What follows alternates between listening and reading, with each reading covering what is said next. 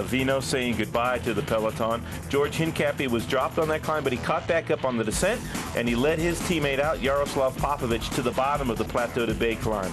A small group now with the yellow jersey, and that pace left some contenders behind. Alejandro Valverde, the Spanish star, once again struggling with his Tour de France curse, and Andreas Kloden getting dropped off the back as well. Kloden really yo-yoing back and forth. We've seen him do that before. He likes to go with his own tempo, but when Levi Leipheimer attacked, it put Kloden off the back for good. Great riding by the duo from Discovery, Alberto Contador and Levi Leipheimer. Contador goes next. Sastre tries to go with him, and then Chicky Boom to the front in the yellow jersey. Michael Rasmussen goes, and only Contador can counter that move. Cadel Evans, one of the challengers for the yellow jersey, one of the top three. In fact, he was one who suffered as well. Cadel Evans tried to match those accelerations. He's a more steady climber, and he got dropped towards the top of the climb. Then it was 1 against 1.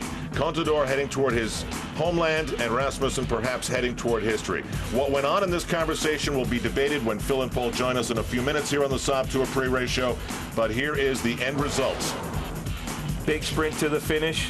Rasmussen leading out. He had to lead out the last couple of 100 meters, and Alberto Contador, probably the faster man in the mountains when it comes to pure acceleration, and he gets the stage win on the line. This is a huge result for the Discovery team. They've been looking for a stage win throughout this year's tour, and finally it's Contador that delivers. Time injuries, plenty to talk about. After Johan Brunel celebrated inside the car of Discovery, there was Mauricio Soler, one of the stars in the Alps, coming in next. Levi Leipheimer dropped by 40 seconds, and after that things got worse. Carlos Sastre of Team CSC really seems like a pretender now for the yellow jersey in this year's tour. And then there's Andreas Kloden, 152 behind, and if you really start the clock here, you really have to wince, because Alexander Vinokourov lost 28 minutes and 50 seconds. Let's try to make some sense of this now by looking at the standings presented by Michelob Ultra. This is the race for the yellow jersey. What do you see? Well, Evans slipping down. He should have tried to at least match Rasmussen to stay close enough for the time trial. He goes into third. Contador up to second. Levi, he moves into fourth. Kloden into fifth, holding steady, but losing big time to Rasmussen. Rasmussen knew he needed time on all of these men and went ahead and did it. Sastre, Valverde also being dropped, but Popovic coming back into the top 10, so Discovery riding great. We've talked a lot about Levi Leipheimer. Don't look now. Christopher Horner is making a top 20 statement with 17th position, 17:23 behind. Bob, you got something to say? I got the low-down Pyrenean blues. They're coming right at you from the Tour de France 2007.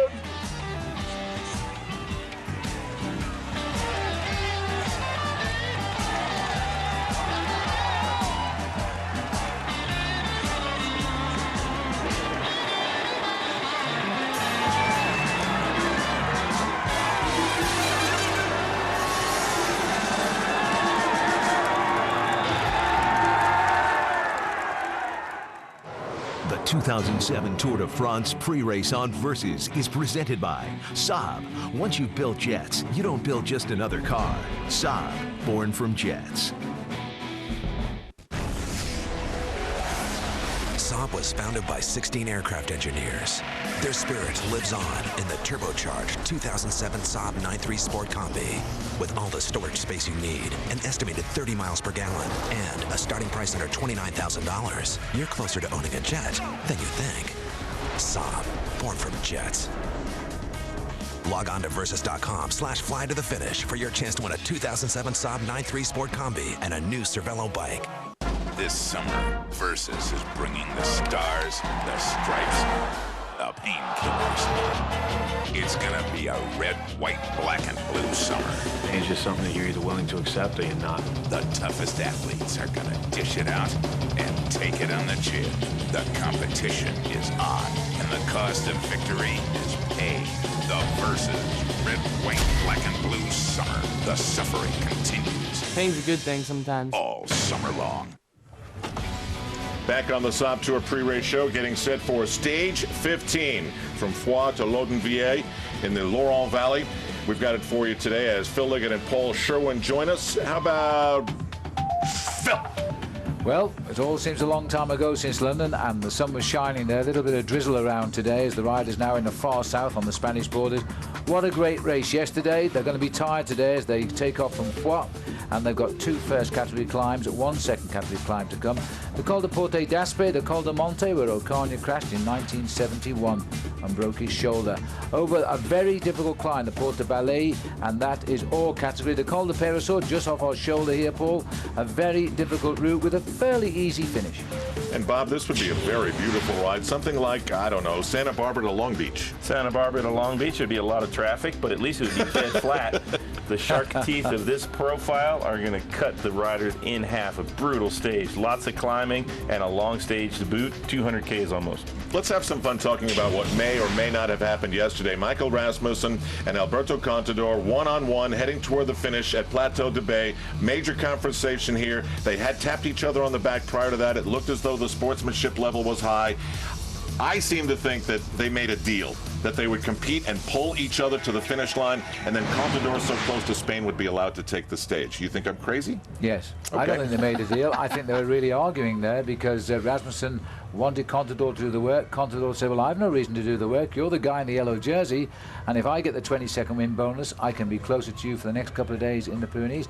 I can still win this tour. So you don't think the prestige of the stage would... we don't know what Johan Brunel said to him in his little earpiece, which I hate, but he's probably instructed him to sit behind the yellow jersey because the yellow jersey had to continue to gain time. So you can't see any reason, Paul, why Rasmussen would want to stay with Contador, use him to pull as far away as he possibly could from his biggest nemesis in the time trial, Cadel Evans, and then allow the Spaniard to take the stage? Correct. But I agree with Phil. There was no deal made there because actually what was happening was in the last 1.5 kilometers where you can still open up big time, that's when the game of poker was being played by Johan Brunel in the team car and of course by Alberto Contador. Contador knew Rasmussen needs time. He needs much more time than anybody else in this race if he wants to win it. So he said, mate, you go and do the work on the last 1.5 kilometers. And I believe there was no way at all that Alberto Contador was going to get beaten at the top of that climb yesterday because the last 2 times it came there, Lance Armstrong won, and I'm sure he wanted a team victory too.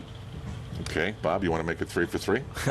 I think that Michael Rasmussen asked Contador to work. He knew he was going to lose the sprint. He said, why don't we both work together? You might be able to get second place. I can consolidate some time on the other rivals. I think that Rasmussen knew he wouldn't beat Contador in the sprint, and he asked him to work, and Contador said, me work? I don't think so.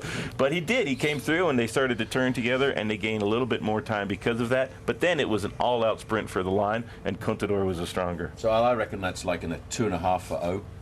I think it was. I like my story a lot Bob better. was great there. That was a really good answer, Bob. I like that. I like my story better. I I'm don't running like. for office for I do Mayor not of like the Durango. story of the Saab performance predictions. Who got points yesterday? Phil and Paul. The Brits did. That's right. Paul Sherwen's at 24. I've got 11, and Bob is the Lanterne Rouge. I've been reminded that this should be a presentation filled with more respect, and so I pass it to you, Bob. Excellent. To pass it to Paul. Maybe That's never as close as I'll ever get to it. never to be seen again by any of us. It's time now for our picks, and Bob, I do believe you lead it off. I'm going to lead it off today. I'm going to go with the breakaway. I don't think that the GC men have enough energy left to contend for the stage. They're going to have to let a small group of riders that are good climbers a little bit further down on GC get up the front, and I think Frank Schleck's going to be the strongest of all of them. He's won in the Tour before at Alpe d'Huez, and CSC's been fairly quiet for a while, so watch for Schleck to launch up the road. So Bob takes someone who was very vulnerable yesterday, and so do you, Phil. I do, but I think Bob's right. The GC contenders may not win today, so I'll go for Andreas Kloden, which means he isn't a GC contender. Andreas Kloden, I think, might try to win this one because we come down the Col de Peyresourde, a long drop of about 10 kilometers, and then a little rise up to the line, then a drop downhill to the finish. I think it might be the finish. Remember Grand Bornand when Lance Armstrong took it off him? Well, there's no Lance Armstrong now, so he should win. I think the 3 strongest guys in the mountains have been Rasmussen, Soler, and Alberto Contador, who just looked so fresh yesterday. I think any way this race shapes up, he can be part of it. The white jersey is a huge thing for Discovery and for him, and as this race continues to run along the border of Spain, I think he has every intention and every inspiration to get to the finish line and get some points. After all, that's the bottom line. And finally, Paul. Right. Do you need to even play? Well, I really don't know who to pick today because... Good. I can tell you who to pick. I would go with Valverde. That's the one they have video of. Go with your... All right, okay. Actually, I was going to take Alejandro Valverde. He's been awful. He has been awful, but he's Spanish. We're right up against the Spanish border, and I have a feeling like Bob and Phil say, the major contenders might not race it out here this afternoon, so that means that it could quite possibly be a group of 10 or 12 riders come over the climb of the Peresor down towards the end. And of all the climbers, Alejandro Valverde is the best sprinter. Don't laugh at me tomorrow when I get another 4 points. Question is, would he make a deal to take the stage if it came down to it? Yes, he would. Andries Kloden would never make a deal with him. Yeah. Right. No, yeah. Du bist richtig, yeah. We'll take a break on the Saab Tour pre-race show. When we come back, Phil and Paul will have the call. This is stage 15, day 2 in the Pyrenees with Michael Rasmussen in the yellow jersey. The 2007 Tour de France pre-race on Versus is presented by Saab. Once you've built jets, you don't build just another car. Saab, born from jets. The Cervelo SLC SL is a pure breakaway machine. Learn more and enter to win this Cervelo Dream Bike at competitivecyclist.com. Okay, everybody, we're on a tight deadline. Only 10 minutes for lunch. Starting now!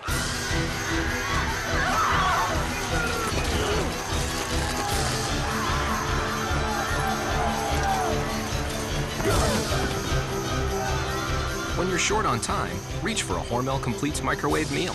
It's a satisfying meal that's ready in just 90 seconds. Introducing Hormel Completes. Real food, real fast. At Ruby Tuesday, great meals are a matter of course. First course, picked fresh. Second course, grilled to perfection. Third course, sweet moments with friends. Starting at $9.99. Petite sirloin, chicken fresco, Ruby Tuesday. We represent the Coke brand, and we would love to somehow bring some kind of legal action against Coke Zero. There might be some taste infringement issues. There's really no legal concepts of a company bringing a lawsuit against itself. If this is the king of the jungle, they're acting like the toucan that's on the branch, real colorful and preening, and showing off, and hey, look at us. I want to take a stick and knock that toucan off the branch. Yeah. Da, da, da, da, da. Right now, you can log on to eHarmony.com and review your matches all for free. Aren't you curious to see who you're compatible with? eHarmony.com. Log on today. People are smart. They know some things go together, like our real life plan. It's a low 6 1/8% fixed rate mortgage, a home equity loan, plus a credit card that helps pay down your loan. To learn more, call 1-800-DITEC-1. DITEC. People are smart. Hey. Bicycle Village, the ultimate bike shop. Bicycle Village has Colorado's largest selection of bikes, from tandems to trikes to top-end bikes. All the best brands and the largest selection. Over 1,000 bikes set up and ready to ride from the brands you want, like Trek, Specialized, Raleigh, Lightspeed, and more. Only Bicycle Village offers same-day bike service to get you back on your bike quicker. Plus lifetime tunes and an unbeatable performance guarantee on every bike we sell. And we always guarantee the lowest prices. Bicycle Village, the ultimate bike shop. Fresh, wholesome juice. There's nothing like it. But until now, you had to stress and strain to get just a little bit of juice. But not anymore, thanks to the Jack LaLanne Power Juicer. You can drop in whole vegetables, whole fruits. With the Power Juicer, you'll be drinking your recommended daily allowance in just seconds. Order the Jack LaLanne Power Juicer now for just 2 payments of $49.90. We'll also send you this amazing recipe guide. Try the Jack LaLanne Power Juicer in your home risk-free for 30 days. If you're not completely satisfied, send it back for a full refund of the purchase price. Call now. In the Pyrenees finally narrowed down the true players in this year's Tour de France. The killer climb up the Plateau de Baille cruelly eliminated the hopes of pre-race favourite Alexander Vinokourov. The Discovery Channel duo of Alberto Contador and Levi Leipheimer stood strong and are now in prime position to win in Paris. But the yellow jersey still lies on the shoulders of Michael Rasmussen, who proved that he will not relinquish this title without a fight. Today, 5 more execution-style climbs in the Pyrenees will become the next battlefield in this very unpredictable race. Prepare for pain, next on Versus.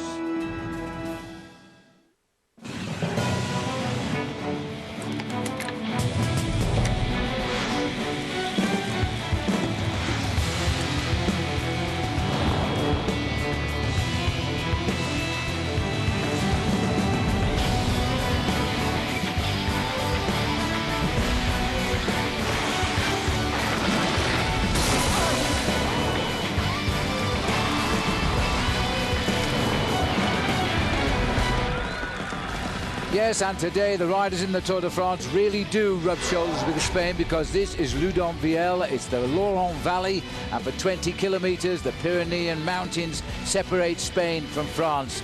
The riders in the Tour today, they'll battle it out on French roads before they come down for a rare finish here in Loudenvielle. The lake here, by the way, built in 1975, is man-made, and there's lots of fun to be had. This is a real valley, and the riders get to it the hard way over the big climbs of the Pyrenees. That's where we are, as always, in the shadow of these great mountains.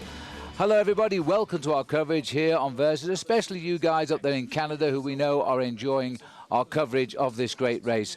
Well, we asked a few questions yesterday. We got a few answers, Paul. Team Discovery Channel played their cards. We're not too sure what happened with Astana.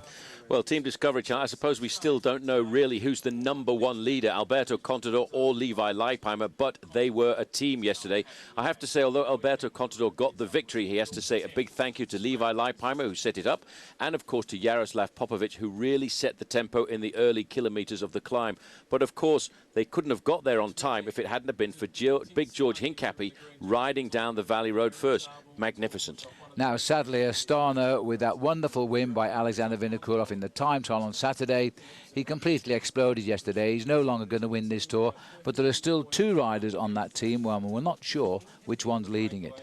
Well, I think Team Astana are not sure which one is leading it, but if I was a team manager, I'd have to put the hammer on the table now and say Andreas Kloden is the top man, because he is the man who's finished up there in the Tour de France before. Koshekin is a little bit of an experimental rider. We have to see whether or not he can hold out for the full 3 weeks. But at least Alexander Vinokourov has proved us one thing, Phil. He is a man of sheer courage. He wants to finish this Tour, and he wants to finish it as captain. Well, we're on the eve of the second rest day now, and the man who's been in yellow for more than a week is Michael Rasmussen. There he is on the podium yesterday, and he, in fact, increased his lead over most of his rivals, Paul. He certainly did. He had a fantastic ride up the slopes of the Plateau de Bay, and the important thing is that he gained time on almost everybody. The only man he didn't gain time on was Alberto Contador, who finished with him. But the gaps are probably what's more important to him, Phil, because Contador now in second place is at 2:23. Cadel Evans probably disappointed with his ride yesterday, lost 2:04 and dropped down to 3:04 in the standings. Levi Leipheimer lost a little bit of time, but moved up in places to 4th place at 4:29. Andreas Kloden there, he also moved up slightly in 5th. And Carlos Sastre, I don't think was riding too well yesterday. He loves the Pyrenees, maybe today. All right, well, let's catch up with what's happened so far. Earlier today, the riders have been, and this crash we're seeing right now, a nasty fall. That was Sarsi going over the top of Christophe Lemevelle.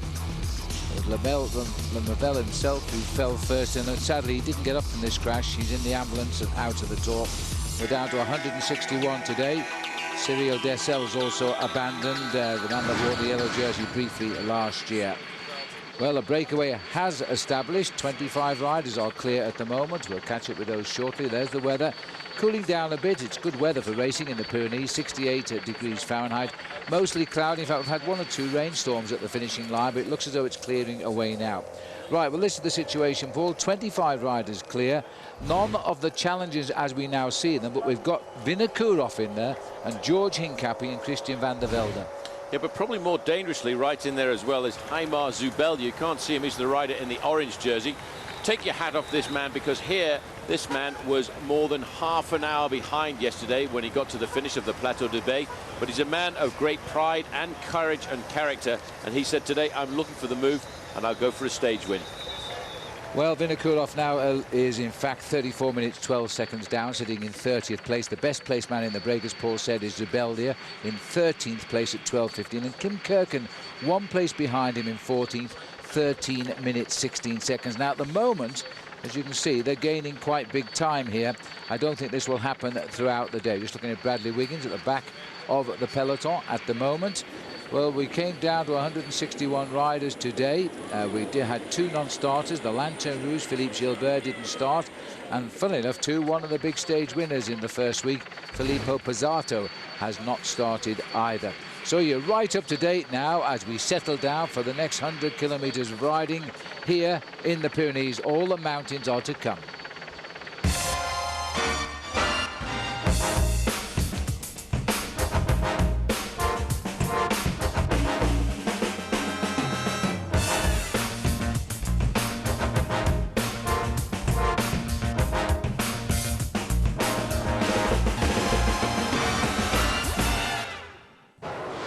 2007 Tour de France on Versus is brought to you by Subway Scrabble with 2 ways to win. Play often, win often. Subway, eat fresh. Saab was founded by 16 aircraft engineers. Their spirit lives on in the turbocharged 2007 Saab 9.3 Sport Combi. With all the storage space you need, an estimated 30 miles per gallon, and a starting price under $29,000, you're closer to owning a jet than you think. Saab, born from jets. Log on to Versus.com/fly to the finish for your chance to win a 2007 Saab 9.3 Sport Combi and a new Cervelo bike. Want to see something cool? Motel6.com is the easiest place to book a great room online. See, when you start in the right spot, everything else just kind of falls into place. We'll leave the light on for you. Take me out to insurance. Take me to savings online. Auto insurance that's hassle-free. When you buy it instantly, let me quote, buy quick at insurance. If you don't save, it's a shame. For it's $100, $200, $300 you could save with the insurance name. Save time and money on your auto insurance at Esurance. Introducing Accelerate with Protein. Proven to increase endurance up to 29% over your old sports drink. So while others fade, you can stay strong. Don't fade. Accelerate.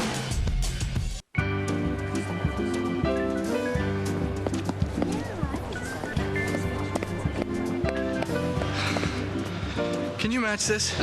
Shouldn't be a problem. Cool. This? Yes. This? Got it. This? Sure. Let me show you. With our free color matching system, Lowe's can exactly match any color that you can come up with or come in with. This? This? This? This? This? This? This? Absolutely. Lowe's. Let's build something together. I'm thinking of a number. Do you know what it is?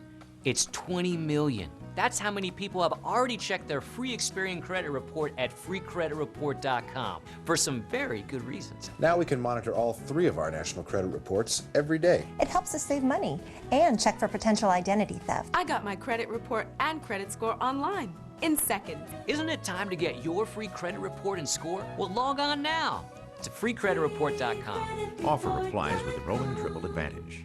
The tour's wild ride has the critics raving.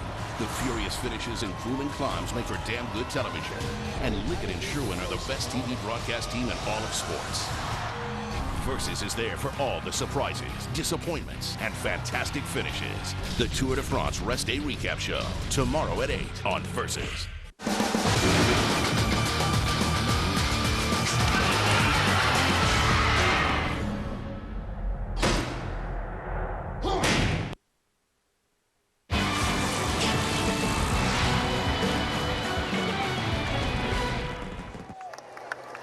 Welcome back as we join the leaders on the Col de Porte d'Aspet at the moment, the first major.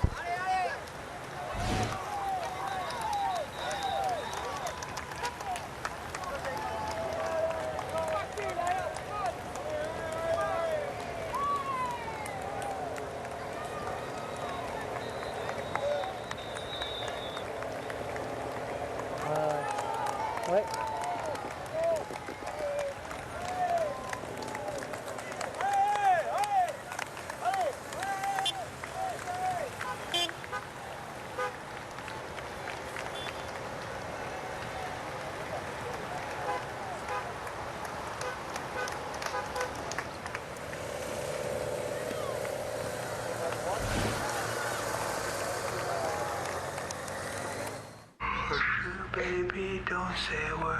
Daddy's gonna buy you a mockingbird. And if that bird flies to a branch, Daddy will buy Subway Restaurant's chicken and bacon ranch. Got a craving?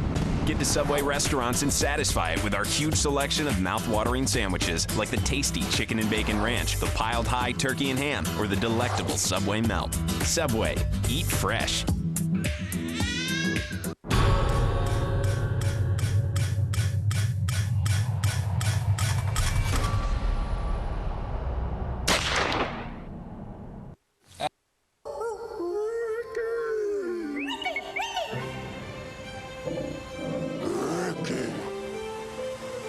Ricky. The new Subaru Outback with road gripping all-wheel drive, low emissions, and a price starting at just $21,995. So anyone hearing the call of the wild can answer. Lease a new 2007 Subaru Outback for $0 down and only $249 a month at Flatiron Subaru in Boulder.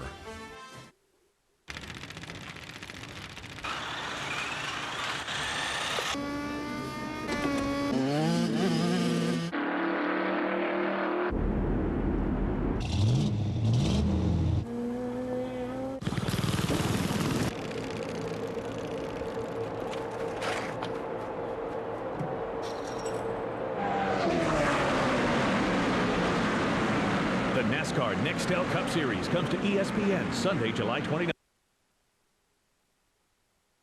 And grueling climbs make for damn good television. And Liggett and Sherwen are the best TV broadcast team in all of sports. Versus is there for all the surprises, disappointments, and fantastic finishes. The Tour de France Rest Day Recap Show, tomorrow at 8 on Versus.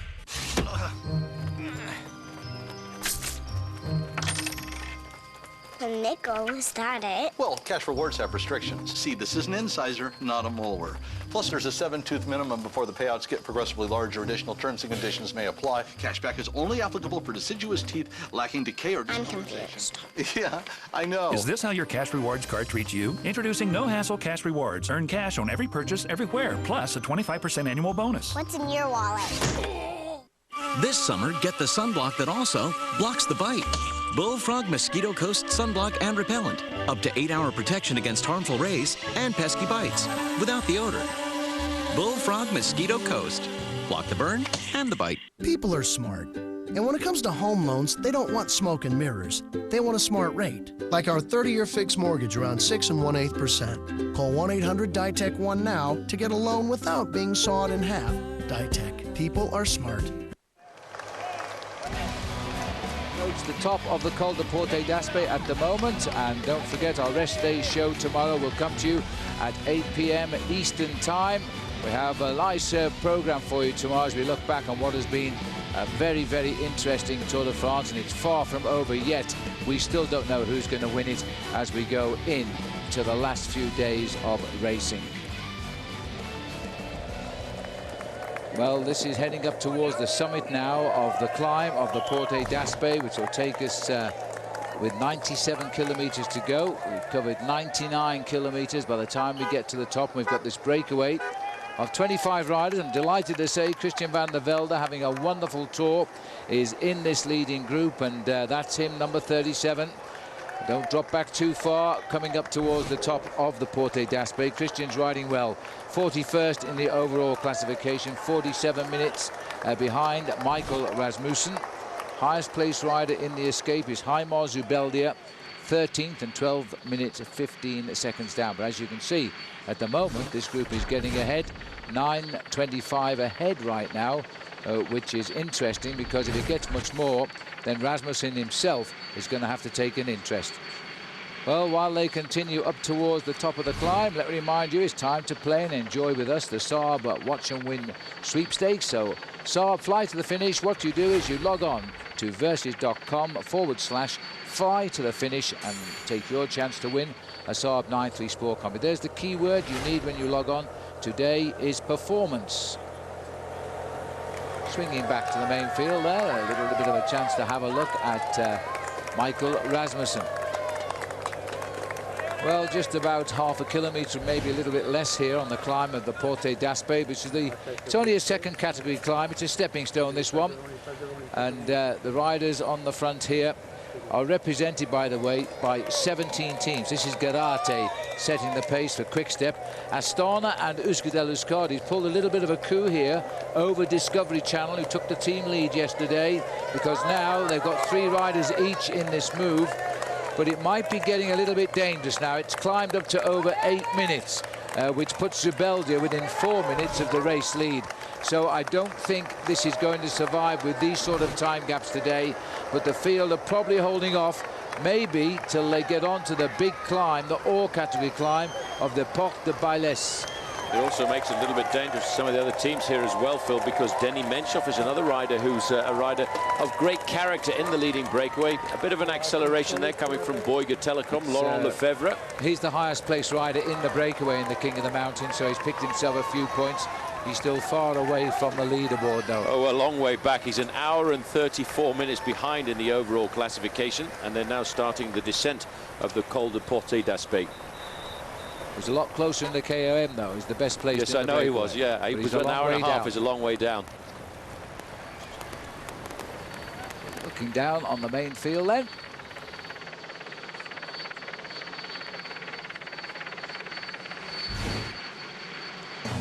So as the field wind their way slowly up the Porte d'Aspet, the breakaway still over 8 minutes. We're going to see a lot of racing before we get to the finish. The Cervelo SLC SL is a pure breakaway machine. Learn more and enter to win this Cervelo Dream Bike at competitivecyclist.com.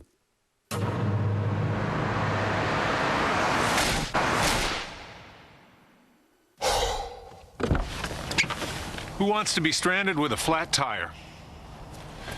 Changing tires out here could be dangerous, but with these tires, I don't need to worry. Well, I guess I'll be on my way.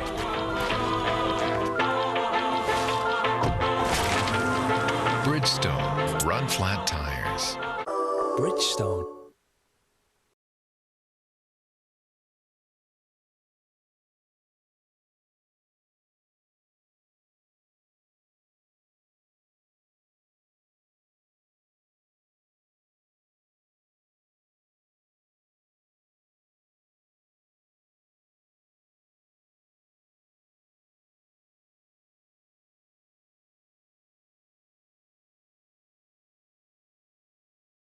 Love having you here. At Ruby Tuesday, great meals are a matter of course. First course, picked fresh. Second course, grilled to perfection. Third course, sweet moments with friends. Starting at $9.99. Petite sirloin, chicken fresco, Ruby Tuesday. At eHarmony, we match you across 29 dimensions of compatibility. And right now, not only can you log on to eHarmony.com and get your personality profile, you can also review your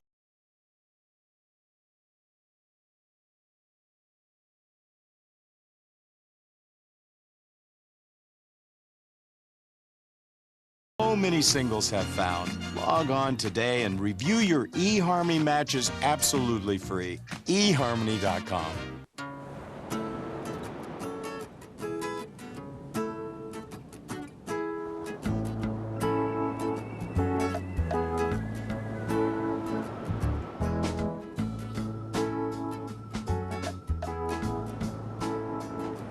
You could save with Geico Motorcycle Insurance.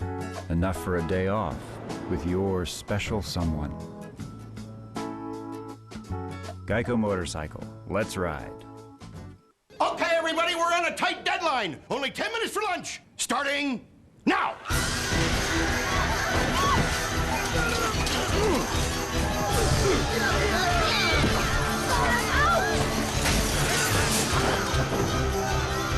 When you're short on time, reach for a Hormel Completes microwave meal.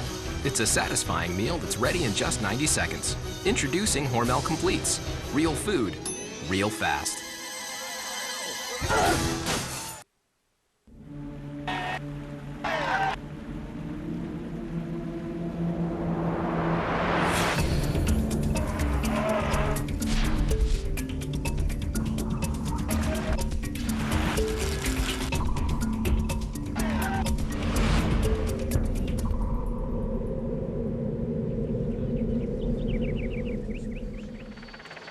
Welcome back. We're looking down on what will be the finish as we switch back now to the descent of the Porte d'Aspet here. As stage 15 gets underway now with a breakaway going clear. 25 riders, including that unstoppable man, Alexander Vinokurov. That's Sergei Ivanov. And there on the right is the steel in memory of Fabio Casatelli, a magnificent steel. The rider who died in 1975 at that very point, descending here. We were descending ever so slowly in a packed field. Nobody was racing. A touch of wheels and Casatelli fell on the side of his face. and he died from his injuries, and it was a most unlucky crash and to claim the life of such a great cyclist. Now what's going on here? A flat wheel. This will be Arroyo. Well, he must be in the peloton, so a quick wheel change. In fact, a quick bike change. Looks like his chain has snapped there, or his gears have wrapped up. That's a thing we've had a lot of this year. We saw it with Levi Leipheimer when he came down into Sambourg de Maurice after he came off the team of the Cormet de Roseland. As the riders went down there. And this is Ivanov. He's making a little bit of a tempter here to the boys to see what he can draw out. He looks pretty cool at the moment. Astana, though they're taking the knocks, aren't they? Every day something else happens to them. They never stop giving up here. They are always having a go. And they've got 3 riders, don't forget, in the leading break at the moment. So they could do their team situation the world of good today. All right, well, let's remind ourselves of our Star Motorcycles ride of the day, which happened, of course, yesterday as we went up towards the top of the Plateau de Bailly, and it was the young superstar. The attack coming here from the Maillot Jaune on his playground, and in the end it was Contador who went with him, the white jersey as best young rider on his shoulders. He did sit on Rasmussen for the last kilometre, but then he went round him, jumped him, and shot us straight in the eyes. He got the victory. Young Alberto Contador, literally back from the dead to win a stage of the Tour de France. That's our Star Motorcycles ride of the day. What a ride it was too. All right, well, what will be the ride of the day today? Because in all honesty, there's got to be a big move sooner or later. This is Foster struggling at the moment off the back of the peloton.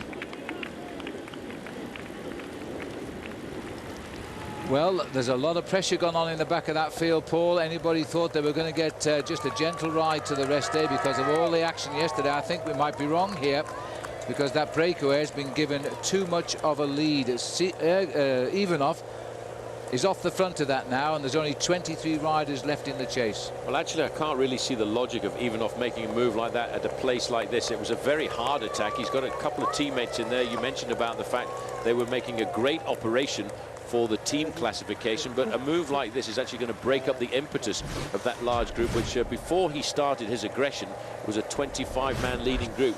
The only way he can save something out of a move like this is if a group of 5 to 10 riders come up and join him.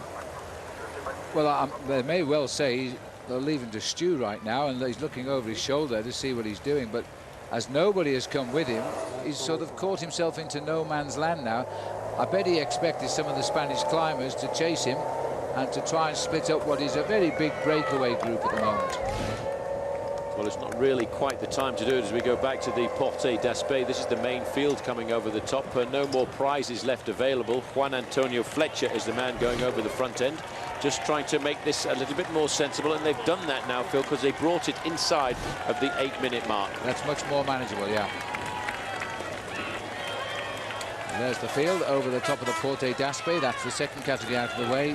We still have the first category climb, the Col du Monte, which is next. And then we have the Porte de Bailles, which comes after that, the Hors category. And then the final climb today, the Col du Peyresourde, which climbs away from Luchon, that famous Pyrenean town, so well known as the Tour de France, has been coming through here over the years.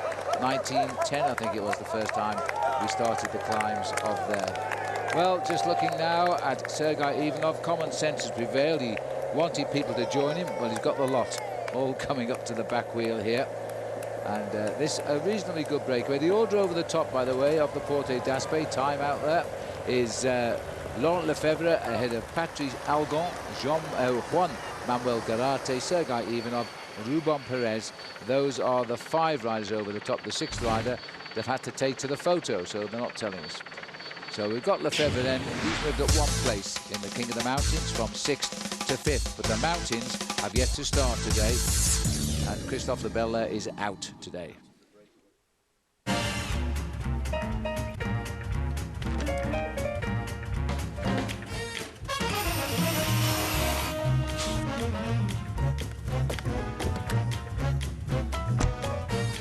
Prepare yourself.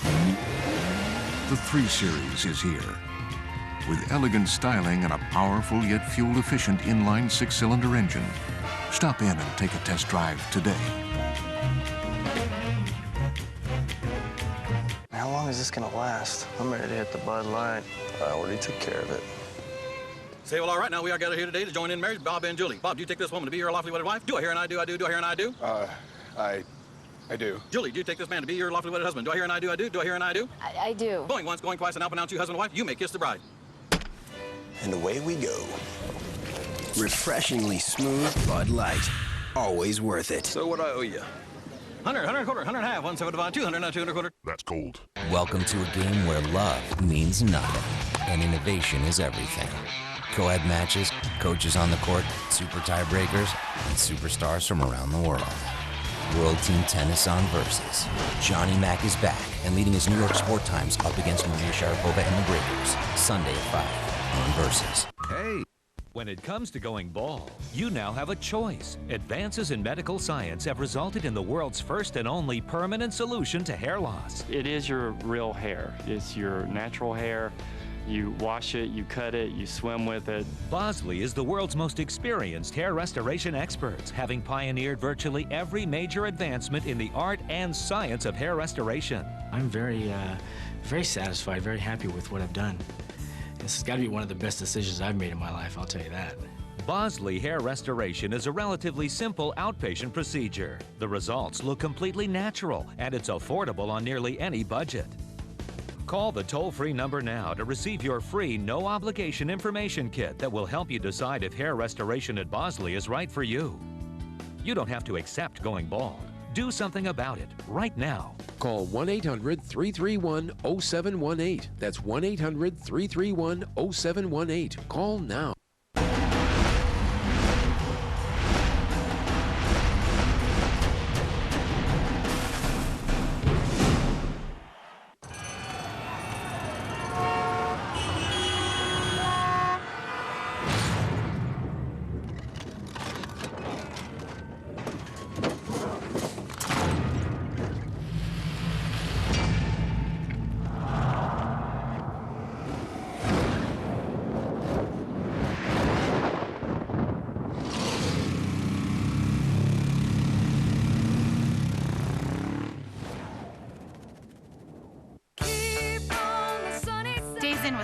The minute I checked in, they told me where the pool was. And you gotta love that free breakfast. I had 5 donuts. It was so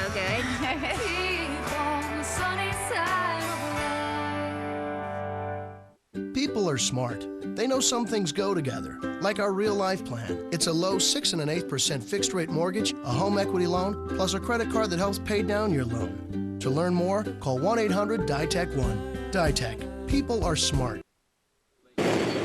Welcome back. We're looking here at Maxim Glinski of Estonia descending. I'm not sure if we can show you why this is, but in fact he's just crashed on the way down. He was right in the heart of the peloton too, but he seems to have survived.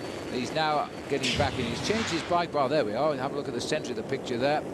I don't know what he did, but he stood up in the middle of the peloton. They all missed him. And if you look at his handlebars, they're a bit knocked about, and that caused him to look for a spare bike. So first of all he was putting his chain back on and he changed his bike, so he's got a different bike now. He's on the way down, and just ahead of him there is Tor Hushoff trying to rejoin the bunch as well. So Hushoff not bad going downhill, so Glinski will join him. This is a big descent now. We're on the Porte d'Aspet, taking us through 99 kilometers to go. 97 kilometers to go, sorry, as we're now heading on to the Col de Monte. That was just the start of the Col de Monte. I think it said 7 kilometers. It should have done. This is the first big challenge of the day here. Over the Col du Port today, it was the breakaway had gone, and Garate won the climb there. They had a lead of only 25 seconds over the peloton. It all changed a bit later on. It's 7:35 when they got to Saint-Giron, where Bernardi won the sprint. And then we went on to Porte d'Aspet. They've got about 8 minutes now. So anyway, as we look down now at the leaders, Craig Hummer this morning chatting with Johan Brunel, manager of Discovery. But you mentioned how you didn't expect Contador to be in this position. Does he have your permission, so to speak, to fly if he can and if he feels good? Oh, he has every permission to do whatever he wants if he feels like it. I have seen a rider, I mean, I've been following Contador for a long time, since he turned professional, and he's been one of my favorites. There's certain riders that you have a little weakness for, and I've been following him all the time. I always wanted him on the team, But what I have seen this year in Paris-Nice, and now especially in the Tour de France from him, he's one of the greatest climbers that I've ever seen, and he has a very strong mind. And there's certain things that made me think a little bit about a guy I worked with a long time ago. I think I don't know if he can win the Tour this year. It might be a little bit early, but he's definitely going to win the Tour in the future. So I think we might be looking at the next Lance Armstrong. Wow. Well, I told you yesterday that Johan Bruneel had a special place in his heart for Alberto Contador, but he really was bringing it all on there. And to compare him to Lance at the age of 24, Alberto is going to carry very heavy weights for the next few years. Just looking out across the field here, Paul, 7:53, coming down ever so slightly, just enough, and I think they're not going to chase it down, but they're holding it now. They reversed the situation of about 30 kilometers ago, which means either the Col de Monte might see a further reduction, but I think we're going to see a big race on the ore category climb of the Porte de Belles, because it's 19 kilometers, that climb. It's really tough.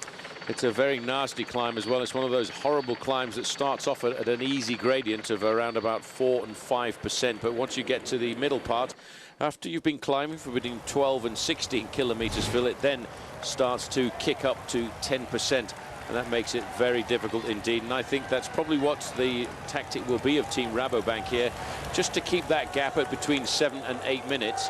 And then all of a sudden they will have a serious showdown on the outside category climb of the Porte de Belles, which, although the Tour de France has never raced over before, you can be absolutely certain that the majority of the main favourites have been down here to look at it. Because I know, for example, Levi Leipheimer came down here for a training camp, and so too did Michael Rasmussen. We're just looking at the computer. Jelle Karlstrom's heart monitor, we've monitored him up today. His heart's beating just into the yellow zone, about 163. Verdugo's is 158. They're all tickling the sub-zone, but it should be. They're on a climb. They should feel a little bit of pressure here, as this breakaway now is getting a little way up. It's only 7 kilometers, the Col de Monte, but the descent is very dangerous, so they've got to be careful here. Yes, once they go over the top, though, they've still got 82 kilometers to go. The top of the climb is 4,400 feet. Not quite the big high spots of the Alps that we went over last week, but certainly starting to get right up there. But these are a different kind of climb. They are much more vicious, I think, than the climbs of the Alps.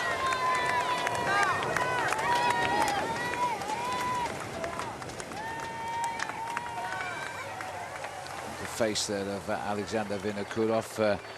He was a big pick really today, wasn't he? He's the sort of man that would do just what he's doing today, and that's get out in front, having had a very strange weekend. Win on the Saturday, lose big time on the Sunday. Wonder if he'll win again today. We'll take a break. See you in a moment. The IRS ruining your life. Are IRS penalties and interest compounding daily? Stop the cycle now. Hello, I'm John Harris, president of J.K. Harris & Company, the nation's largest tax representation firm.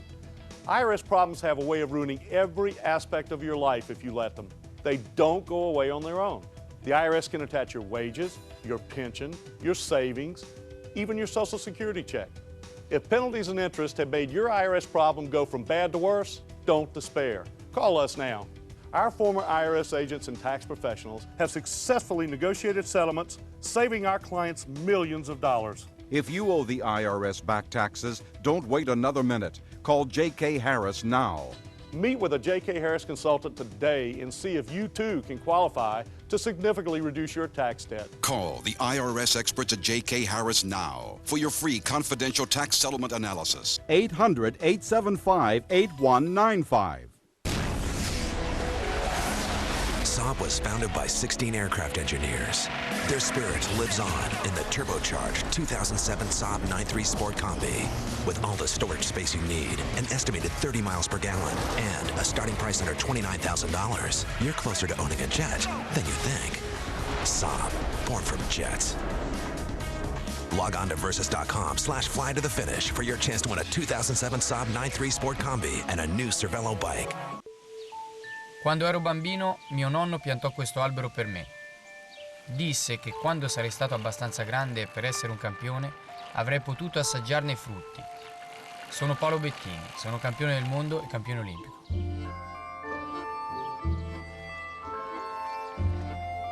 Chiedo il massimo dalla mia bicicletta. Voglio che sia rigida, leggera, bella e precisa, ma più di tutto che sia veloce.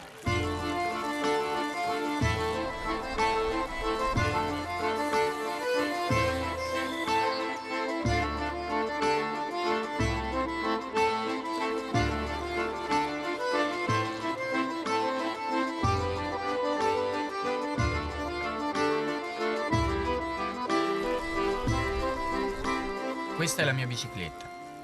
I am Specialized.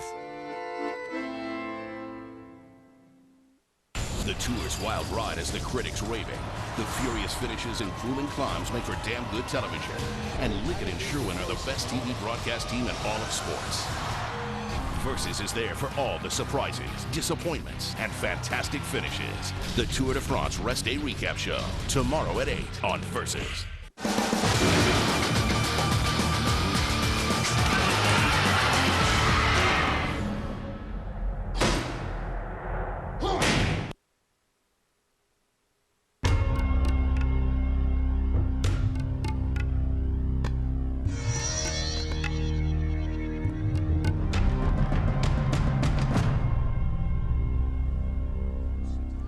Welcome back to the gentle slopes for the peloton at the moment on the Col de Monte. It takes us to the 82 kilometers to ride to the finish.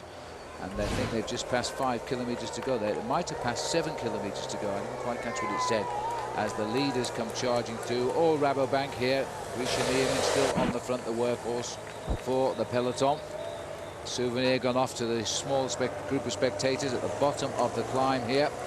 And again, the yellow jersey riding superbly, making sure everybody sees him. He's got Cloden on his left side.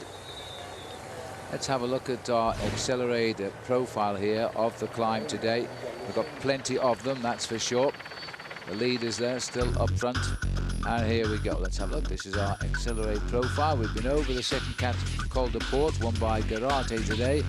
Breakaway was also caught later on through the sprint, won by Bernate through the feed. Break was now on Port d'Aspet, and there we are, the Col de Monte, 4,425 feet. It climbs to 4.3 miles, quite steep at 8.1%, and getting steep now with the leaders on it. Gets a tag of first category. It's a tough end to today's stage of the Tour de France. There's the spectators trying to catch a view from our helicopter. Watch out, you'll miss the Tour de France coming through behind you. Because the breakaway now, and in this breakaway is Christian van der Velde as well as George Hincapie. We're looking at the peloton here, which is thinning out. This is a back group now. Well, the peloton, this is quite a steep climb, this one, Paul. 8% steady for 7 kilometers. Very nasty climber. You were talking just a little bit earlier about the commemorative plaque that's on the other side where Luis Ocaña fell off. And it was something that you didn't know about the climb. Did you know who was the first rider over the top of the Col de Monte in 2005 and what team he rode for? I won't let you worry for too long. It was Eric Decker. Eric Decker led over the top ahead of Karsten Kroon and Michael Bogert, all of those 3 riders belonging to Team Rabobank. And it's Team Rabobank who are on the front end of the main field at the moment, defending the overall lead of Michael Rasmussen. And Eric, one of the assistant managers on the team, which now has the race leader on it. Eric's still looking pretty fit. I saw him at a hotel the other night, and still nothing on him. But there's the field with the yellow jersey in, and they're trying to repair the damage, but they're limiting the damage right now. Coming up as a pack, and for the riders in the pack who are feeling the day's racing already, they're going to be very appreciative of this steady pace just now. We're actually, though, in the first 2 hours, we are about 2 minutes ahead of the fastest expected arrival time in the Val Laurent. So these boys haven't hung about today to try and establish that breakaway, and some big names have made it, but none who really affect the yellow jersey yet, and that's why they've chased this down to around about 7 3/4 minutes. You have to ride sensibly throughout all of the mountain stages, not just on one. So there's the peloton continuing the climb, and you get some idea here how pretty steep this climb is. But the weather conditions are pretty good today. A little bit of wind. Nicolas Jalabert having a tough talk. Sitting at the back here, here's Laurent Jalabert's brother, but Laurent has now dropped out, of course, of cycling. He's a television co-commentator. Let me remind you then, rest day, as I said, tomorrow, and then It's the final day in the Pyrenees. It finishes on top of the Col d'Aubisque. It's going to be an incredible battle. You thought the Plateau de Bailly was good. Watch out for this one. And we will be with you at 6:30 a.m. Eastern Time. Apologies, you guys on the West Coast, but you've got to stay up and watch this one. The last big battle in the Pyrenees. 5 categorized climbs and includes the finish at the 16.6 kilometer climb of the Col d'Aubisque. Wow. Well, all those parties better get organized there on the West Coast and keep it going through the night and enjoy what will be a great day on the final day. That's the day after tomorrow. Today, though, is far from done. 7:54 the gap. The lead group is still 25 riders strong. There's a lot of riders up here, which is also affecting the destiny of the team race, because Astonia are here, and if that break stayed away, they would probably build themselves an unassailable lead in the team. That's a good reason for Discovery Channel to chase as well. We'll take a break.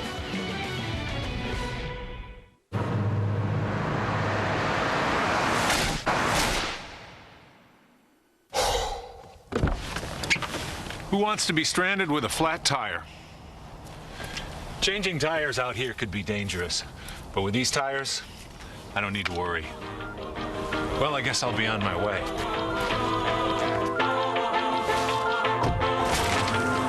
Bridgestone, run flat tires. Bridgestone. Someone's about to lose their Selling Miller highlight privileges. Can I borrow that for a second? Hamburger, $11.50. Are you for real? Step aside, mon ami. Pardon-moi. Excuse us. See, this beer is about helping people live the high life. It's a good, honest beer at a tasty price. Mess with the high life, and the high life will mess with you. $11.50 for a hamburger. Y'all must be crazy.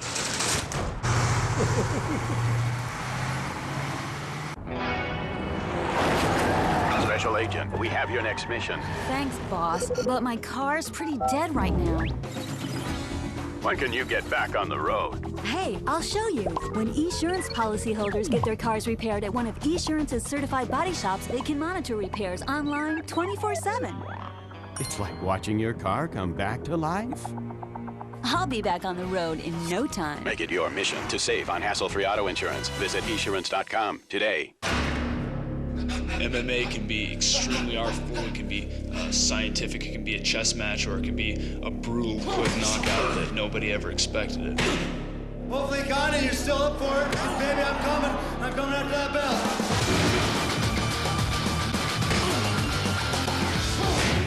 Hey. Bicycle Village, the ultimate bike shop. Bicycle Village has Colorado's largest selection of bikes, from tandems to trikes to top-end bikes. All the best brands and the largest selection. Over 1,000 bikes set up and ready to ride from the brands you want, like Trek, Specialized, Raleigh, Lightspeed, and more. Only Bicycle Village offers same-day bike service to get you back on your bike quicker. Plus lifetime tunes and an unbeatable performance guarantee on every bike we sell. And we always guarantee the lowest prices. Bicycle Village, the ultimate bike shop. Hi, I'm Shagman, and for years now, Rocky's Autos has maintained a high standard of excellence by offering Colorado's largest and cleanest selection of used cars and trucks. And to assure all vehicles on the Rockies lot receive our standard of high quality, we wash every car and truck in pure Rocky Mountain spring water. The water is fresh and sweet, making our vehicles Rocky Mountain clean. You don't become #1 for nothing. Tomorrow at 8 on Versus. The real drama continues. Welcome back. That's live on the beautiful 85-acre lake up here at the finishing line in Loudenvielle, which was man-made back in 1975. Fun and games all round. You don't even need a speedboat, it seems. Now, don't forget, continue to enjoy the Tour de France with us, not just on TV, but go to our website, versus.com, and have some fun with your fellow cycling enthusiasts in the fan zone for polls, podcasts, and more, and of course exclusive videos and expert analysis. We'll keep you right up to date with the Tour de France on versus.com. We're now the peloton is about 4.5 kilometers from the top of the Col de Monte. They're trying to bridge a gap of just on 8 minutes. Since they got on the climb, the leaders have pulled away a bit. It's up to 8 minutes 14 now. which is interesting. Peter Weening is the boy on the front of the peloton here for Rabobank. You can always recognise Thomas Dekker. He's number 3 rider with his long hair in his first Tour de France. And it's just over 22 years of age too. So this team, yesterday Rasmussen said at the finish, Paul, he tried to stop his team working quite so hard to look after him, but he said he couldn't control them. That's the way they wanted to do it, and look at them today doing the same again. Well, he has to control them as the team leader and the captain as well, Phil, because he has to make sure that they don't overextend themselves. Yes, you can get very excited having the yellow jersey on your team, but you've got to make sure that the efforts that you put in are efforts that are going to count, and they don't really need to chase that group down in earnest. They just need to keep them there at a sensible distance. If he loses 8 minutes today to Haimar Zubeldia, it really isn't a train smash at all, because as far as he's concerned, he has to look at every one of his opponents and balance whether or not he needs to chase them down if they're dangerous. He probably feels quite comfortable letting Zubeldia go, because he probably rivals him in the individual time trial. If it had been somebody like Cadel Evans, there would have been a certain amount of reaction. Oh, what's happened here? It's Valverde, and I'm not sure what's happened. Well, he stopped back. He's looking as if he's looking for somebody. We've just seen non-teammate Sven Kraus go off the back, and Nicolas Jalabert, they're in trouble. But Valverde here, he was in a move early on today, but he got brought back. I think he's looking for his team cars. Yeah, it doesn't look as if there's so much panic. He's come up alongside the team manager here for a quick chat, figure out what's going on. The man just going by him there is Vicente Garcia Acosta. Checking out, is he okay? Oh dear, yes, I'll have another one, please. Well, this is actually not a great sign, because he went back to the team car there, Phil, to get energy bars and energy gel. Now, that could be a precautionary measure, but sometimes on a mountain stage like this, if you get glucose exhaustion or you hit the wall very early on, you never get back out of it. But a little bit worrying that he was looking for energy fruits. Well, heartbeats are still about the same. 163 for Carlson, 158 for Verdugo. So they've held the heartbeats as they climb up with a rhythm at the middle slopes now of the Col de Monte. The peloton some 3 kilometers from the summit, and the leaders must be getting pretty close to the summit right now. Here's all the spectators enjoying life on the Col de Monte in much better conditions than it was back in 1971, when the skies were black and Ocaña was down on the ground. 8 minutes 26 is the gap now to 25 riders. There's the Lassettes of the climb here of the Monte. All right, well, we keep on showing some excellent back flashes of the Tour de France with our HP series. Now our HP top 5 attacks is next. These are what we think are the best attacks so far. Alexander Vinokurov, what a cheeky man he is, jumps away from the whole peloton as they run in towards the finish. Bandages and all, and he'd only just crashed the previous day. It didn't work, they caught him, but it was, as they say, a cheeky move.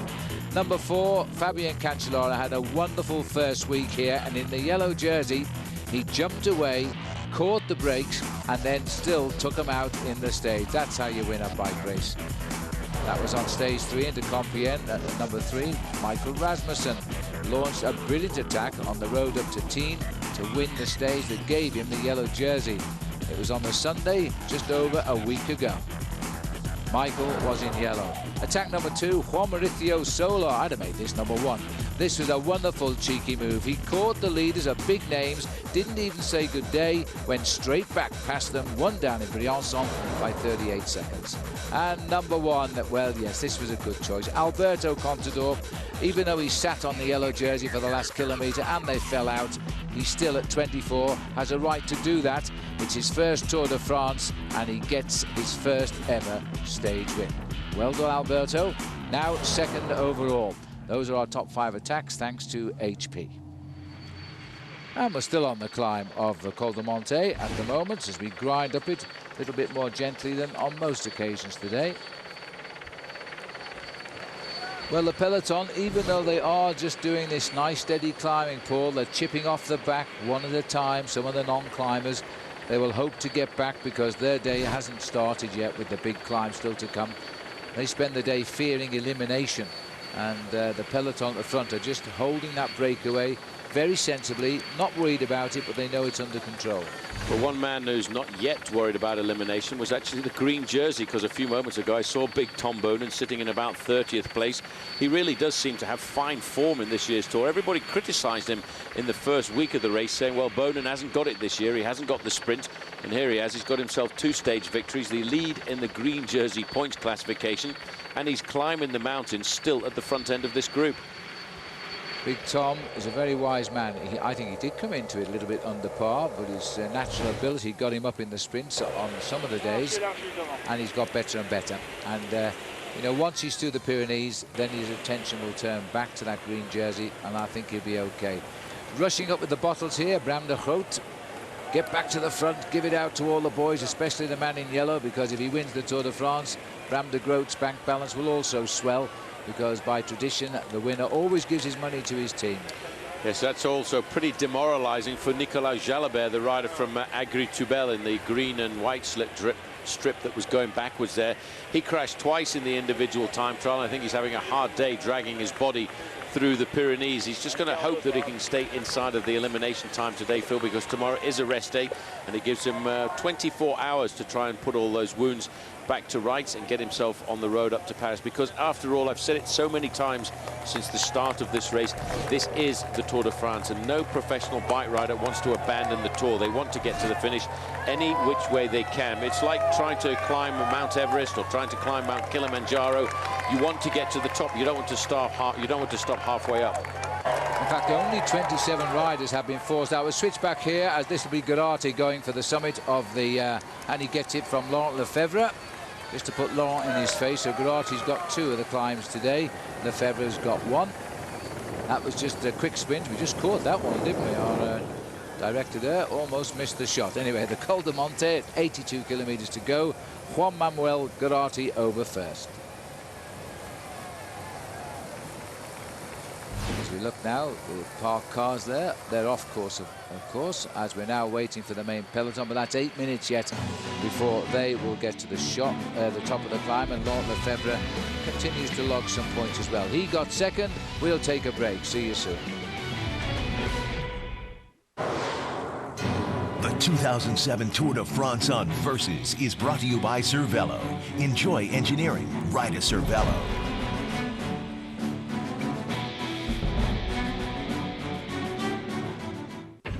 At the wind tunnel, you usually see finished products and marketing types. At Cervelo, we take engineers and prototypes.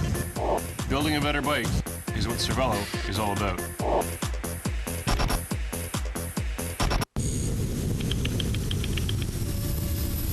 Houston, we are on final approach to the easiest place in the universe to book a room.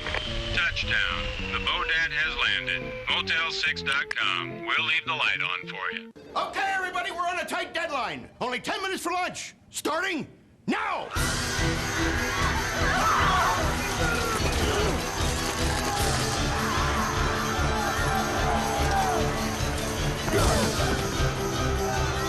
When you're short on time, reach for a Hormel Completes microwave meal.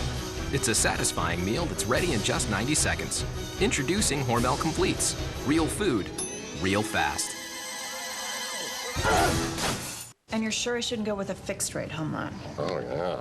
You're gonna love that variable rate. Wait, what are all these fees here? Oh, that's stuff that's normal. I wouldn't worry about that. Congratulations, you have a home loan. But my home loan left me with a bad feeling. And then my variable rate started going crazy and got really expensive. You need a Capital One home loan. You're not kidding. Keep the monkey off your back. Call Capital One for a no-hassle home loan. You can get a fixed rate below prime with no hidden fees and lower your payments an average of $400 a month. Call 1-888-718-4455 or go to CapitalOne.com/home loans. Now's the time to get a fixed rate below prime home loan from Capital One so you can lower your payments an average of $400 a month. Just call 1-888-718-4455 or go to CapitalOne.com/home loans. What's in your wallet? People are smart. And when it comes to home loans, they don't want smoke and mirrors. They want a smart rate, like our 30-year fixed mortgage around 6 1/8%. Call 1-800-DITEC-1 now to get a loan without being sawed in half. DITEC. People are smart. Versus Red, White, Black, and Blue Summer crashes into August with a week of takedowns, tap-outs, brawls, and buck-offs. New episodes of WEC Wreckage and Tap-Out set a blistering pace on the 1st. The PBR stampedes back into the weekend lineup the 4th. Brock Larson and Carlos Condit go Gladiator. World Extreme Cage Fighting is live on the 5th, and the welterweight title is at stake. Pugilistic Power is the program. Fight Night is live on the 9th. The Versus Red, White, Black, and Blue Summer. The suffering continues this August.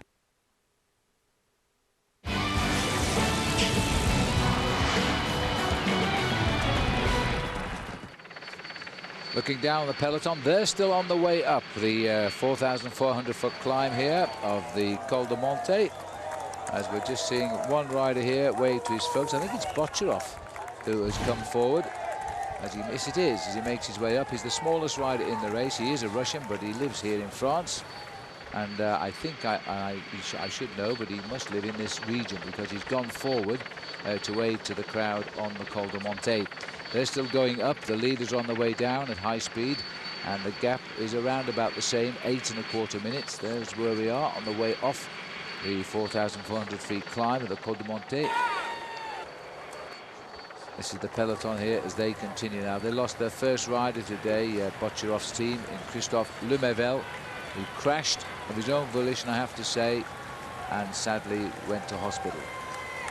Well, in the pack there is still Cadel Evans. He took a bit of a battering yesterday, having been second. He's now back to third. Here he is with Frankie Andreu.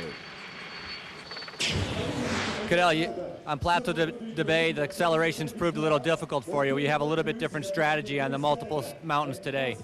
Well, yeah, not being an uphill finish and also now Discovery being ahead of me on classification, it changes a lot for me. It probably takes a little bit of pressure off me and gives them, they have to take a bit more responsibility as well. Mainly yesterday it was 2 against 1 there, and what can I do? Oh dear, he's such a great guy. I've known Cadel since he was a teenager. What can I do? Well, Cadel, I think you know what to do, and you know you've got the ability to win this tour.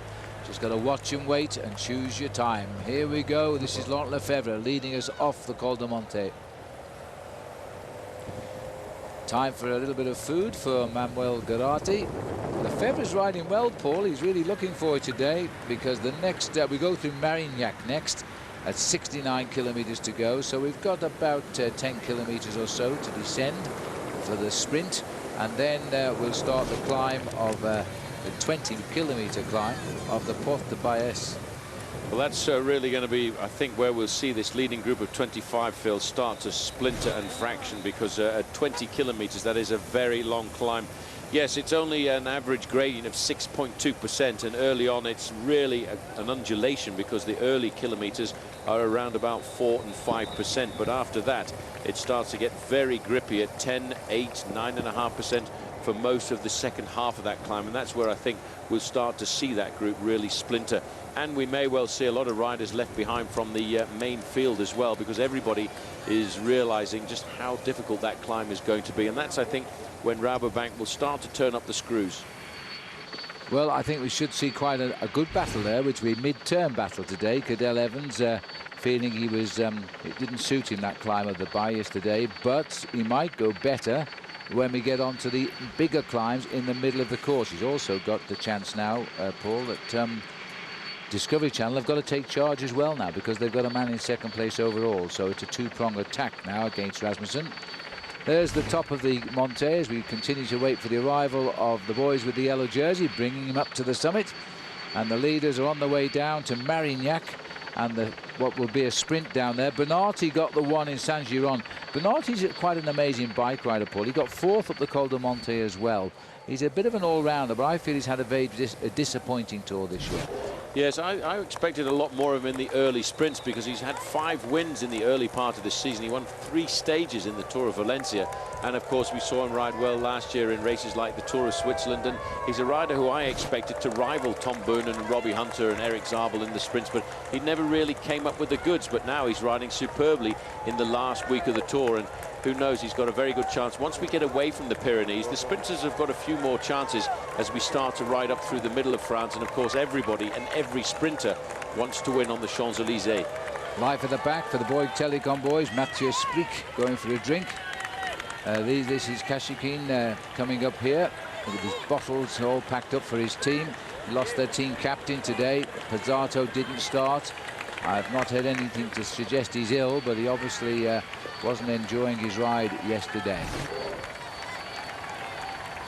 Still just over 8, just on 8.5 minutes as they go through. There we are, 8.5. Peloton, as always, led by the team leaders' teammates. So they're on the way down now, and the next stop is Marignac in the basement. And there's the descent. Nice little shot, brief as it was. Laurent Lefebvre still leading the charge from the breakaway as we head down to the valley below. See you in a moment.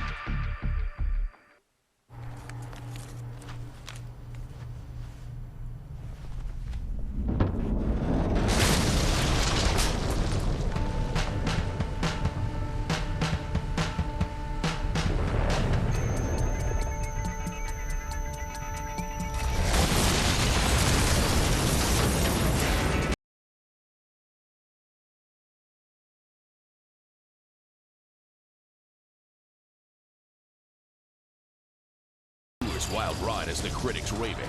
The furious finishes and grueling climbs make for damn good television. And Liggett and Sherwen are the best TV broadcast team in all of sports. Versus is there for all the surprises, disappointments, and fantastic finishes. The Tour de France Rest Day Recap Show, tomorrow at 8 on Versus. Hey! Bicycle Village, the ultimate bike shop. Bicycle Village has Colorado's largest selection of bikes, from tandems to trikes to top-end bikes. All the best brands and the largest selection. Over 1,000 bikes set up and ready to ride from the brands you want, like Trek, Specialized, Raleigh, Lightspeed, and more. Only Bicycle Village offers same-day bike service to get you back on your bike quicker. Plus lifetime tunes and an unbeatable performance guarantee on every bike we sell. And we always guarantee the lowest prices. Bicycle Village, the ultimate bike shop. Central's The Daily Show with Jon Stewart, TV's most influential fake news program. Oh, snap! Get closer to the fakeness with The Daily Show Inside Source Sweepstakes.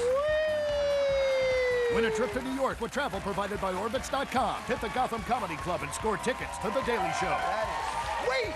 Here's how to enter. Visit your nearest Blimpies today. Register to win a trip to The Daily Show in New York City, live with Jon Stewart. Stop by and try our Turkey Italian Sub. Italian taste with real neighborhood flavor.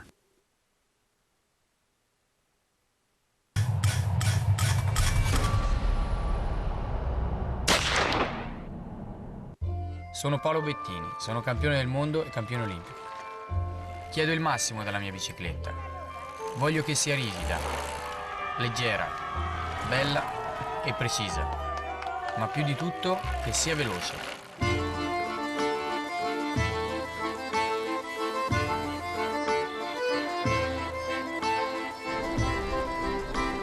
Questa è la mia bicicletta. I am Specialized.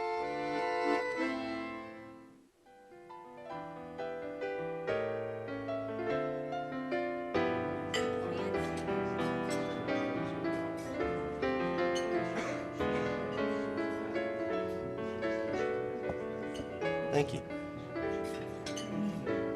You could save with Geico Motorcycle Insurance. Enough for a night out with your special someone. Geico Motorcycle. Let's ride.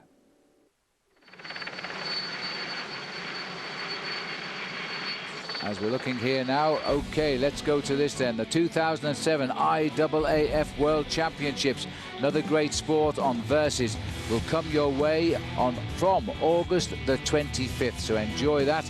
Top athletes at their very best here on Versus. Well, nobody for the high jump in the Tour de France just yet, because we have a pretty regular race going on. We've got a breakaway, and it's being controlled by the teammates of Michael Rasmussen's Rabobank. And we've got about 70 kilometers to race with a lead of 8:28. And still they spearhead the charge here.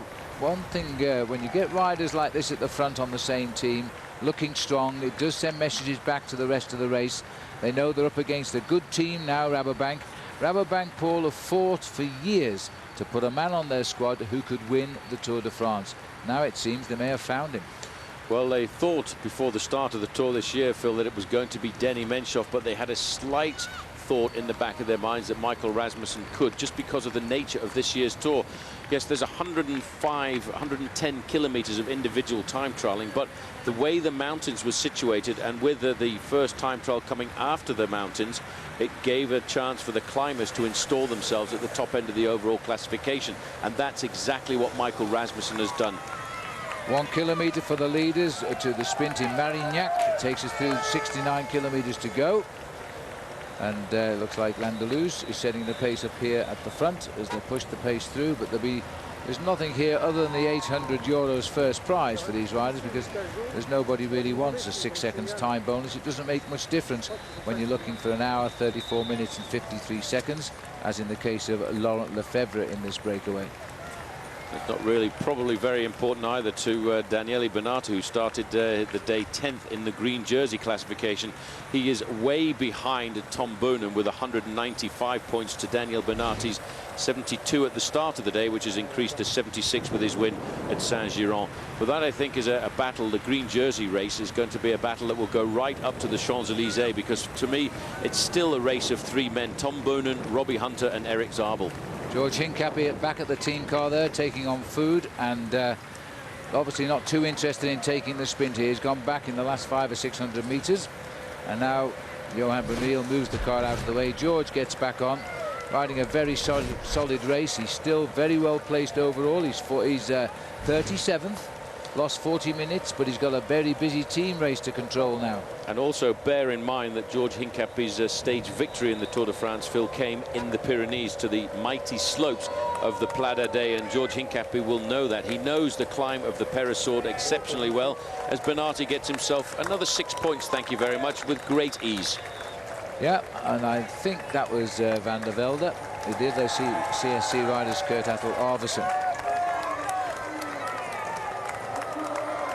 Smiles all round. Benati just taking out the points, as he did in Saint-Giron as well, and it's Arvidsson who was alongside him there. See his face now. So they just shared it. Waits, who got over in third place at 800 euros, has gone in the bank account of Lampre. And just signaling here for more drinks is Laurent Lefebvre. He's not interested here in the flats, but he will try and be away when he goes over the top of the all category Port de Balès, because that's where he'll get some big points today in the all category climb, and that could move him in up towards the top 4 riders in the mountains in the Tour de France. We'll take another break.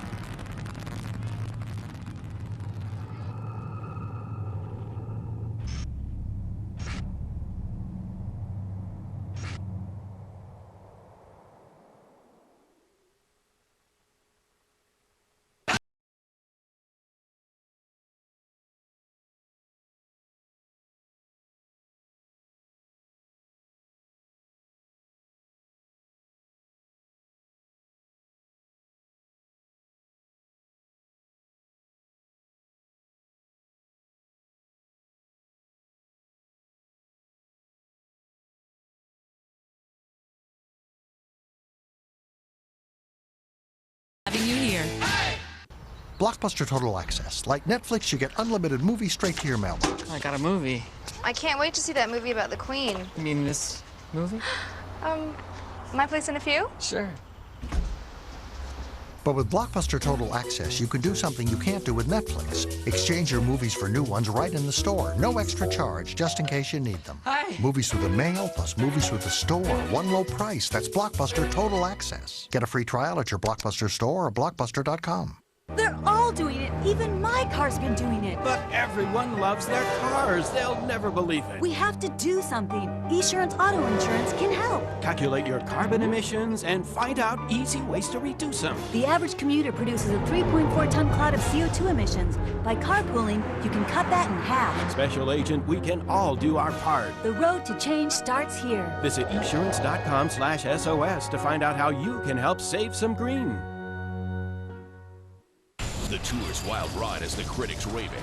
The furious finishes and grueling climbs make for damn good television. And Liggett and Sherwen are the best TV broadcast team in all of sports.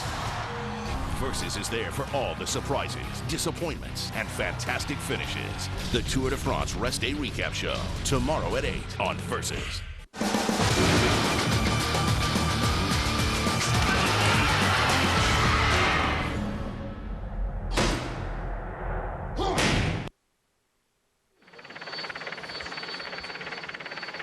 Welcome back as we look down on the famous river here in France, the Garonne, which also goes through Spain and drains into the Aquitaine region, which is the Atlantic Ocean. One of the biggest rivers here in Europe, and splits the Pyrenees, as we see now the peloton, or the breakaway, right? No, it is the peloton, as it goes now towards the town of Saint-Béat. Always under the escort of Rabobank. 8:28, so they're holding it, but they're having to spend a lot of energy here to hang on, and they're riding into a headwind just now. Just looking at that Basque flag, and indeed the one that's there, Paul, this is getting to be a little bit of a nasty headwind right now. I can't remember such a windy day in the Pyrenees, but the wind is very strong. Everything at the finishing line is double tied down so it doesn't come crashing down later on. It's a very strange wind, actually, because here at the finish line, it was unbelievable, the wind in the early part of this morning. It actually seems to have died down a fraction here, but out in the valleys where the riders are at the moment, it really is still a very heavy headwind, which makes it difficult on the climbs because it actually prevents the climbers taking advantage of their accelerations. But there is the beauty of the Pyrenees. They're in amongst it now. It must be like riding down the throat of a shark, I would think, by the peloton today, knowing that sooner or later they're going to trip over its tonsils and have to climb out, as the riders now head towards the climb of the Porte de Balès. It's a climb I've never seen. Paul's never seen, the race has never seen, but I'm sure the riders who wanted to win this tour, as Paul has said, come down here and train when conditions were probably a little bit snowier and much colder. Yes, well, Levi Leipheimer told me that he came down here in the early part of the year specifically to have a look at this one climb, which is pretty much a brand new climb, and until recent years it really wasn't a surface climb at all. It was a dirt climb up towards the summit, and about 2 years ago they put a tarmac surface on it. Everybody, I think, is very scared of the climb at 20 kilometers. You know, that's almost the same length as the Col de Tourmalet, which is a very famous climb in this part of the world. And in fact, at certain times the race is not really very far away from it. It's about, and not much more, it's about 350 meters lower than the Col de Tourmalet. He stands at 1755, but it doesn't mean a thing. How steep are those slopes? That's what we want to know today. As we look here, the cool and collected face there, the Christian Nice in the breakaway. The German rider, there he is. And they continue now to work pretty regularly, and the gap is holding again at 8:12.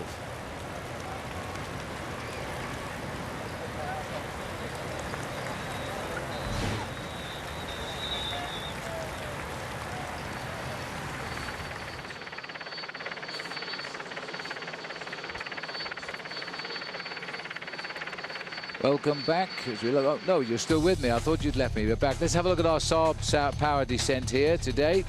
And we're choosing the Col de Monte for the way down. The whole peloton S-ing the way down to the bottom and limiting the escape of 25 riders. One man tried to make it before the rest. That was Laurent Lefebvre. He won the climb along with Juan Manuel Garate, who just pipped him in the sprint. That's our Saab power descent. Looking down on the village now, Saint-Béat, which is on the banks of the Garonne River. This will be the next stop for the peloton, and they're still being charged along here by the riders from Rabobank. Still a big peloton. I would think on the descent of the Col de Monte, they haven't really pushed on. A lot of riders will have breathed a sigh of relief and rejoined on the back of the race here, because they're now they'll only be here for a while, because once we get on the climb of the Porte de Balès, all situations will change. In fact, they're turning their back now on the town of Marignac, which leaves them about 69 kilometers from home, and the breakaway is 63 kilometers per hour. So about a 6-minute gap, a 6-kilometer gap, making 8 minutes in all. So that would be about right. Sky's looking a little bit angry in the distance off to the right shoulder of the race here. We climb over that way eventually, not deep into the heart of those clouds, but over in that direction. Although we have blue sky here in the valley of the Luron. But in the Pyrenees, it changes so quickly, the weather. Now today we've crept into Team CSC's car. So let's see if we can hear what team manager Kim Anderson is saying to his team.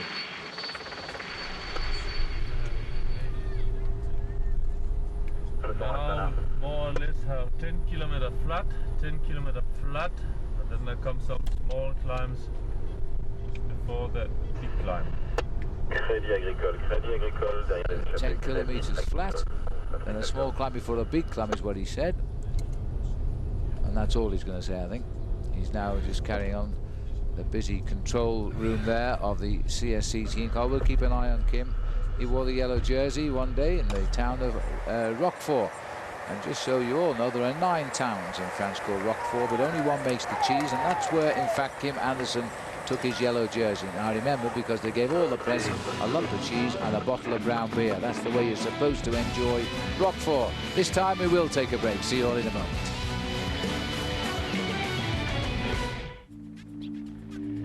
The Cervelo SLC SL is a pure climbing machine.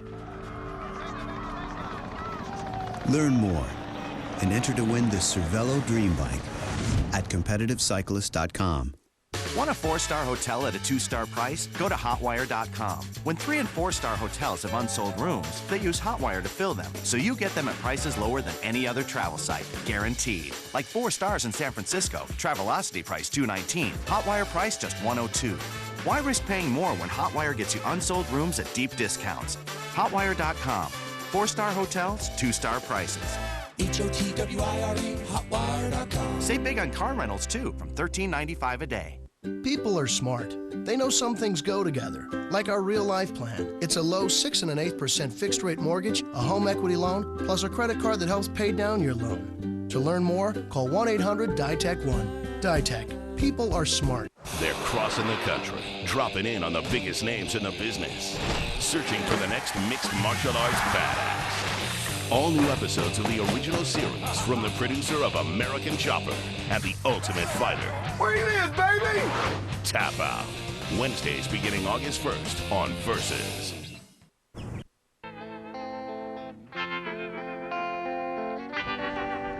Hi, can you give me directions to the nearest Toyota dealership, please?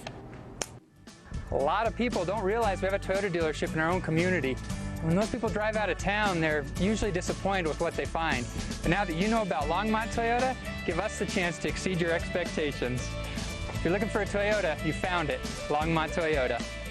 A smart way to keep moving forward.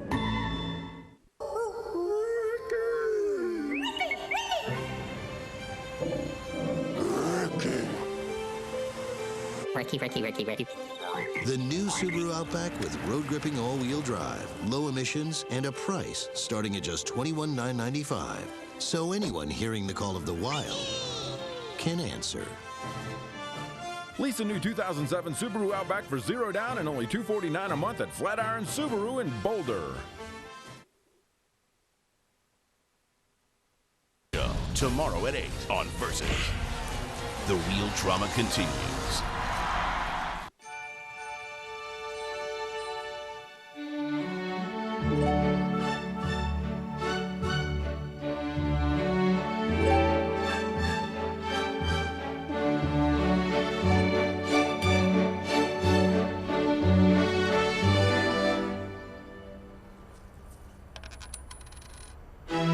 Visa Payway. Now there are more places and more ways to pay. Faster. Life takes Visa. Hey, Jimmy, need a little help? Sure. You know what else would be good? Cobalt tools are so comfortable. Let me use that screwdriver. No. You just don't want to quit working. Yeah. What do you think? Great tools. Cobalt, the next generation of tough tools. Well, anything else we can do? There's always my wife's car. Available exclusively at Lowe's.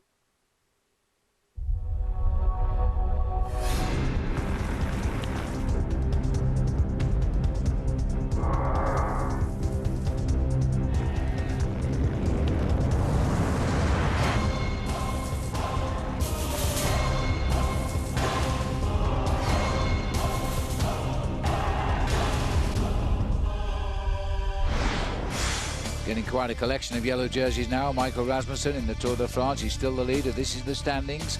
After 64 hours of racing, he's got 2:23 advantage over Contador, the new second. Then comes Cadel Evans at 3:04. Leipheimer up into fourth now at 4:29. Andreas Kloden sits in fifth place. That's our Michelob Ultra standings. Carlos Sastre in sixth. Kashikin, another Astonia rider, in seventh. Astalosa having a great ride too. And the top 10 completed by Jaroslav Popovic, another Discovery Channel boy. And there he is, just briefly in our picture, as we now go up into the helicopter and see the peloton hardly waiting down there, and they are chasing. The gap is 8:11 now. So they went through Merignac at 8:10 behind at the sprint, and the seconds gains neither here nor there. We're just about onto the foothills. We'll get that small little descent now that was mentioned by Kim Anderson in the team car to his CSC boys, and then they start the climb. And that is then a 19-kilometer climb. We've never seen it. We don't know what it's like. We're going to enjoy having a look at it, I think. And you enjoy playing our game too with the Saab Fly to the Finish sweepstakes. Log on, versus.com/fly to the finish every day. And the word you'll need to get into the game today is performance. There we go. Peloton is really going quite fast across this valley road now, linking us to the climb. Well, just at the top of the valley, Paul, we're going to make a move onto that mountain, and then the secrets will be revealed, as we've never seen them either. There's still quite a few riders anxious here to split this leading break up. Now, this is not the start of climb, I don't think. I think it's like a stepping stone. But even so, the Euskaltel Euskadi boys, the men from the Basque lands of Spain, just want to get into the frame. Yeah, it's so important for them to ride well here. Sergei Ivanov is the rider in second position, being attentive. Bernard Cole coming across in the pale blue jersey of Team Gerolsteiner. And I think that might be David Arroyo coming across for Case Depagna. He was the rider, if you remember, crashed very dramatically with Michael Rogers on the big Alpine pass. Just looking here at 59 kilometers to go down towards the finish. We're still quite a long way till we get the actual start proper of this race. I think about 2.5 kilometers before the Porte de Balès really does start to kick in. But this is the little climb just beforehand, just climbing out towards the town of Molion-Barousse. They'll drop down again for a kilometer or so, and then the climb will really start in earnest. David Arroyo, he was the rider that needed a parachute when he was descending the Cormet de Roseland and went over the side, but he got back unhurt. Had a very soft landing amongst the trees and the long grass, but poor old Michael Rogers, he hit the barrier and dislocated his shoulder and was out of the tour. And that was rather sad for Australia.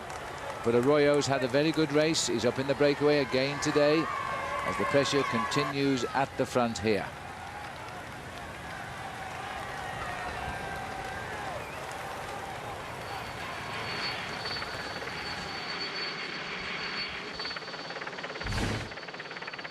Looking out across the field here, as that was Landeluz who was setting the pace, by the way, for the Euskaltel Euskadi, and they are planning an attack today, believe me. Now, while we're getting this little sort of cat and mouse race within, it's time for us to catch up with Ed Jones, who's making sense of the tour. We take a look at behind the scenes now at Alexander Vinokurov's bodyguard. Let's see that one.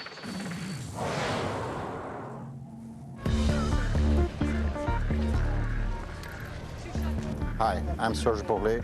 I'm a soigneur and bodyguard for Team Astana. I'm a Brussels policeman. I do security for Vinokurov. It's unbelievable. It's thousands of people. They all want something. So my job is to keep them safe to the buses and to the hotel. First thing I do, I make a safe area for the people to work. Then I go to the start line to see where the start line is. situation, a lot of people, which way the guys have to go. And when the guys arrive, I make sure they get there without problems. I like it. I like it. It's my holidays.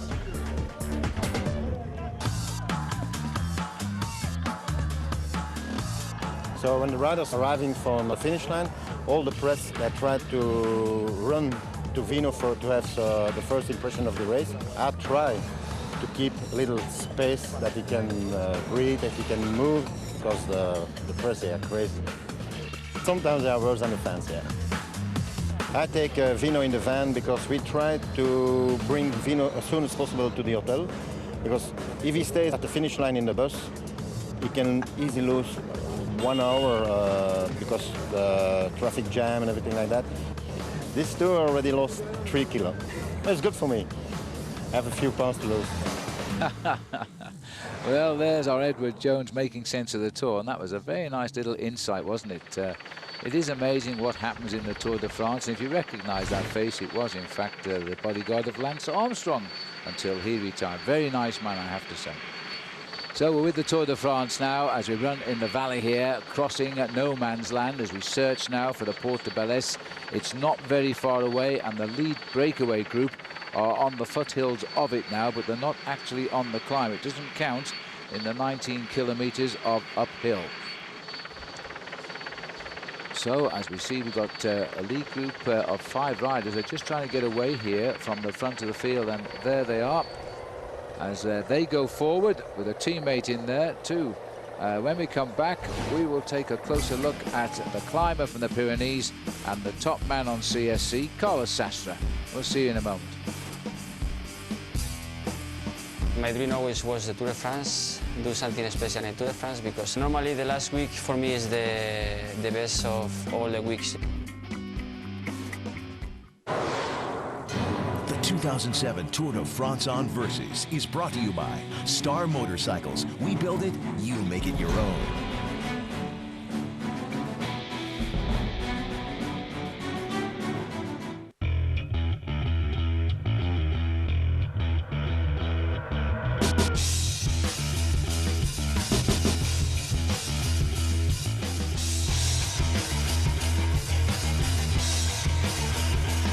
With 18 unique Star motorcycles, there's no limit to how far you can go.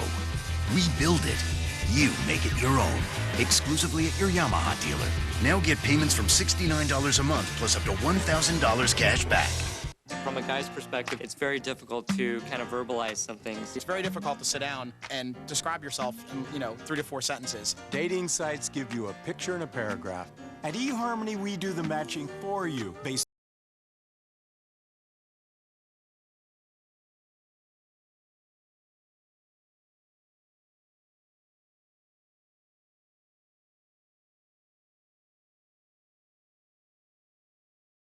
Log on today.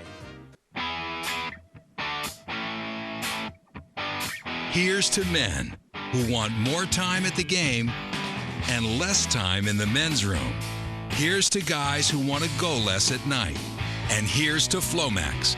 In 1 week, Flomax may relieve male urinary symptoms due to BPH, also called an enlarged prostate. Flomax just once a day may help symptoms like frequently waking up to go, going often, weak stream, in 1 week.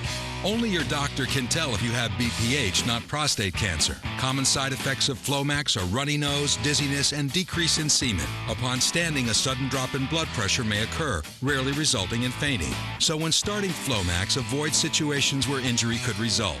If considering cataract surgery, tell your eye surgeon you've taken Flomax. Could you feel a difference in 1 week? Call 877-4FLOMAX and ask your doctor about Flomax. Flomax could make a difference in 1 week. We know what men like.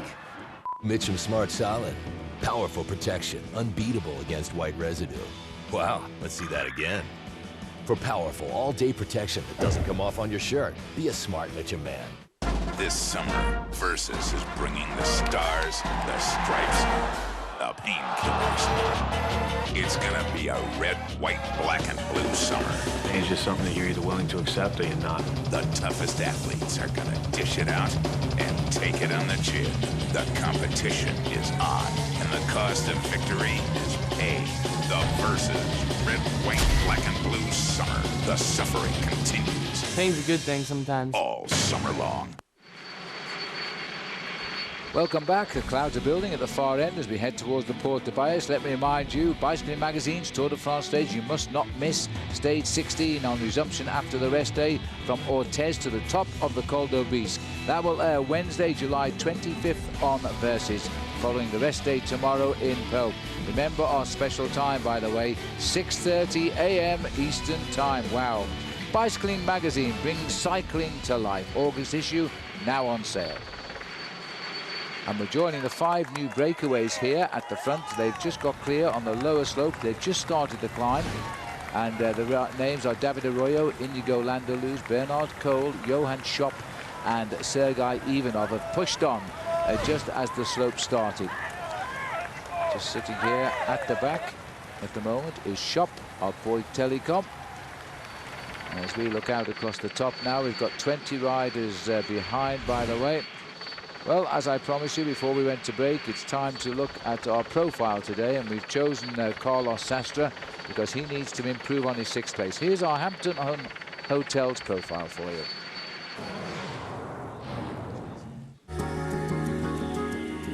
For sure, with Carlos Sastre, we have a serious contender for the Tour de France. I'm absolutely convinced.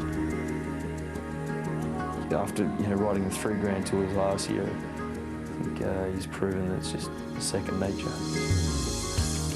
Before Liège-Bastogne-Liège, in a training with Bjarne and Ivan, just we were talking. I made half joke, half serious. Okay, if I go to the Giro, what?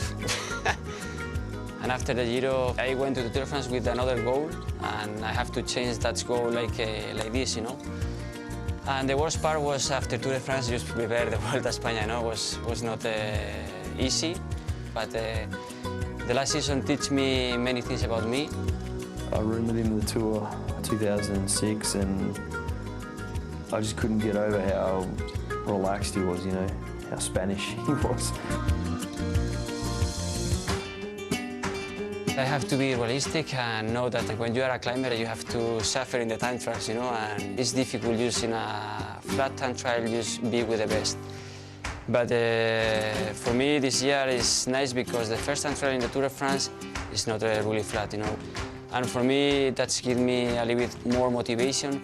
My dream always was the Tour de France, do something special in Tour de France, because normally the last week for me is the best of all the weeks, you know. And now I feel that I'm ready, I have experience.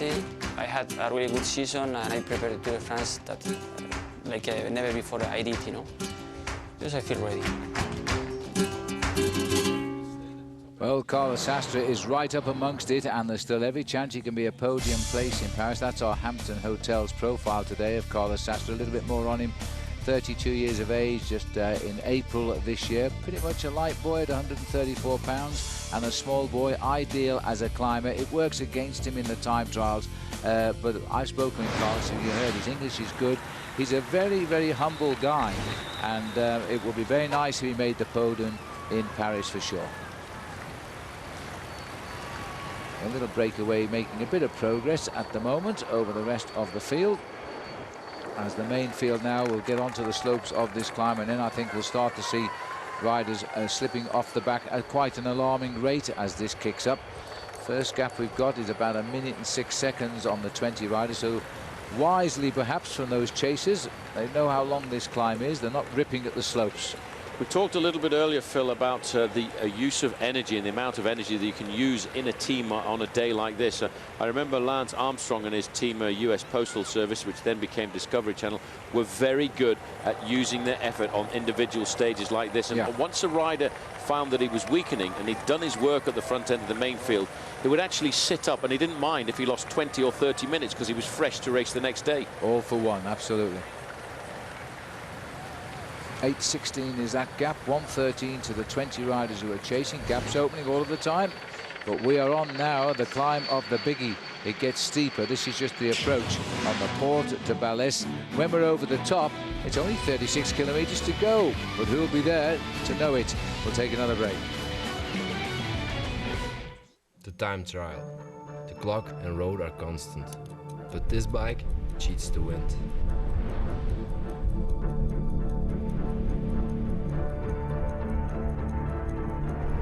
Every pedal stroke propels me. Do you hear it? This bike handles, this bike is aero, this bike is my advantage. I am Tom Bonen. I am specialized. We pitted two cars in a fight to the death to prove a point about maximum horsepower. The black car with Castrol Syntec, the red, the leading conventional oil. In torture tests, Castrol Syntec 5W30 maintained maximum horsepower 29% longer. Conventional oil got smoked. Don't you use conventional oil? Not anymore. Want more proof? Go to CastrolSyntec.com. It's more than just oil, it's liquid engineering.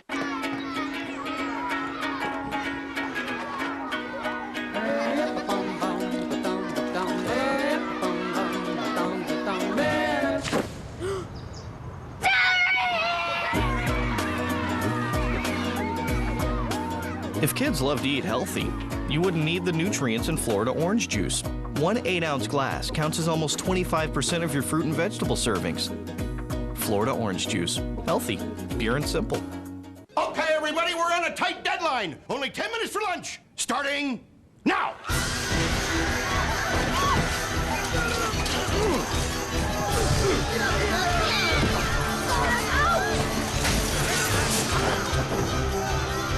When you're short on time, reach for a Hormel Completes microwave meal. It's a satisfying meal that's ready in just 90 seconds. Introducing Hormel Completes. Real food, real fast.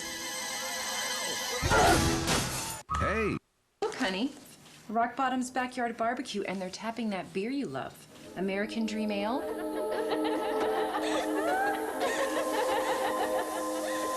Hey. You're doing it again. It's Rock Bottom's Backyard Barbecue, featuring American Dream Ale. Build your own ultimate backyard burger. The crisp, delicious Waldorf Wedge. Our juicy 20-ounce T-bone, plus choose your favorite picnic side. Grilled food and chilled beers. Now that's a barbecue.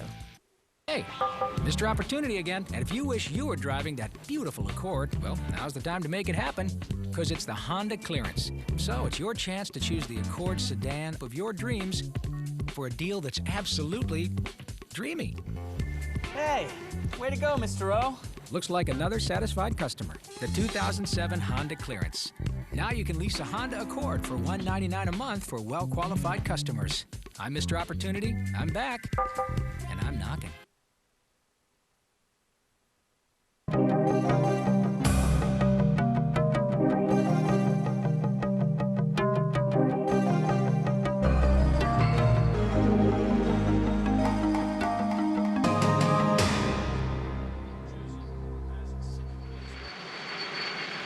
Here we are looking down the red tops of the villages here now as the riders start to get onto the more serious part of the climb of the Porte de Bellesse. And this is 19 kilometers, so it's a good chance to check out the statistics on it. Let's have a look at our accelerated profile. Having started the day with the climb of the Col de Porte, Pomarel Garati was over the top there, Peloton was 25 seconds behind.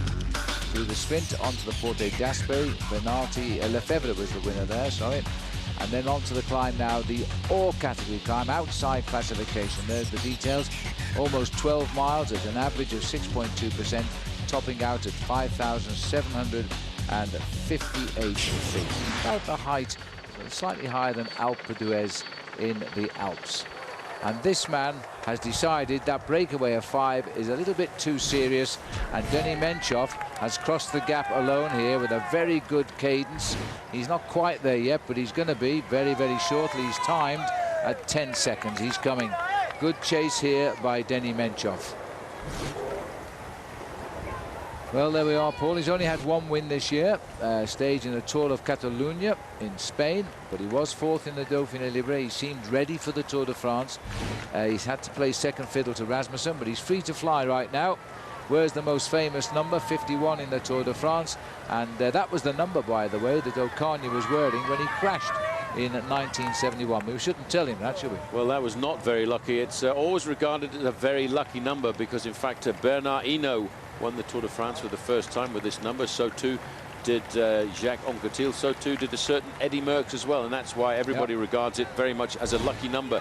A lot of people think it's the number that has most won the Tour de France, but in fact that's quite wrong, because the number that's won the Tour de France on the most number of occasions is actually number 1. I know, but that's cheating, because that's the number you always get if you're the previous winner. Anyway, 8 minutes 16 seconds, and it's now 6 riders in the lead as they've climbed, let me just see, it's 49 kilometers to go. Then they must have climbed a couple of kilometers up now. I think that's a kite, Phil. That one is a kite. I'll get that one right, yes. And it's got no strings attached. It's a black kite here in the Pyrenees. As we've got 6 riders up front. Menchoff has now joined. Then we go back to 20, and then the peloton. Actually, it's a red kite, that, Paul, which is much more rare than a black kite. Tommeke Bonen, 171, the king of the sprints in this year's Tour de France, and all he's thinking about now, Phil, is right time to the finish. We've been in the saddle 5.5 hours, at the finish line 6.5 hours. Times at 10%, that's 666, and he's working all of that out as he rides along to try and figure out whether or not he can keep inside at the elimination time. Yeah. He shouldn't have too much to worry about this afternoon, because it is a long stage for the riders, so the elimination time is probably going to be around about 45 minutes. But sadly, he'll probably find himself losing 20 minutes on this climb. Now, you can see here, as we look at little Tommy Vogler getting dropped off the back end of the main field. With him are a lot of orange jerseys, and immediately we started the climb, the men of Orange and Rabobank have gone backwards. Well, the elimination times, Paul, it is a little bit complicated, especially when you're under effort, but just briefly explain how it all works. Well, the different stages have different percentages within which you have to finish within the winner's time. So on a flat stage, an average would be between 5 and 6% of the winner's stage time. Once you get into the mountains, you're looking at around about 8 to 10%. If you get into the big, difficult mountain stages, which go over 2,000 meters, it'll be between 12 and 15%. And for an individual time trial, it's a 25%, which is, I think, very fair, because you're looking at very often riders who are winning the time trial doing around about 48 kilometers an hour, as we saw Vinokourov do the other day. And I know all those percentages and times because I used to work them out every night before I started the next day.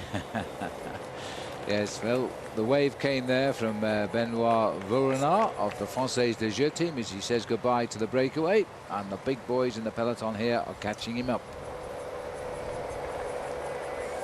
I'm just getting those little picture freezes as the trees interfere with our signals, but the pictures stay with us this way. Sitting at the back is Alexander Effinkin, the Russian rider on the Barlow World Squad.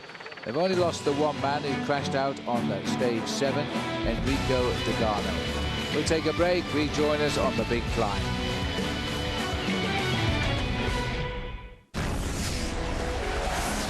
Saab was founded by 16 aircraft engineers.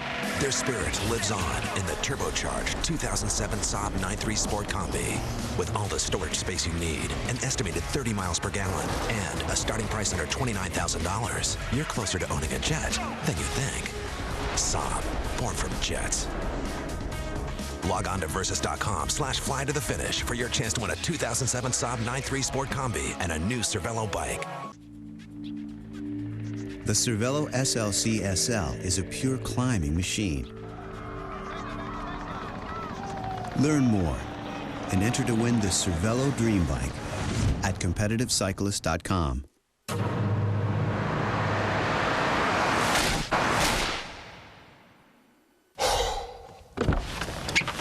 Who wants to be stranded with a flat tire? Changing tires out here could be dangerous, but with these tires, I don't need to worry. Well, I guess I'll be on my way.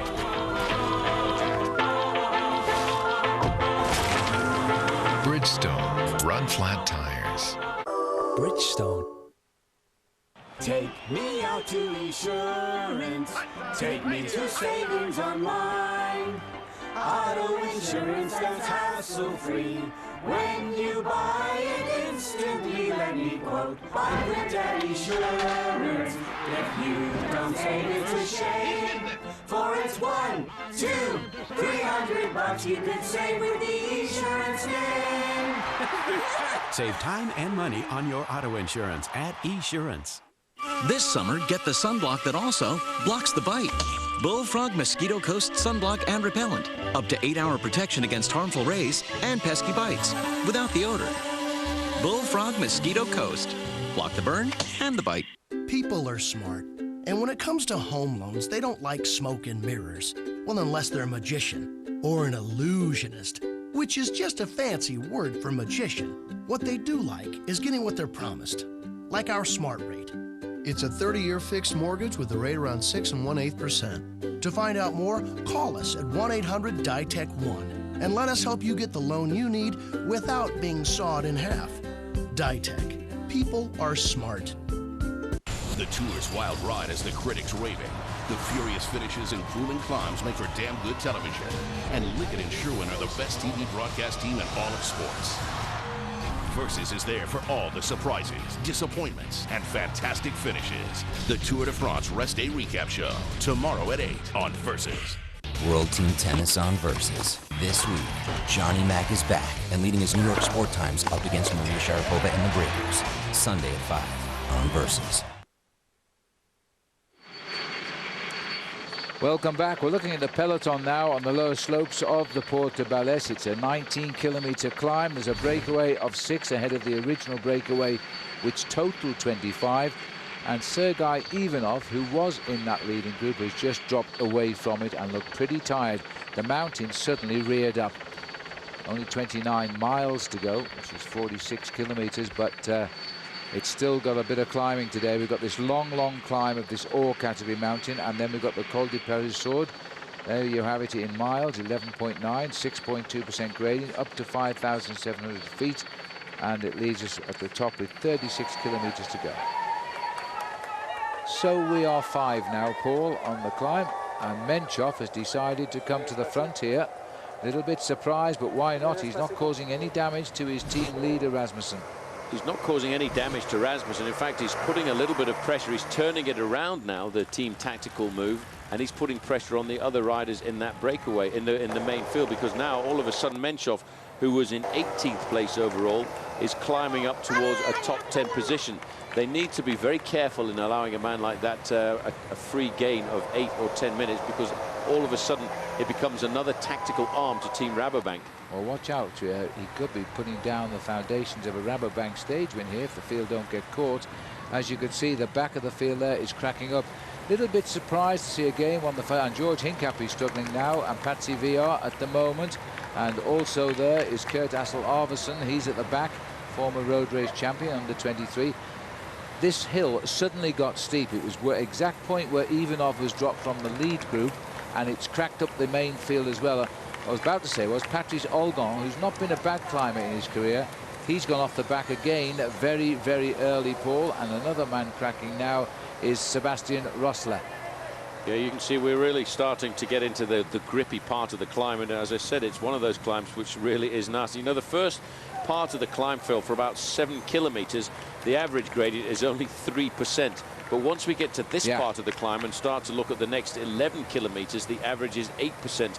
And this is the part here where we're kicking up to around about 7.5%. And that is not a sight for sore eyes if you're a rider in that leading group of 25, which is now splintering all over the slopes of the Porte de Balès, because that is where you know you've got to drag your body over. Well, the camera's moved away just as Christian van der Velde appeared also to being dropped there, and Sergei Ivanov had taken up the job of pacemaking Alexander Vinokurov for as long as he can. And this is Christian van der Velde, so he's struggling a little bit on these lower slopes. Time in hand, though. So come on, Christian. He's having a wonderful Tour de France in 41st place overall. This is Cole of Austria for Gerolsteiner, one of only 3 teams with all of their men left riding.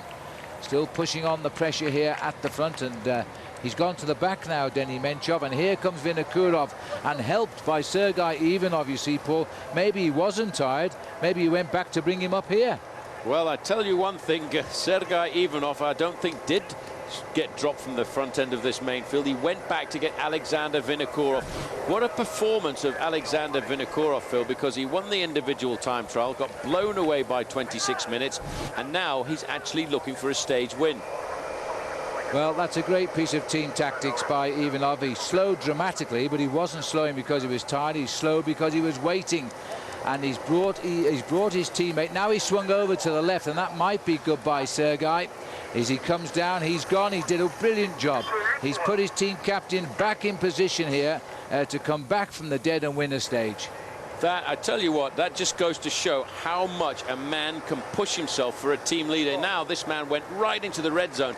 If you've got a Formula One car or a NASCAR, this guy was turning there, Phil, at 8,000 revolutions a minute. There's no more oil left in the engine. What he's got to do now is try and let the engine and the turbo cool down a fraction, because he's still got to get to the top of this climb. Exactly, and he's got to beat the time limit too, and he's after this climb he's got the Parasaur before he comes to join us here in the Val Louron. Well, he's put his man where he wants him now. His job is done, and he split that breakaway up at the same time. There's no longer 25 riders on this mountain as a group. They are quite literally spread all over the place. It's David Arroyo, Denny Menchov, Landeluz, Bernard Cole, Schopp, Vinokurov, Daniel Navarro has got up there as well, and Juan Jose Cobo, who is also another rider having a great season. Well, very often we always used to talk about Tommy D as being Tommy Danielson. I think in the Tour de France this year, Tommy D is Thomas Dekker, who is turning out to be a super domestique. This is Johann Schopp.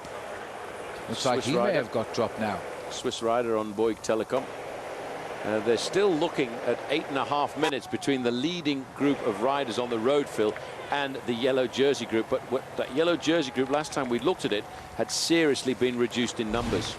Well, I'd like to see what's going on at the back of this field. Here we are now, we're back with the lead. It's quite a big pack down there. 161 riders making their way into the Pyrenees today.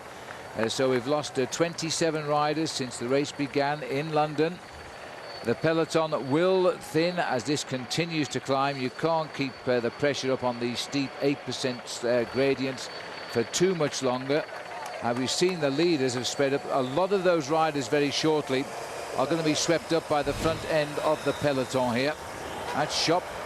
Yes, it is Schopp who's just gone through. Well, he's been dropped from the breakaway, has he? Or is he going clear? He's going clear of the breakaway. Well, he's decided this is the big chance for him. Alexander Vinokurov has actually brought back into the race, and it changes the strategy here of Denny Menchov, because coming back into the race, Phil, was in fact Haimar Zubeldia. But this is a move now. This is why Team Astana are very dangerous, because this is Andrei Koshekin, 7th overall, 7 minutes behind. But Team Astana are not going to go out of this for this Tour de France, Phil, on the back foot. They will throw everything at Michael Rasmussen that they can. I tell you what, Koshekin, like all of this team, never stop trying, never stop prizing, feeling, just seeing who is watching and waiting.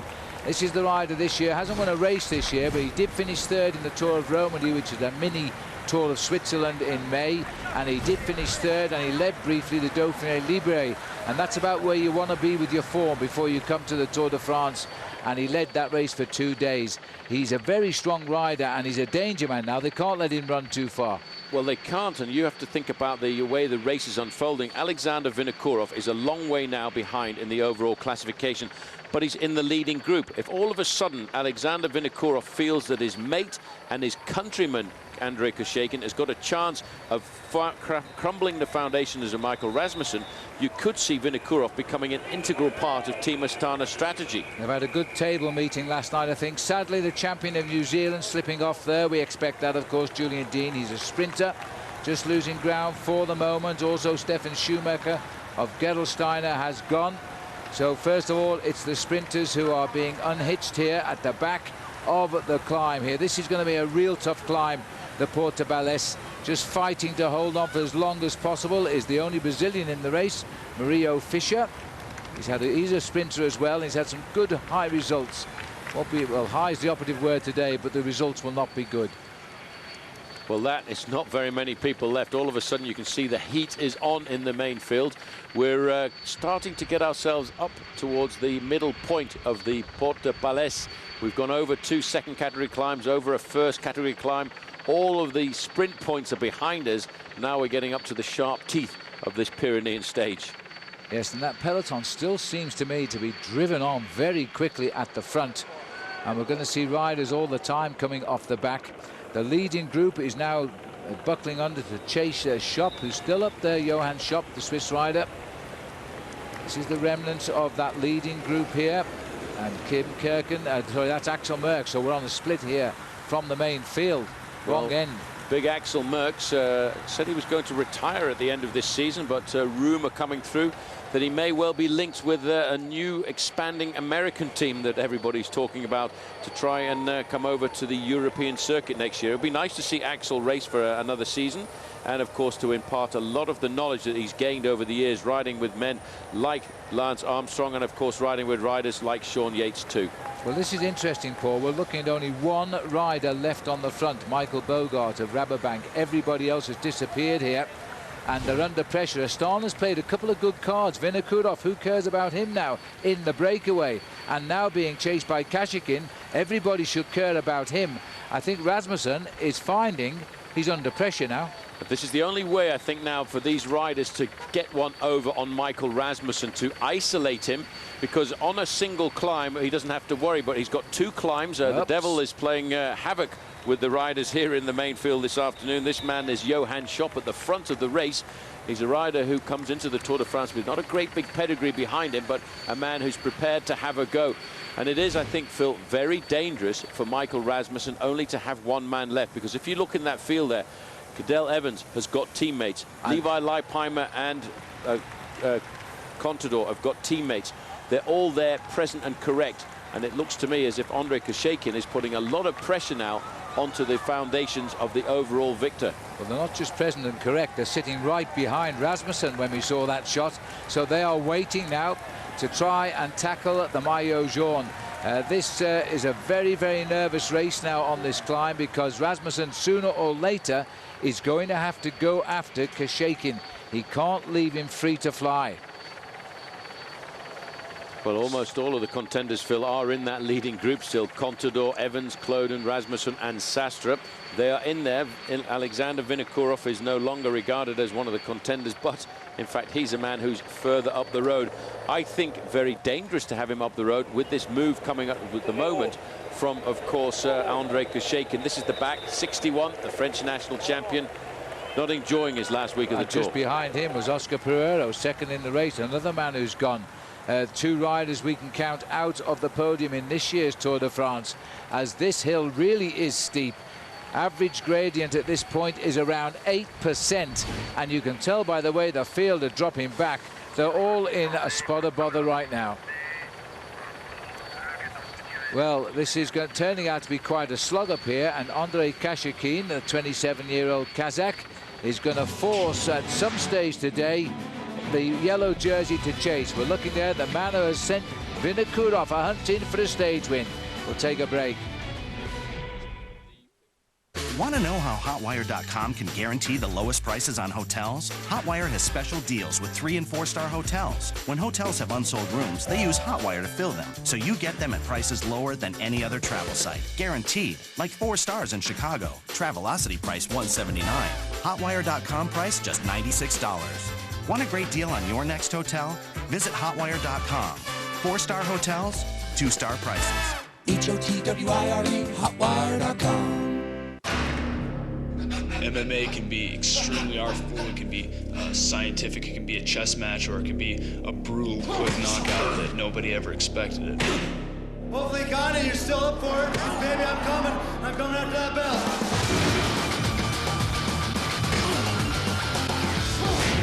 I needed. Hi, I'm Chef Tony, and now there's a knife so sharp you can cut a pineapple in midair. It's the Miracle Blade 3 Perfection Series. This is my all-purpose slicer, the ultimate in slicing knives. You'll also get Rock and Chop, rips through ribs. Plus, you'll receive my fillet and boning knife. Fillet fish right down to the skin. And my Chop and Scoop. Chop parsley and fresh herbs in seconds. Watch, flex, and scoop right to your favorite recipe. And you get my paring knife. Curved to peel fruits and veggies. I'll also send you 4 steak knives. Call now and you'll get my Perfection shears and a second Miracle Blade slicer absolutely free. But wait, we'll send you a second complete set of knives free. Just imagine, that's now nearly $500 worth of knives for just one payment of only $39.95. And if you don't think the Miracle Blades are the best knives you've ever used, just return them for a full refund. So call now. The Tour de France Rest Day Recap Show, tomorrow at 8 on Versus. The real drama continues. My name is Wilfredo Salazar. I'm a graduate from ITT Tech. My name is Manuel Salazar. I also went to ITT Tech. We were the first two to actually have a degree out of our entire family. I never thought my younger brother would made it this far. It's one of the biggest accomplishments of my life to graduate from school. Everything that he puts himself to do, he achieves it. After I saw that he was doing great in his job, making good money. I saw the need that he needed in education. I was going through some tough times. I saw the type of work he was doing. He wasn't happy. I moved him into my house, and within a few weeks, he was already started in his path to his new career. He started with nothing, and now he has everything. I'm proud of you. You know, we'll both take care of my dad. Thank you. You're welcome. We are educators helping people build a foundation for the rest of their lives. ITT Technical Institute, education for the future. Call 1-800-488-3116. Welcome back. Somebody's just shot off the front here, and I think it must be Rubens Perez or Landaluz. I would go for Landaluz. Has just gone off the front.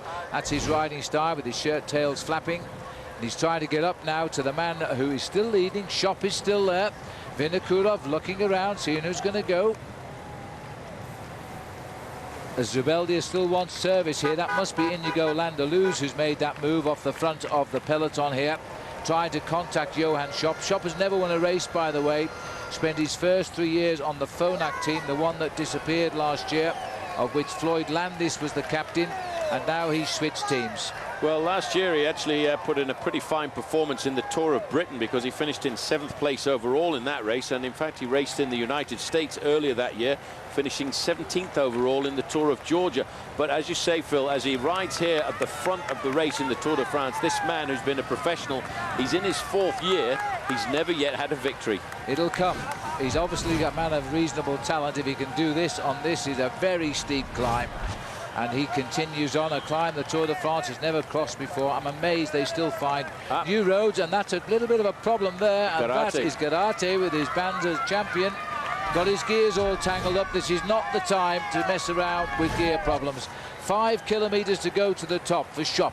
Well, I tell you what, this climb has gone by very quickly indeed, and this man is not worried at all about the reputation of this climb. This is a brand new climb in the Tour. Once they go over the top, it's a technical descent as well, Phil, a very dangerous descent. You have to... The Basque supporters there are phenomenal. They're screaming for everybody in the race this afternoon. And here you can see Andrei Koshekin is only now about 100 meters in front of the yellow jersey group, which is now really a group of select men. This is a long way from the finish to have this sort out, because what it's going to do, it's going to isolate the yellow jersey. If he has a mechanical problem now, Phil, he's in difficulty. And you think they don't know it? This is a brilliant Michael Bogart in his 12th Tour de France, his best ever finish, 1998, when he finished 5th overall, and they talked about him as being a winner. It wasn't to be the case. He's not going to win it this year either, but he is a #1 domestique right now, and he's the last domestique there to stay with his teammate in yellow. Lots of problems here now for Mikel Astrolosa. This is number 73 at the back, Phil. He's in 8th place in the overall classification. His teammate up alongside him there is the young man that we've seen a lot of, Chiruka. He's actually now trying to pace his... Come on, he said, look, you can almost see the excitement as the back there, as the youngster is trying to encourage the old man to stay in contact because he wants him to stay in the top 10. But this has become a terrific group, and Ivan Mayo is in there. There's the trident over your head, and much of that'll be good luck or bad luck. We'll find out. 7:33 to the front, to the back of the yellow jersey. This rider may be heading to top the col first. The group behind are after him, but he's still riding very strongly, and he can't be far from the 4th kilometer point to the summit now. This is Johan Shop, the man who's never won a race, but is a great team rider, especially in a multi-day event. But that group, Paul, is wide open now to attack Rasmussen, because with the Parasword still to come, Rasmussen is now wide open to the wind. Isolated, that's the problem. When you look at the riders who are with him, as you said, Phil, 3 riders from Team Discovery Channel, that is dangerous. They can launch a 3-pronged attack on that man. These are riders who are disappearing from the group Vladimir Karpets, the winner of the Tour of Switzerland, he can't hold on to the pace that's being set there. John Gadre is the other rider going backwards. He's not a great name in the sport of cycling, but he's put in some fine performances in the the mountain stages of the Giro d'Italia. Martin Elmiger also went down there. Is Christophe Moreau. His mind is blown along with his legs, I think. Charlie Wegelius is still in there as well, 158. He's trying to look after Tricky Beltran, who's just in front of him. And changing teams certainly has not done a lot of good to Tricky Beltran, who for a number of years I thought was a man who could win the Tour. Well, he's still held a reasonably high overall situation, but he's losing in these mountains a little bit. But just as we look here now, the yellow jersey is Rasmussen. Right behind him is 4th place Levi Leipheimer. And dancing on the right there in yellow is Iban Mayo. He lost his overall position yesterday, still wants a stage win. In the white is yesterday's winner. There again, Contador. And this is a terrific chase now. There is the big angry spider. That's Juan Mauricio Sola, who still wants to win the King of the Mountains. Well, Sola made a leap up the overall classification yesterday. Look at the clouds here over the summit of this climb, the Porte de Balès. I was saying, Phil, a little bit earlier, this is a brand new road that we've never been over before. This road that we're on actually links 2 departments of France, and the road was actually only officially opened in July 2006, so it's brand new. Nobody knows it. How unlucky for the riders in the Tour de France, they opened it. Here we come now. This is Kim Kirken also in more than trouble now as they continue to climb here. Well, this has been a great leveler, this one, as they're now on the slopes here. Kirken made a good move getting into the breakaway. He's got a bit of work to do, though, to stay here. The lonely roads of the Porte de Balès at the moment. That was King Kirken of Luxembourg in the T-Mobile. The peloton is splintered. It's just a handful of stars chasing now at 7:19. And this rider here is leading. Oh, Kim Kirken, in fact, Paul, has now made an inspired move from that breakaway to try and reach Schopp.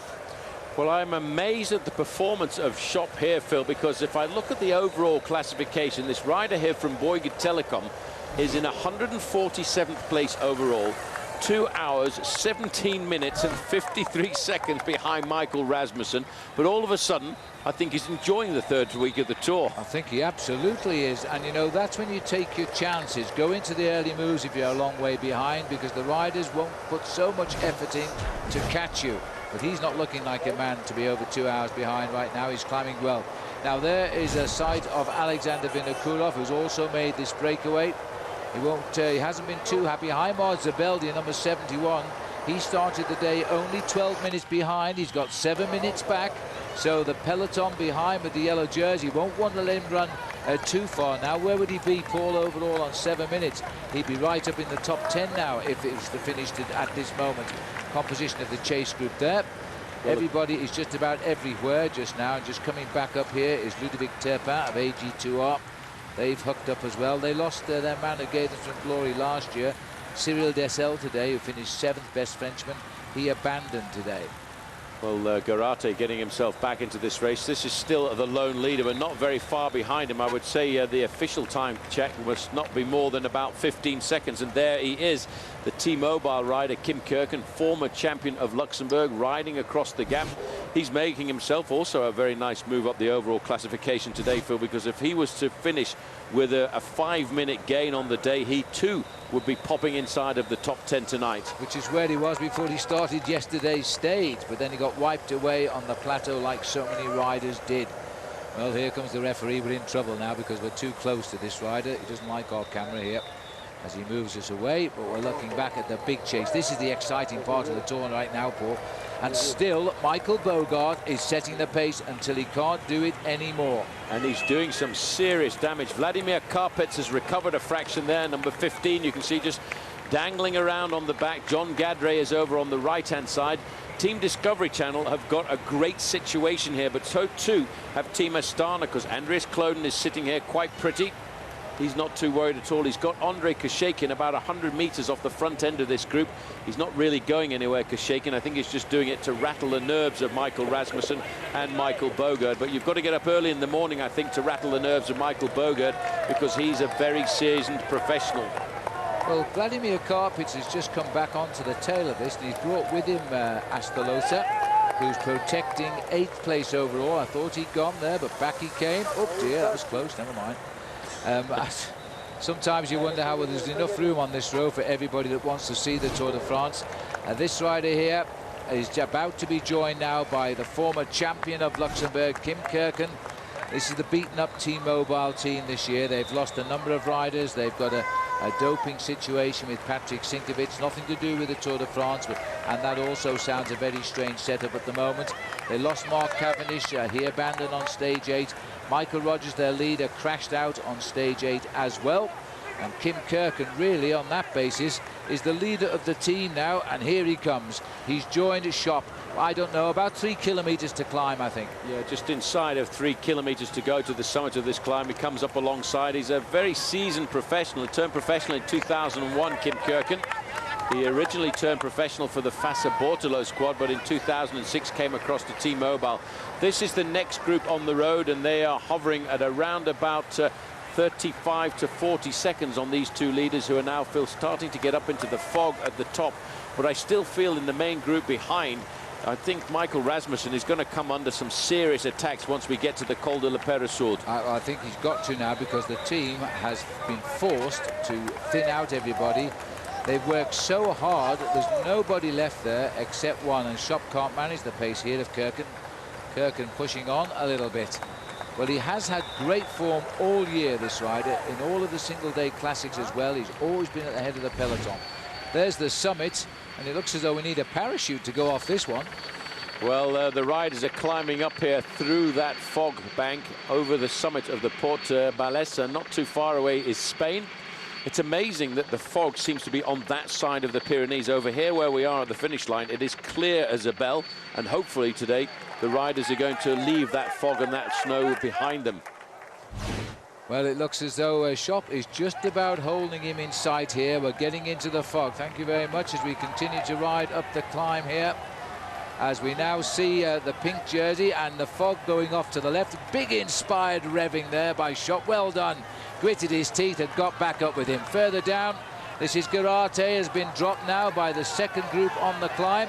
And going with him backwards again is Ludovic Turpin. So the pressure on again, Paul, and this is Vinokourov's little group. Well, Vinokourov is still in contact. Garate won't give up. He'll try and stay in contact. They're at 34 seconds. We are looking now at the select group, the lead remnants, I suppose we could call them, of the original breakaway of 25. Up front are 2 riders. Kim Kirken in the mauve, and another attack, and that looked like Arroyo. David Arroyo going straight off the front. This is the heads of state of the Tour de France this year. Michael Rasmussen just sitting there behind his teammate, but everyone else is queuing up. The white jersey peeping through. Alberto Contador. Right on his wheel was Levi Leipheimer. Now in difficulty a little bit further back, Stefan Goubert. Just can't get his foot onto the back step of this bus. He's one of the older riders, 36 years of age, but he's always put fine performances in the mountains in the Tour. We've talked about him since day one of the Tour de France. Here we have now Kashikin. And, you know, looking at the faces of those riders, they look to me content to follow the maillot jaune at the moment and not push in an attack. But they are waiting to try and pull back time on the Peyresourde. Number 118, and that is the number of Popovic. Now, is he going away or hanging on? Where exactly is he? Pulled back, let's find out. I think he's hanging on here. Jaroslav Popovic has done a lot of work for the team, but here he just has to limit his losses. He's probably riding within his zone. He too, like a lot of other riders here, Phil, you can see has got bandages either on his elbows, on his knees. He went down very heavily in the individual time trial. Kashekin pulled back into the fold. That was a little bit of a dummy attack, I should think there. He looks cool. He looks calm and collected. I think he just wanted to put pressure onto the shoulders of Michael Rasmussen. What they've done is isolated everybody. The locked up frame again at the back there, 219. The revelation, I think, of this year's Tour, Juan Mauricio Soler Hernandez.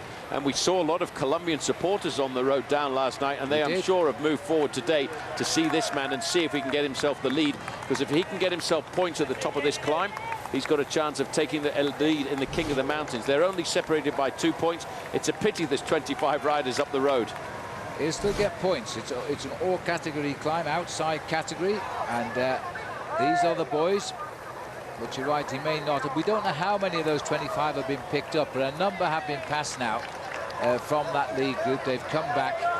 This is the yellow jersey. They're making him do all the work. Looks like Bogart may have slipped a little bit now. This might be the end of Michael, or will he hang on just over the summit? Well, oh, sorry, I'm sorry, Paul, I was on the wrong one, yeah. Juan Jose Cobo is a rider at the front from Sonia Duval. They're setting the tempo. 191, Alexander Vinokourov. They are 45 seconds behind the two leaders, but they are now starting to lose a little bit of time on the yellow jersey group, which has now come back to 7 minutes and 4 seconds. I don't think we'll see any real hostilities in that yellow jersey group until we get to the slopes of the Col de Peyresourde. But the fact that Michael Bogard is the last man to stay there for Team Rabobank, I feel certain as we approach the summit of the Porte de Balès, a lot of the riders in that group are starting to figure out the strategy for the Col de Peyresourde. Oh, this is so typical of the Pyrenees, a totally different range of mountains than the Alps. These mountains here, they're grassed very often right to the summit. They're not always covered in snow for as long as the Alps. And now we're down in the mist. And how many times have we come and seen races won in the mist? Third man on the road now, David Arroyo. Knows all about going off the edge this year too, as he did coming down the Cormet de Roseland, but he hasn't affected his confidence. Well, he starts the day in 19th place overall, and that nasty crash that he had with Michael Rogers on that day doesn't seem to have affected his form at all. Strangely enough, Michael Rogers' crash didn't seem to be as bad as this man's. He went right off the edge, but he had the soft landing. Mick Rogers, I think, probably hit the barrier at the side of the road, and that's what dislocated his shoulder. So sad. And that was a very sad day, I have to say, for Australian cycling, because at that point, Michael Rogers was leader on the road, 1 kilometre to the summit. Well, Kim Kirken and Schopp are probably going to stay clear to the summit, but I could just see in the fog there, Paul, and he's coming. He's not that far behind here, David Arroyo. That could put 3 riders together for the descent, as we will then race down towards Luchon, and then we'll go up the Col de Peyresourde. Well, the Col de Peyresourde itself, a very famous climb in the Tour. It's not as long as this one. It's a 10-kilometre climb, but it's an awful lot steeper. It's an average gradient of 8%. Kim Kirken not showing any emotion at all here, as he just keeps tapping out that rhythm, thinking about a stage victory for T-Mobile. They've had one T-Mobile victory so far, and that was Linus Gerdemann, a name we hadn't really talked about before the start of the Tour de France. But he got himself not only a yellow jersey, but he also got himself the lead in the white jersey competition too. Navarro, he's dropping backwards. Well, he was also up there as well, and is being swept up here. So that's one rider from the breakaway washed away. Every rider they catch eases into the point score for the all-category climb, and Bogart's still on the front here doing all of the work, trying to protect the yellow jersey of Rasmussen. But I feel today that at some stage Rasmussen is going to be tested. Well, look at Chris Horner over there on the right-hand side. He's another man who is super motivated in the Tour de France this year, because although he himself is riding his best ever Tour, starting the day in 17th place overall, he's not even thinking about his own performance. He's thinking about Cadel Evans. He's the pilot fish for Cadel Evans. He said, I'm saving energy whenever I can, because I know at some time or another I'm going to have to help Cadel in a critical moment. But maybe today he may be having to lead Cadel into the attack today to try and close that gap a little bit on Rasmussen. The flags of Brittany on the left. That's where we go for the start of the Tour de France next year, when it will start in France on the west coast. As the crowd thickens now, those red, green and white flags are Basque flags. There they are. That's what they say is their national flag of Spain. And the Basque riders not in the sprint at the top here, but they're still cheering. Well, the race situation is a very complicated situation. I make it currently, Phil, there are 19 riders of that leading group of 25 still in front of the yellow jersey group. The 2 riders we're looking at here, followed by David Arroyo, who's not too far behind, followed by a group of 6 riders, which contains Alexander Vinokourov, followed by a 10-man group as Kirken accelerates away up towards the summit. I think that makes the points and the money for the prize at the top going to Kim Kirken of Luxembourg. Nice result for T-Mobile. Doesn't affect the way the race is running at the moment. Schopp will get second place. Kim will no doubt wait for Johan. They need each other yet. There's one more big climb to come, and once over the top of the next one, you fly. You fly as fast as you can pedal. And just before you're down the pair of swords, you better make sure you've got good brakes, because you're hairpin off the mountain to turn left to line up for the finish. It is an incredibly sharp corner. Maximum points then for Kim Kirken over the top, and it's now still 36.5 kilometers to go to the finish. I feel absolutely certain that Johan Schop will make the junction, but they're just coming through the clouds there. You can see the dark figure of David Arroyo. He's also about to make the junction too. He's over the top of the port in third place, and we've got the lights on here now. Just looking further back, this is the remnants of the group. Vinokurov 191. Still full of fight, this man. I mean, he's got the courage to go on an attack like this after the packet he took yesterday, and the previous day to that he'd won the time trial. He never knows when to give up, and that's why he's such a popular guy. All the pictures are frozen on us for the moment, so let's go back and have a look at the yellow jersey here. They're still riding down the col a little ways, still being escorted up, and not one rider has attacked Rasmussen. Tactfully, I think it's the wrong time, and they're waiting for the pair of sword. The two leaders are getting together at the front, so we should have shortly 3 men on the way down. That's Arroyo got up into second. We'll take a quick break. Rejoin us.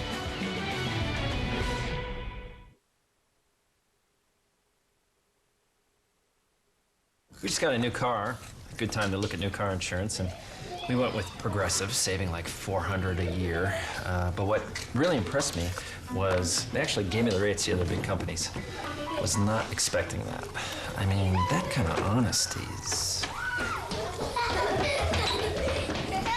Oh, did you have anything to do with this? No. Right. Get Progressive's rate plus other big companies in about 8 minutes. Go to Progressive.com today. I hear you're still looking for me. Born? On August 3rd. Why did you come here, Jason? Someone made me what I am. And I'm gonna find him. Bourne comes home. He has our entire playbook. Names, dates, ghost sites. What makes you think he's gonna put it together? It's Jason Bourne. He already has. Eliminate the threat. The Bourne Ultimatum. I remember everything.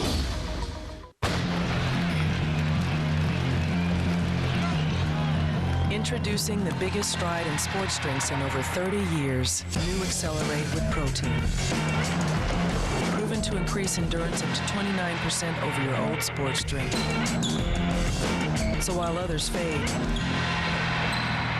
you can stay strong. Sweat smarter. Don't fade. Accelerate. The Tour's wild ride has the critics raving. The furious finishes and grueling climbs make for damn good television. And Liggett and Sherwen are the best TV broadcast team in all of sports.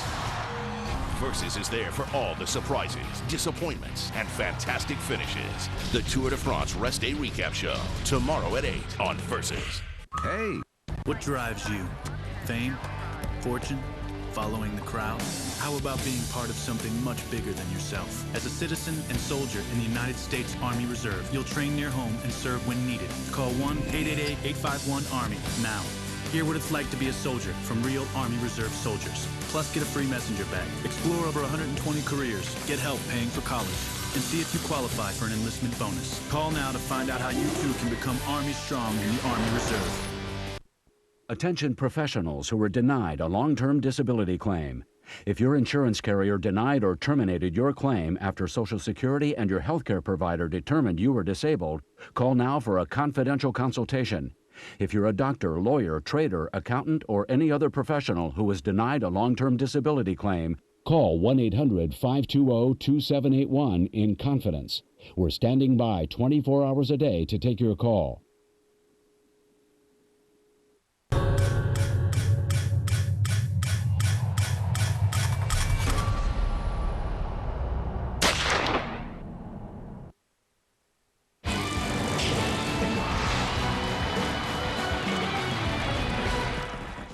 Welcome back. We're on the way down now of the Port de Balès. We're dropping away from 5,758 feet. The boys here in the chase group with the maillot jaune are still going up, and they are in the fog. They will clear the fog almost immediately. They start going down. Popovic is back on. He has bridged the gap now, Jaroslav Popovic, so he's going to go over the top. There's the kangaroo on the right, and the man with the big jump, Cadell Evans from Melbourne. Well, he's outside of Melbourne in the Dandenongs down in Victoria, is in this leading group. This is a group of very select men. Now, come on, Jaroslav, you've just got back on. Don't let them go now. You're almost at the top. Number 118, Jaroslav Popovic. He was dropping backwards, but he knows he's almost to the summit of the climb. He wants to go over the summit of the climb in contact with this group because his team leader is Levi Leipheimer, just in third position, just a little way behind the yellow jersey. And in the white jersey is Alberto Contador, the winner of yesterday's stage. And just hanging on the back here, another teammate. This is an Astana teammate, David Navarro. He wanted to stay in contact. And if they only knew, Phil, that once they climb out of the shadow of the clouds, they're in a magical clear day, and it's a fast downhill run. And there's a gale blowing, as we'll find out as they race down to the valley where we're finishing today. This is the creme de la creme of this year's Tour de France. All of the senior men are here. And Michael Bogart, a great rider in his own right, has been a brilliant helper today for the man in yellow who has sat there and just followed his tempo. Now, Navarro has been unhitched here. He's been trying to do the job for Kashekin. He couldn't hang on to the acceleration, but surely he'll get back on the way down. Well, the thing to do is once you get to the final kilometre, you can actually sit up a fraction and just let your heartbeat come down, maybe 10 or 15 beats a minute. And then once you go over the summit, it really is quite amazing how quickly you can recuperate. And then all of a sudden you can get the big gears going, and he should, within a couple of kilometres of the descent, manage to catch back up with these guys because he'll take a few risks. Well, they've come over the top. They, in fact, have 36 kilometres to go. The leaders are through 30, just 6 3/4 minutes is the gap. And Popovic has made it, nipped around Navarro before he unhitched. And they're now on the way down. Within seconds, they will be in glorious sunshine as they break away from the Porte de Balès. Well, there's just the cloud, looking, Paul, and we're leaving it all behind. Just look at it nestling there. It's lovely, isn't it? Absolutely beautiful there, but now the cloud stays on the top of the climb. We drop away to glorious sunshine. High winds keeping the rain away. Boys should have a nice dry day now as they head down to Luchon and up to the Col de Peyresourde. We've got 3 riders together. They're not affecting the destiny of the yellow jersey, but they all want to win a stage of the Tour de France. We'll take a break and rejoin us. Hi, my name is Femi Cancellara, and I told you a little bit something about the R3 bike. I was so happy to have it last year on the race, and it was the first time I had a bike like this. A lot of people, they say it's the best frame in the world. And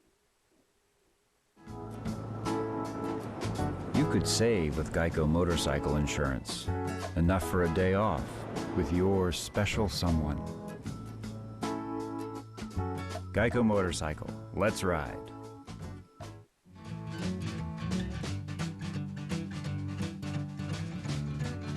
Whether you ride it, drive it, or tow it, Geico can help you insure it.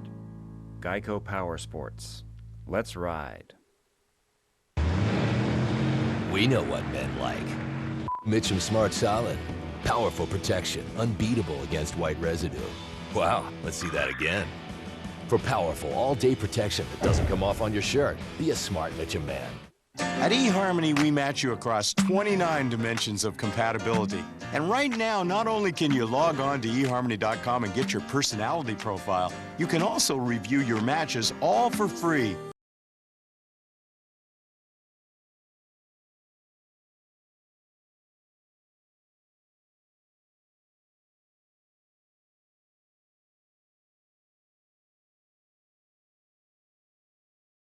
eHarmony.com.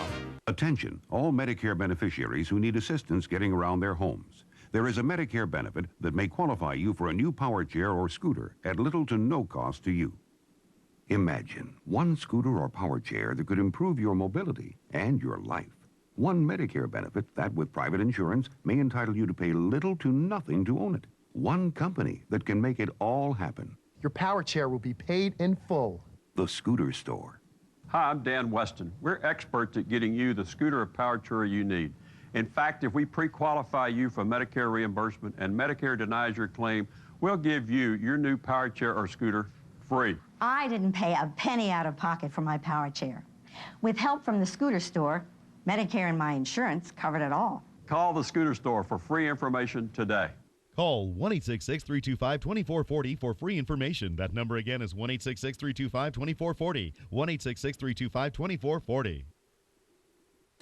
People are smart, so they've always tried to package things that go together, like macaroni and cheese, or one of those keychain flashlight thingies, because some combinations just make sense. And it's this belief that led to the creation of our Real Life Plan. It's a 30-year fixed mortgage with a low 6 1/8% rate, a home equity loan, and a credit card that helps pay down your loan every time you use it. To learn more, call 1-800-DITEC-1. DITEC. People are smart.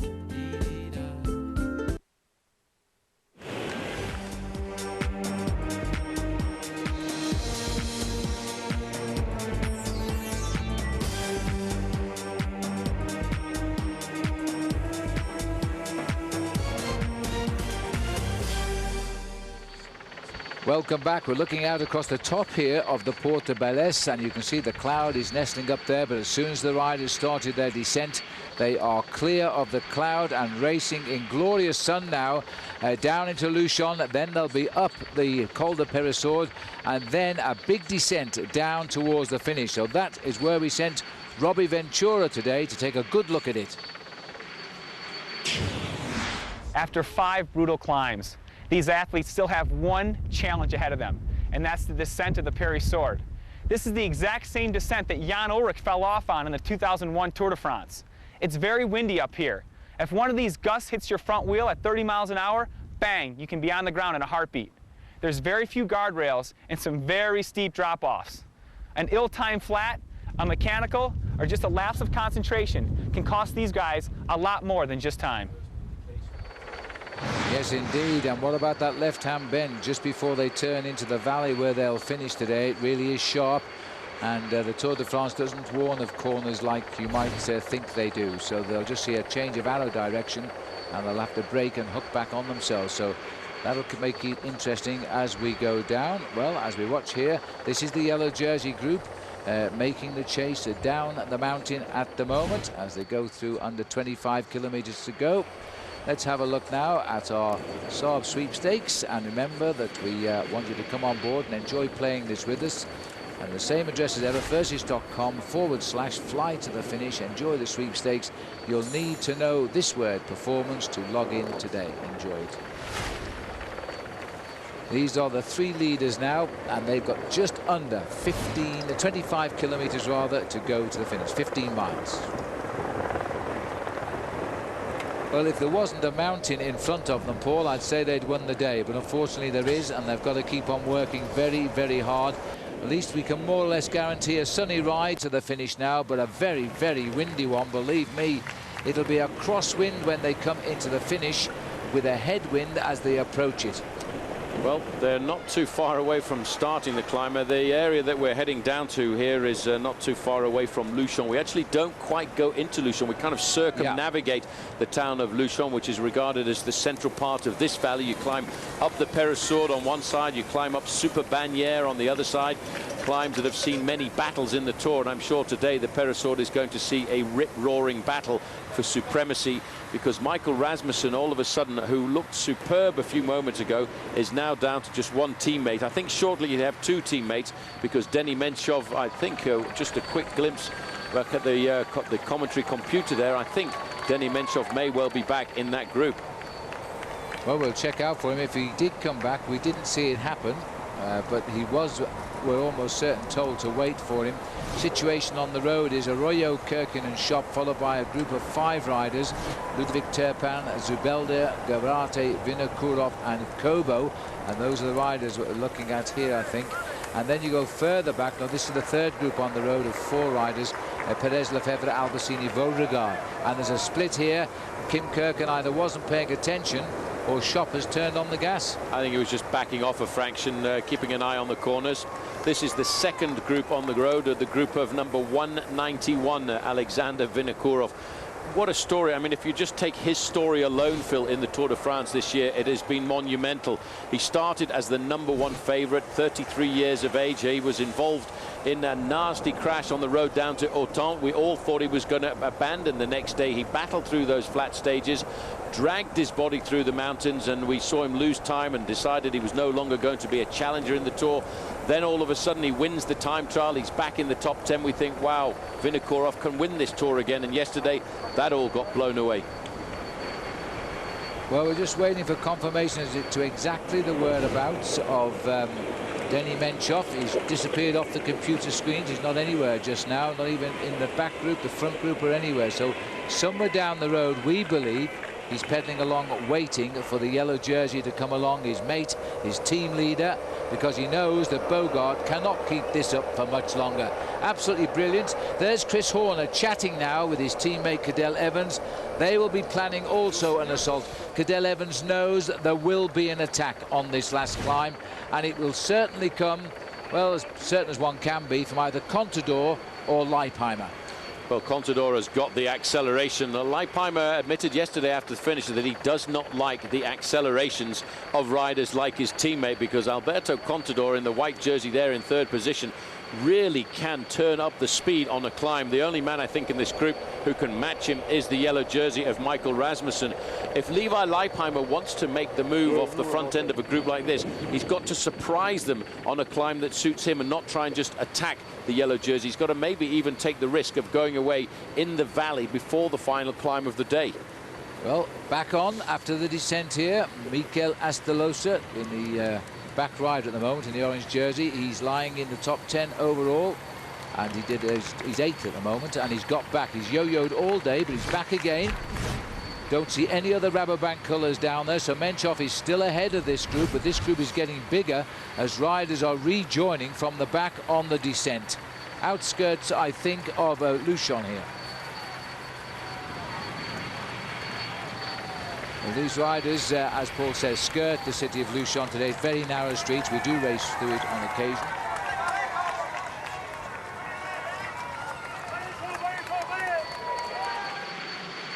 So as we look down at the valley here, the riders are now making their way around towards Luchon. We may not see too much of the city, but we'll certainly see the lower slopes of the Col de Peyresourde, taking us up to 1,500 meters, and then the last big climb of the day. See you shortly. Is the IRS ruining your life? Are IRS penalties and interest compounding daily? Stop the cycle now. Hello, I'm John Harris, president of J.K. Harris & Company. The people who negotiate for our clients are former IRS agents and tax professionals. They've helped our clients save millions of dollars. You too could qualify to significantly reduce your tax debt. Call the IRS experts at J.K. Harris now for your free confidential tax settlement analysis. Call 800-875-8195. Saab was founded by 16 aircraft engineers. Their spirit lives on in the turbocharged 2007 Saab 9.3 Sport Combi. With all the storage space you need, an estimated 30 miles per gallon, and a starting price under $29,000, you're closer to owning a jet than you think. Saab, born from jets. Log on to Versus.com/fly to the finish for your chance to win a 2007 Saab 9.3 Sport Combi and a new Cervelo bike.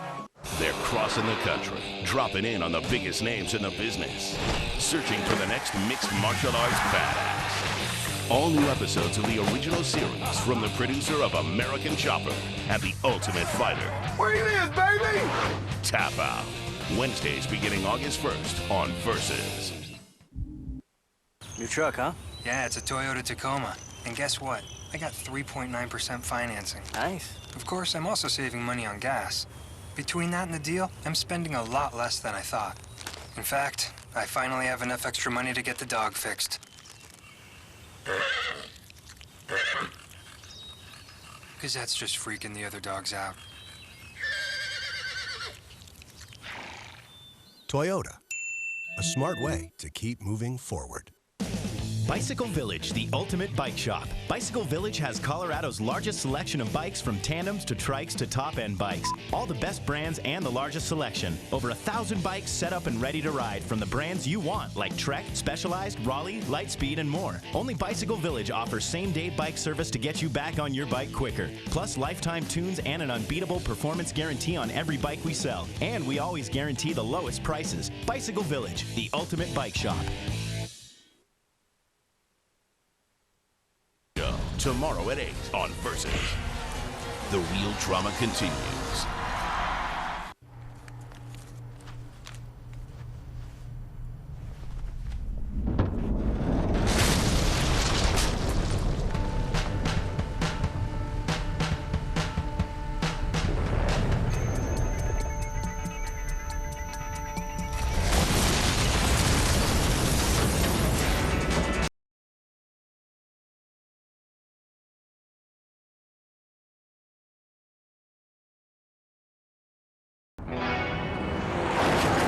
Special Agent, we have your next mission. Thanks, boss, but my car's pretty dead right now.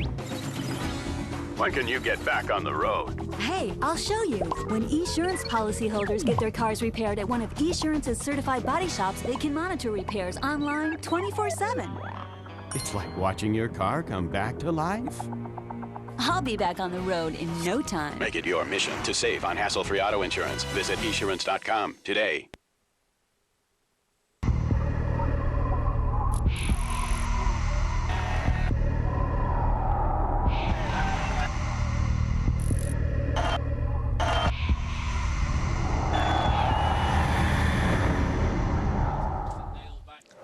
Welcome back. We're looking at Alexander Vinokurov here. They've just started the Col de Peyresourde. That's the leaders. And Vinokurov can smell the breakaway. There were 3 riders up there, but in fact, they've unhitched the rider Shop, and the other 2, Arroyo and Kirken, are trying to go clear. But the gaps are closing down. The peloton is growing bigger behind, but they're at around about 7 minutes at the moment. So there's still a chance for Vinokurov to take a stage win out of this. Now Bogart went back to the team car to get Waters, and now he's come back up here. We're looking for the whereabouts of Menchov, and in fact Menchov is here now because there are 2 Rabobanks. So all of the contenders that matter now are in this group, which in effect is the 4th chase group on the road just now. Well, what a race we're going to see now, Paul, because Menchov has got into that group and I didn't see him come. Well, we were off camera. I think there was so much going on with the flurry of attacks by Alexander Vinokurov. We actually may well just have missed that, but it was a sensible move by Team Rabobank to pull him back. After all, we're not thinking about Denny Menchov finishing 10th or 12th in the Tour de France here. We are thinking about winning the race with one man. That's why in this sport, which everybody thinks is an individual sport, it has to be regarded as a team sport, because you cannot win this Tour de France on your own. As Rasmussen is pointing out graphically today, stripped to just 1 man. They call back Menchov from the breakaway to help him. They're not worried anymore about 191. 191 is Alexander Vinokurov, and he's trying to reach the leaders, and he's doing pretty well. They're closing in. Well, Alexander Vinokurov now is in a group of 4 riders with Zubeldia, Garate and Juan Jose Cobo, and they're only 22nd behind these 2 men here, and they haven't yet got to the steepest part of the course. If Alexander Vinokurov goes over the top of this climb within 20 or 30 seconds of those 2 riders, he's going to be a serious candidate for the win. And just look at the acceleration of Cobo here. This rider's a very, very strong rider. Garate wants to know nothing. He opens the gap, and Vinokurov said, OK, open the gap, I'll shut it down. And that was the end of Garate, the man who's been topping out the climbs. He won the Col de Port. He was 3rd over the Aspet. He won the Col de Monte. He was 4th over the Port de Balais, rather, and now he's been dropped on the Peyresourde. And also in trouble here is Zubeldia. Well, Zubeldia not thinking about following the accelerations of the younger riders like Cobo. Cobo is 26 years of age. This year, he won the Tour of the Basque Country. We're riding very much into the heart of the Basque Country, and he wants to show off how good he is. He's got an incredible acceleration. He only really started well this year, but he's dragging Alexander Vinokurov back into this bike race once again. And look at Vino, he's going again. They've seen him coming. Arroyo's ready. He's spotted it's Vinokurov. He would expect to see Vinokurov of all people. This guy has the heart bigger than his body as he now comes up on the outside here. He's spread eagle the breakaway. Kobo may reach them. He just needs a little bit of a rest. But look at this now. Alexander Vinokurov accelerates because he doesn't want anybody with him. And Arroyo's after him. Well, I tell you what, Phil, if you are looking for a man who is hard as nails, well, it's Alexander Vinokurov. I should have supposed say hard as stitches, because when he went into the Alpine passes, he had as much as 60 stitches in his body from that accident he had in the first week of the Tour on the road into Autun. And now he's looking at winning his second stage.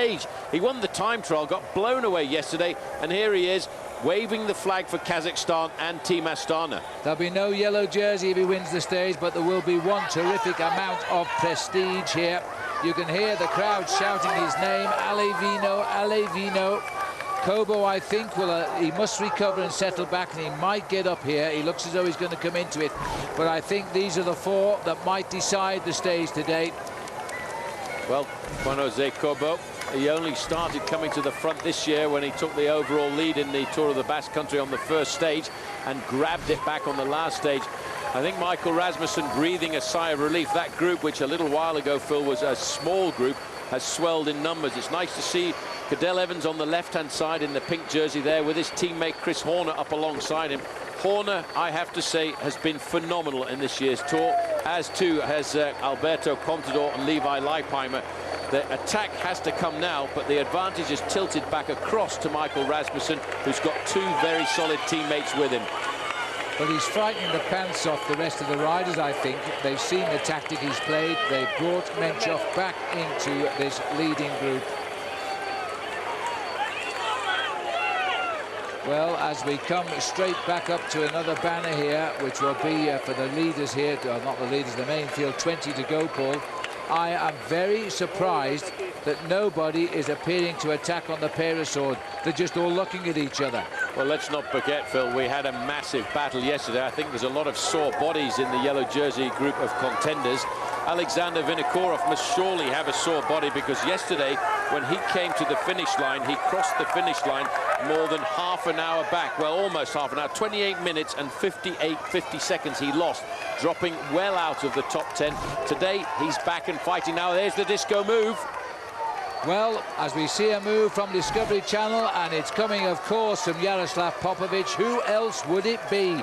The man who always appears to be out has now gone off the front. He's doing exactly what he did yesterday, softening the race up for an attack by either Contador or Leipheimer. Jaroslav Popovic, 10th in the overall classification, 10 minutes and 55 seconds down. It sounds like a lot, but in this Tour de France, it's not really, because things are changing on every individual stage.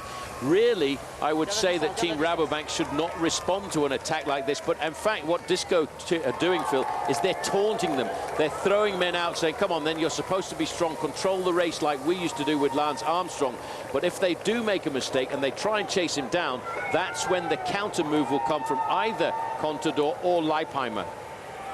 7 minutes 21. The time gap to the lead is really at the moment a little insignificant, because the in battle for the overall lead of the Tour de France is in this big group. And now Popovic, we saw him climbing like this on the Col d'Iseran. That was a ploy by Discovery Channel for the day. It didn't work out for them then. But as we see Popovic now go clear, let's not forget, at the moment, Vinokurov is looking for the stage win. Jaroslav Popovic, there you can see another move by Alexander Vinokurov. Well, he's wonderful, isn't he? He's hit him again, and now who's he going to dislodge? He's got Kirken in trouble this time. Well, Kirken going off the back. He's got those deep carbon fiber wheels. They're great for aerodynamics, but not so good when it goes to going uphill. And he now is on the defensive. A situation like this, you've got to calm yourself down, get into a rhythm, and hope that they slow down, and that's what's happened. Vino wants to get away from this group, Phil. He wants to win this race alone if he can. Come on, lads, let's work together. That's what he was signaling there, and the reason he was signaling, because he wants them to try and work so he can actually hit them again, but they know that. Of course they know that, and so he's taking a drink instead, and back comes Kim Kirken. Now, the thing is, if it goes down to the finish, it may be a difficult win for Vinokurov. I think a fine there for T-Mobile, because I just heard the referee's channel there Taking drinks is finished. Well, he's taken 2. That's about 50 Swiss francs a bottle. Yeah, and a few seconds as well, but it doesn't really matter. It's desperate days now. Kim Kirken up with the leading group. There's only so many infractions you can get before the final one is disqualification from the race, so you've got to be careful. As we see now, Vinokurov's back to setting the pace. Nobody trusting the man from Kazakhstan now, least of all Kobo in second place.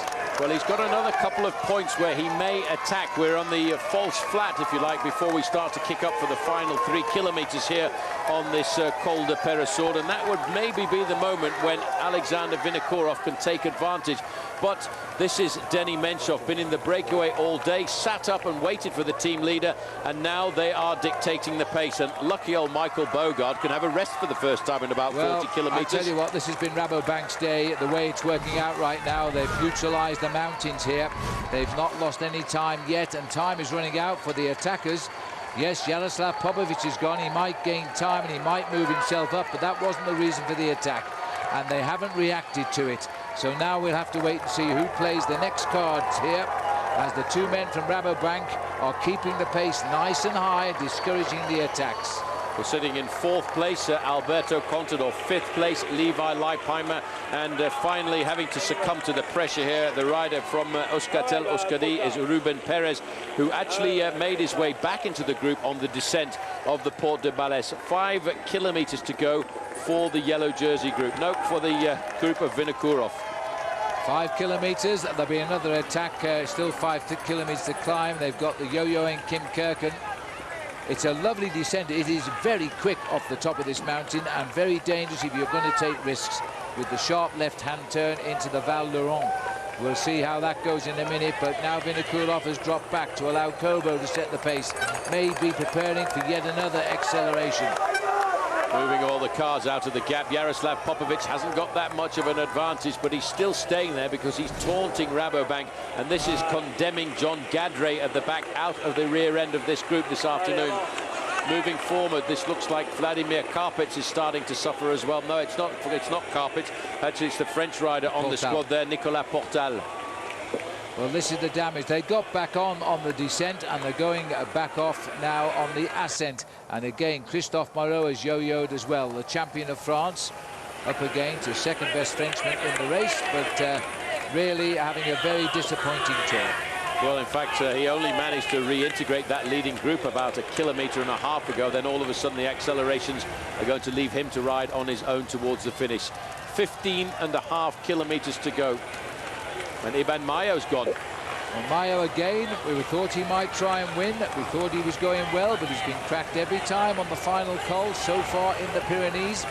Losing ground here, and this is all due to the tempo of those Rabobank duo, Bogard and Menchov. Oh, this man has cracked. This is unusual. Yeah, this man has cracked. Let's not forget, Phil, this is his first 3-week Grand Tour, and he has been so aggressive. Juan Maurizio Soler has been on the attack in the Alps. He's suffering a little bit, I think, Phil, from inexperience. Some of his moves really haven't been calculated properly. Well, he'll live and he'll learn, and he'll be lucky too. There won't be many points available, if any, for this group, so they should still be well within reach of the King of the Mountains, separated by only 2 points tonight. The flag of Great Britain there on the right. Sadly, David Miller or Charlie Regalius not in this group as we toil up towards the summit of the Peyresourde. There's Carlos Sastre, and this is Alejandro Valverde. Well, Valverde just sitting there. He's running out of teammates himself pretty rapidly. That was a nice move, I think, by Yaroslav Popovic. The idea was to try and put pressure once again onto the shoulders of Rabobank. Now there's another move coming here. This is a move here from the rider from Euskaltel. Well, we're seeing attack by Zubeldia here now as he's just tried to liven it up. We've seen the attacks by Vinokurov. This is the head of the race. Kobo straight onto him. I think he's going to hit him straight away. Gone right through him. This is his attack. A good move. He saw the acceleration, came up to the slipstream of Zubeldia, and Alexander Vinokurov is all over this move this afternoon. He too is not taking any prisoners. He's seen the move and he's gone again. Vinokurov on the left. He is riding like a man possessed today as he tries now to smash the field and win the day. Vinokurov, when he's in this unstoppable mood, is determined to win and put his name back on the list. Well, he can't win the Tour de France now. He's simply lost too much time. Vinokurov is 34 minutes behind the yellow jersey, and today he may only bring about 7. We are at 15 kilometers to go, and just attacking and going up the road is Alexander Vinokurov. Well, he's come to this Tour, Phil, at 33 years of age, and he knew this was his last serious crack at winning the race overall. His dream was blown away yesterday when he lost almost half an hour, but he's damming all these riders back down the slopes as well as he moves forward. The last 2 men to be with him in the yellow jersey there, Juan Jose Cobo and Jaimar Zubeldia, but now Alexander Vinokurov is looking at getting to the top of this climb. If he goes over the top of this climb with 15 seconds, they won't see him again. This is a huge effort. He'll again win more and more friends in the Tour de France. Vinokurov, he's had the most amazing race. He says he doesn't believe he'll ever win the Tour now after what has happened to him this time. The French flag down there indicating the strength of the wind coming from the right. It twists and turns as he ducks and dives his way down. These 2 Spanish riders are closing in, but if Vinokurov can just tip over the summit, it's a little way to go yet past the church and all the people waiting at the top, and then he'll plunge to the bottom and the valley, but it is a slight uphill to the line, but that will suit him. Well, as he starts to get to the bendy part of the top of this climb, he's going to actually get a very strange wind formation, because he'll get a headwind and then he'll get a tailwind as he zigzags up to the summit. This is where you can see the riders in the bottom. That's where they're going to up in the top there, and it really does start to get very difficult. It's the final 3 kilometers of this climb which are the most difficult of the day. Well, there we can see from the helicopter, it looks as though we're going downhill, but believe me, we are going uphill. Let's go back to the chase group, the group that contains all of the favourites, and none has made a move. They've been completely depressed here by a brilliant Rabobank team today. And we're looking a little bit further back here at Michael Albacini. He was up in the leading group. He's now also in the spot of bother, but he's hanging on in there as we head up towards the top of the Col de Peyresourde. Also slipping back here, Laurent Lefebvre. He was in the early 25-man breakaway group this morning, and Albacini said, I'm going to stay in contact here, and finds a little bit extra, but I have to warn him, you don't need to push yourself too much in a day like this, because you've still got the steepest part of the Col d'Aubisque, and Popovic has finally dropped back. He is a fighter, though, this man. I don't know how he's doing it, but he must have picked up those riders as well. We never saw them caught from the lead group, and Popovic also in trouble now. And just this is Schleck here checking out the field, excuse me, as we're looking still at the pacemaking of the Rabobank tandem there. Well, I don't know why they didn't attack and find out just how strong Rasmussen was, but they didn't, which indicates to me they couldn't. Well, that was probably the order of the day. I think everybody in that group there is probably just very happy to be able to stay in contact with Michael Rasmussen. This, though, the Kazakhstan Railways rider here is Alexander Vinokurov, charging up towards the summit. You've got to really appreciate the Basque fans, Phil, because they are cheering everybody home. They're wonderful. Well, he's on track for a win. I had to get that one in, Paul. Here we go. As he's gone round the corner, he just will turn a hairpin left, climb over the summit, and he'll plunge down to the valley below. Still, it's Zubeldia and Cobo. They'll get the big cheers in their ears now, because they are Spanish and going home. Well, they're looking to go over the summit of this climb, and they will hope to try and reintegrate the move at the front of the Tête de la Course with Alexander Vinokurov. But this is amazing, for we saw him yesterday. He was climbing through the Pyrenees like a broken man. He could not get his body over the climbs at all. Suddenly, overnight, he's recovered. He got himself into that breakaway, but he had the advantage of going over the climbs at his pace, the pace that he found comfortable, not the pace that was being dictated to him by the climbers like Rasmussen and like Contador. Well, if he wins this stage, Paul, take your mind back to the climb when we saw Sergei Ivanov fall back from the breakaway to go and put Vinokurov in the front half of the split and then wobble and disappear from our screens. He put his team leader in the position to win the day, and Vinokurov now is off on his own at the moment. As we look here now at Bogart on the right and on the left Menchov. Well, Rasmussen sitting there just pedaling a low gear. I think this is a black mark for the contenders. They didn't try to hit him and check him out. They've just allowed him to come to the top of the parasword in the group. Well, Rasmussen riding very sensibly there. I think he dropped back to the wheel of Levi Leipheimer just to keep an eye on the American, because he feels that today is the chance that the American has of bringing himself just a little bit closer. That's where we're going to. The little V formation up there in the top of the hills is where the riders will breach the summit of the Col de la Parasword. These men are losing some time, but not too much. 21 seconds there behind Vinokourov. Well, we're looking at the two chasers. Vinokourov is heading, it seems, to victory today. He's got about 12 kilometers to run. I must say, Paul, 12 kilometers. There's the zigzag, the nasty end. That is the Col de Parasword. Top left is the top. Then we plunge down towards the valley. It really is nasty when you look at it, but look at the people that have turned out to see the race. People were moving up this climb for 2 days to get a good place for their camping cars, and in fact, when we came up here last night, the road was closed at midnight because they wouldn't allow anybody else up here. That's and we came past here and they were having a terrific party. There was a little red tent in there, which was a beer parlour, still serving, but we didn't stop. We couldn't find our hotel. But now we can see it in daylight, and we're seeing one of Kazakhstan's greatest ever riders now push on, despite all his injury. We're looking here at the yellow jersey group here. They've now lost Denny Menchov. It's gone. I'm surprised at that, Paul, but Menchov has expended too much energy in the break. Well, this is what happens when you bury yourself for the team. Then all of a sudden, it's as if somebody turns out the lights. The engine room has got no more power at all, and Denny Menchov now has got to drag himself to the top of this climb. Jaimar Zubeldia has dislodged Juan Jose Cobo. He is riding to improve his place in the overall classification, but what he really wants is to win in front of a Basque crowd, because over the summit of this mountain here, Phil, it is completely covered with orange T-shirts, and those are the orange T-shirts of the Basque supporters. He still has a chance here, but he's taking on one of the best opportunists in the world of cycling in Alexander Vinokourov. Covered in stitches, he's crashed, he won the time trial, he lost minutes yesterday. Now what's going on here? That is Frank Schleck, I think, in a spot of bother, as well as he comes back. Sastre is still up there, but when we see his face, Paul, he doesn't look as though he's enjoying it today. Well, Kurt Adler-Arvidsson is the rider with Frank Schleck, and Arvidsson was again a man in that leading break of 25 riders. He's dropped back, and he now is being put into a situation where he's trying to defend the position of his team leader. Schleck is not having a great tour, 25th overall. Not the Giro d'Italia that his brother Andy Schleck has at all. No, he finished second in his first attempt, and he's in this race next year, but that's another tale to come. 6:15 the gap. They're not going to catch up. The flag there of Australia alongside Vinokourov. Very popular man in every country because everybody loves a fighter. And a fighter he certainly is. He's been up and down really like a boxer this last 15 days of racing. He was on the ground in Autun, then he bounced back for the individual time trial, then he was on the ground again yesterday.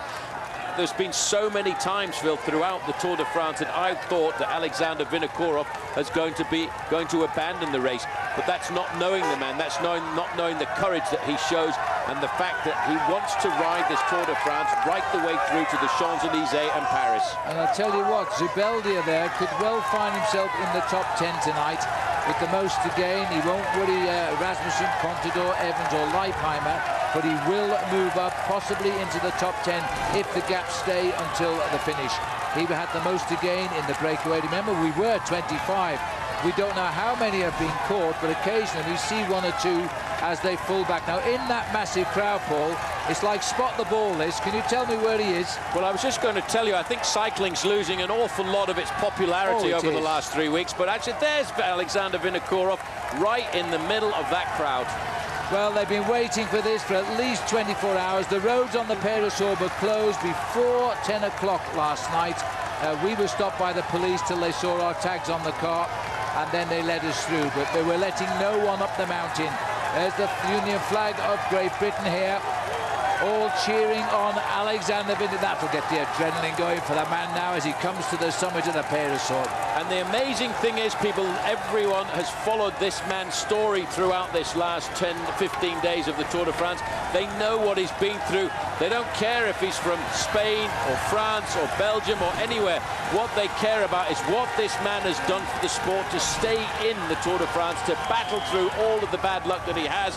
And now he's actually got this big flag that he's waving for Kazakhstan, and the Minister of the Interior came to visit the Tour a little while ago and said that Astana were going to sponsor the team for the next 10 years. Well, it's nice to know you can get paid for the next 10 years. I suspect that Vinokurov will be the manager of the team as time goes on, because he hasn't got a lot of racing left in his body. He felt that this was the year for the Tour, and probably his last shot at it. That's gone, but a stage win is just over the ridge here for him, and the crowd are doing everything they can to urge him over to the finish. Well, this man, he did everything right for the Tour de France this year. He said he sacrificed everything for the Tour. He's got 31 seconds advantage now over Haimar Zubeldia, and somewhere around the corner he's going to see the summit of the Col de la Peyre-Sourde. He actually said, Phil, when he was devastated yesterday, that he didn't think he could come back to the Tour to try and win it again. So hard and so dedicated had been his approach to the Tour de France this year. He felt that he'd given his absolute all, and that's why he won't give up. That's why he's looking for every little bit of glory in the 2007 Tour. 0.11 kilometers to go to the summit. From there, that banner, it's 12 kilometers to go to the end. And 10 of those kilometers are downhill, maybe even nearly 11 of them. As he now gets to the top, it's time to zip up for the long descent. It is a very, very fast descent on this side. It's a very good road surface. Vinokurov tops the last climb of the day. Now, this is further down here. Kim Kirken has picked up Zubeldia, has he? Well, Kim Kirken he's managed to get his rhythm back. He's managed to recover. He didn't panic at all. That's the way the thing goes on a climb like this. You can have a bad moment, you recuperate, you find your rhythm, and then all of a sudden you recover. At the summit of the Col de Peyre-Sourde, over the top has gone Vinokurov. About 28 seconds later, Zubeldia here has been joined by Kim Kirken. Still climbing are all of the favourites. They're under the escort of Michael Bogart, Paul, and they have not attacked the leader all day. Well, just looking at that group here, which is being led once again by Michael Bogart, I have to say, Phil, that every one of the top 9 riders is in that group. Not one man has made a move to attack Michael Rasmussen, but he's going himself. Well, Contador has hit him. Contador's left it a little bit late, but there's still time here. And that was a very slow reaction from Rasmussen. He wasn't expecting it. He thought it was all over for the day. Well, he thought that was it, and he's seen the move from Alberto Contador. You see every one of those riders. Well, that's why nobody attacked today. They were all on the rivet. And look at Michael Rasmussen coming up to Alberto Contador. He's on his wheel. And Contador double takes both sides of his shoulders. Now he's caught him. He'll probably say, all right, well, I'm stopping racing now if you're coming up to me. That was a good reaction, but a little bit late, but he was there in the end. Well, he didn't think anyone was going to attack, looks over his shoulder, wants to know what kind of damage was being done. But that's, Phil, the explanation as to why nobody attacked at all. They were all on the rivet. They were all on the maximum until that man in the white jersey attacked. And the man who put them there, Michael Bogart, today, with terrific riding. They may as well ride. They're both gaining time. They're first and second overall in the classification. Why wait for anybody else just now?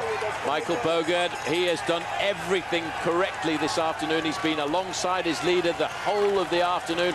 Every time that he's been asked to set the pace, he's come forward to do it.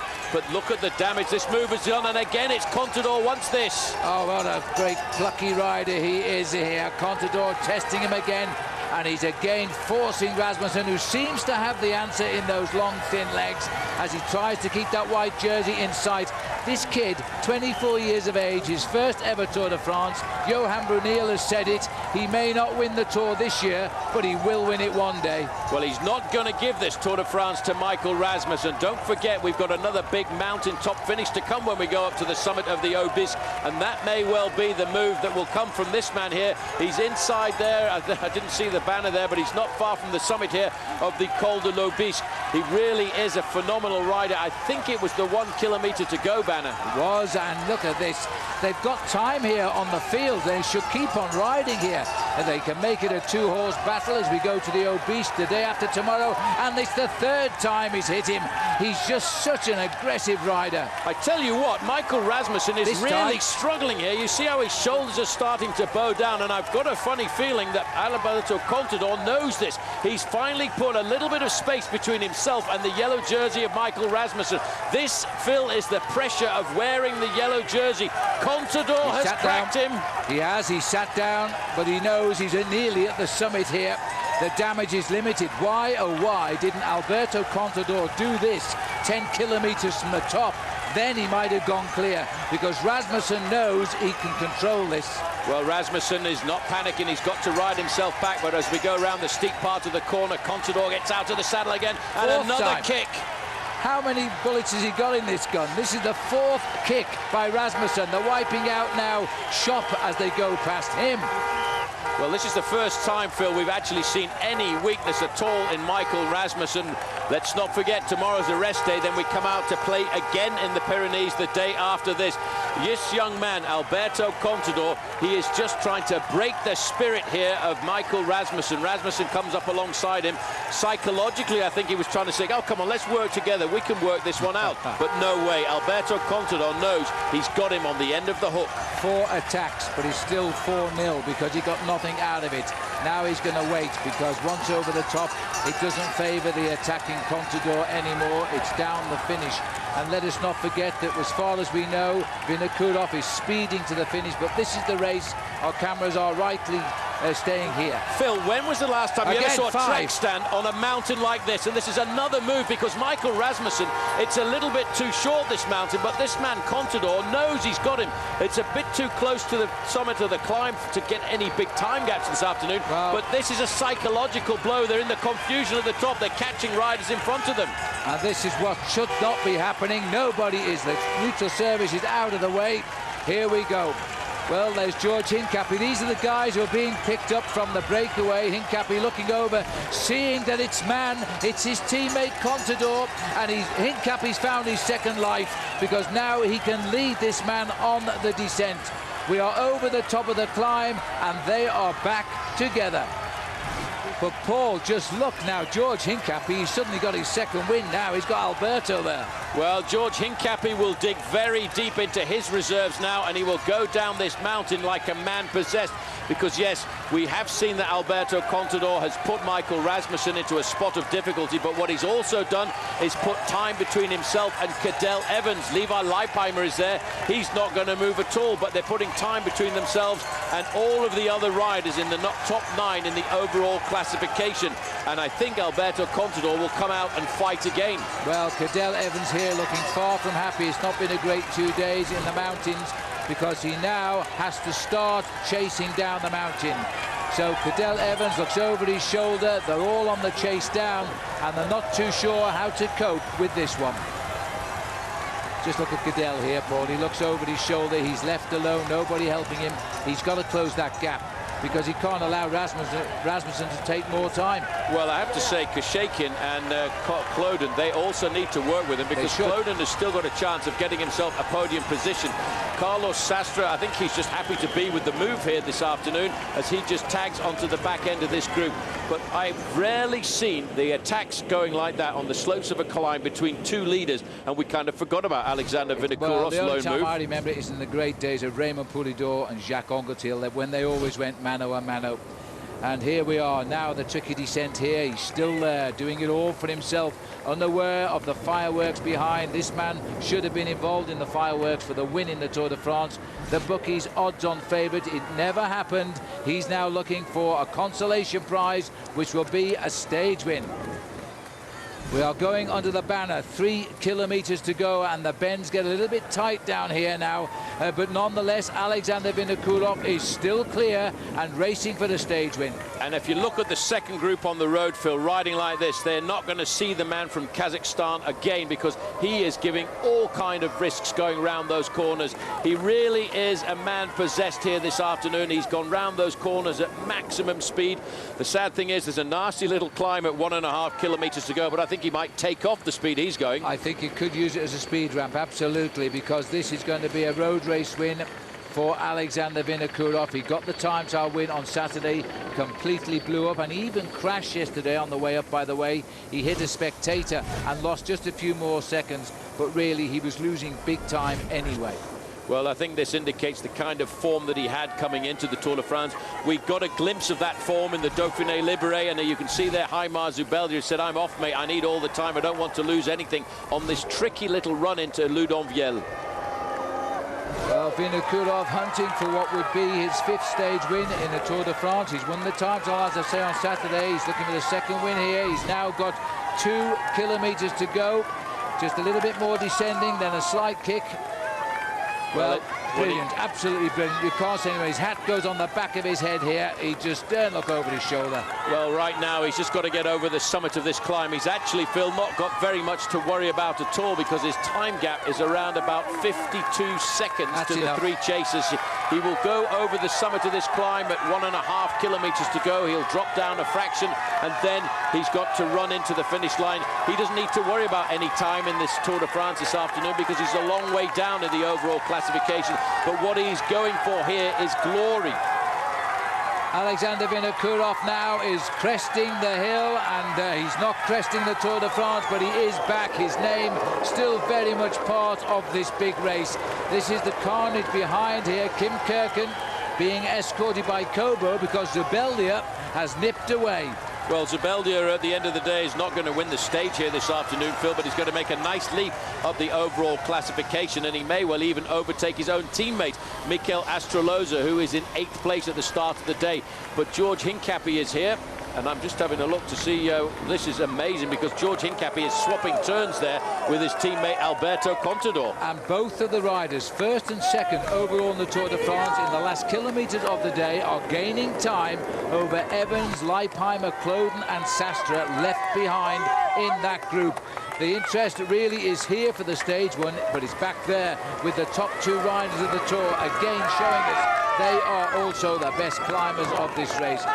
This is the bravest attack we have seen. The man who has had so many stitches in his arms and legs, he's come back. He's at 1 kilometer to go. He won the time trial. We thought he was going to be back in the Tour de France, but he couldn't handle yesterday. He completely blew up. He waved at the cameras, and now another day in the Pyrenees, he's going to win it. Well, he's going to wave in a different fashion when he crosses the line here, Phil, in less than a minute's time, because this man is absolutely storming, and he's got the time to enjoy that victory. And I think when he goes out the day after the rest day, he's going to have a massive number of supporters on the roads of the Tour de France, because this is the performance of a champion here this afternoon, and he's still not giving up. He's going to battle it all the way to the line. One last check, the true professional, and inside the last few meters. And I don't blame him, but he's on his way now. He flicks up towards the line. The big crowd here are going to salute Alexander Vinokurov, the man who refuses to die. He's won at Gap, he's won at Briançon, he's won at Paris, he's won at Albi, and now he can add Val-Thorens at Loudenvielle, because he's won here as well. Where he sits tonight overall won't matter, because he's still a Tour de France favourite. Well, I think that face told it all. He really enjoyed that victory, and that was one that was a really special victory that he took out of the bag here this afternoon. These are 2nd and 3rd place riders on the phone on the road. Kim Kirken in 1st place, Haimar Zubeldia in 2nd.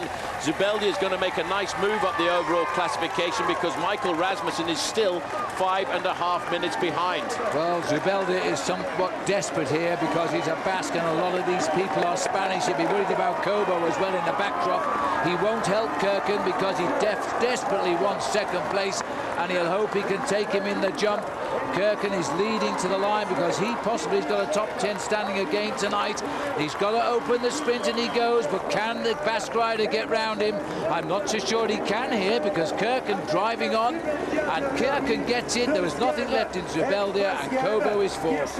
Yep, but the next riders to come through are going to be Michael Rasmussen, Alberto Contador and George Hincapie. Will have to wait around about 4 minutes before they come into the line, and here they are. This is the big battle. Hincapie he is going ballistic around these corners because he knows now that Alberto Contador has got a big chance to put time between himself and Cadel Evans and Andreas Kloden, who are the big men who are dangerous to him in the individual time trial. And the way Michael Rasmussen handled the climb today, Phil, I wonder if tomorrow or the day after tomorrow when we go to the Obisque, he's going to be in serious difficulty. Well, we'll find out because they've hit him hard today, but it looks as though Contador is the man for the mountains on the team, that's for sure. Such an aggressive rider. Meanwhile, down here, time for a little bit of a wash and a change. Nobody else has come in, by the way. We've only got 4. We don't know how many surviving behind, but I think pretty soon we are going to see the arrival of Contador and George Hincapie and the yellow jersey. Well, just watching here, this is the chase now. Now, we've had 4 riders in, and as far as I know, these are the next 3 riders on the road. So they are racing for 5th place here. And George Hincapie is dragging both. It's an irony, isn't it? He's dragging the yellow jersey to big time gaps as well as his own teammates. But that's what's got to be done. That's the way it's worked out today. Both the riders who lie first and second are gaining over the others at the very end of the stage of the Tour de France. If Contador could have attacked a little bit earlier, he may have had a different race picture today. But he's gambled on a late attack. And how well did it work out? George Hincapie being caught in sight of the banner at the top of the Peyresourde, 2 kilometers from the finish now, as George turns towards the line. And sitting behind him, Contador, who's been absolutely a revelation of this year's Tour de France. He had that brain hemorrhage which caused him to crash in a race. He had his brain operated on. He has a plate in his head, delayed his season, put it on ice literally for nearly 2 years. But he's back and he's riding better than ever, and he's only 24 years of age. Now, Rasmussen, I have to say, has shown true spirit in this last few kilometres, refused to lose the control of the race, and he's going to go and hit him again. Contador, even on this small climb, look at him, had to go. Well done, Rasmussen, marked him out of it, so he's had to wait. The crowd cheered that, but then Contador found this man is observant. He's giving every move. Terrific bike riding, great racing. Well, Paul, you've got to take your hat off to Contador, but also to Rasmussen. He is marking every move the boy in white is throwing at him, and I made that the 6th attack by Contador since we came up to the top of the col. Well, it's as if he's slapping him in the face all of the time. He's trying to take revenge, I think, for yesterday. He realizes he had an opportunity, but this is a psychological beating he's giving of Michael Rasmussen here this afternoon. He's whipping him before he goes into the rest day to say, tomorrow, mate, the day after, we're going to go back into the Pyrenees. I'm going to show you how I can climb. I'm going to show you what a real acceleration is all about. Michael Rasmussen, after this beating today, is going to have to get himself together tomorrow for a fight the day after. I'll tell you, tonight, though, Rasmussen will still go with 2:23 advantage. Oh, there's still somebody out front. This is Bernard Cole, who finishes in 5th place. And Christian van der Velde as well coming in also. But I think this is the battle behind. George Hincapie did a great job for these 2 riders. But Alberto Contador is going to fight this man all the way to the finish line. And they're putting time between themselves and Cadel Evans, his own teammate Levi Leipheimer, Andreas Kloden, and the rest. But this is a battle we're watching. And whatever happens, both are gaining time over the rest of the top contenders here. Rasmussen wants time over time trial riders like Evans, like Leipheimer, like Kloden, because the next time trial won't suit him at all. And he's taken it in the last 12 kilometres of the day. There's the clock counting down since Alexander Vinokourov finished, but this time, situation reversed. They're making Contador work to the line. Well, we're waiting now. Here they come, and this is, look at the face here of Contador looking down there. He's so nervous and so ready for this, and he accelerates the line. But look at the face of Michael Rasmussen. It's a face of concentration, a face of a man today who has not had his best day in the Tour. No, but he's hit him and he survived, and I take credit for that for Michael Rasmussen. I think they crossed in 8th and 9th, but I'm not sure because the cameras aren't showing us every finisher. Here comes George Hincapie. Job done, George. He's pulled them away, then let them fight it out. What a brilliant piece of riding by the champion of the USA, because the group behind, and here they are, they're going to lose best part of a minute here, I think, as they run up towards the line. Kloden, Kashikin, Evans, Leipheimer. Where is Leipheimer? Oh, there he is, here hiding behind. as he knows his teammate again has stolen a march over these. There won't be any change in the top 7 riders tonight, top 8 in fact, as the Loader is here.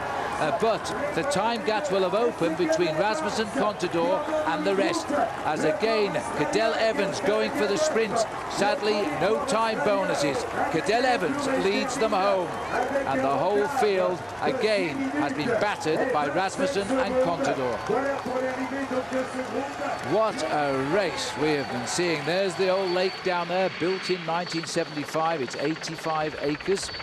And you can do any water sport on that lake up here in the valley.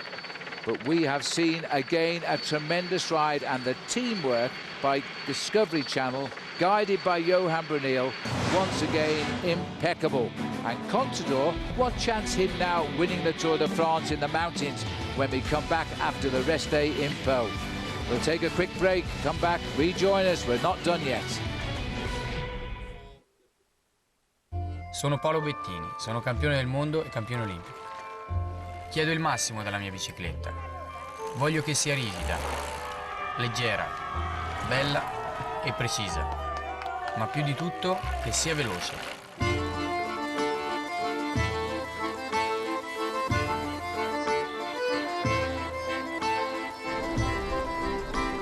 Questa è la mia bicicletta. I am Specialized.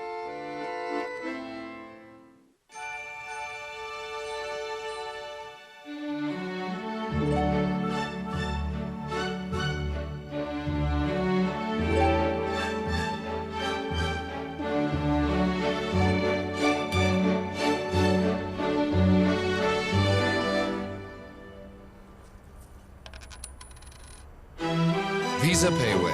Now there are more places and more ways to pay. Faster. Life takes Visa.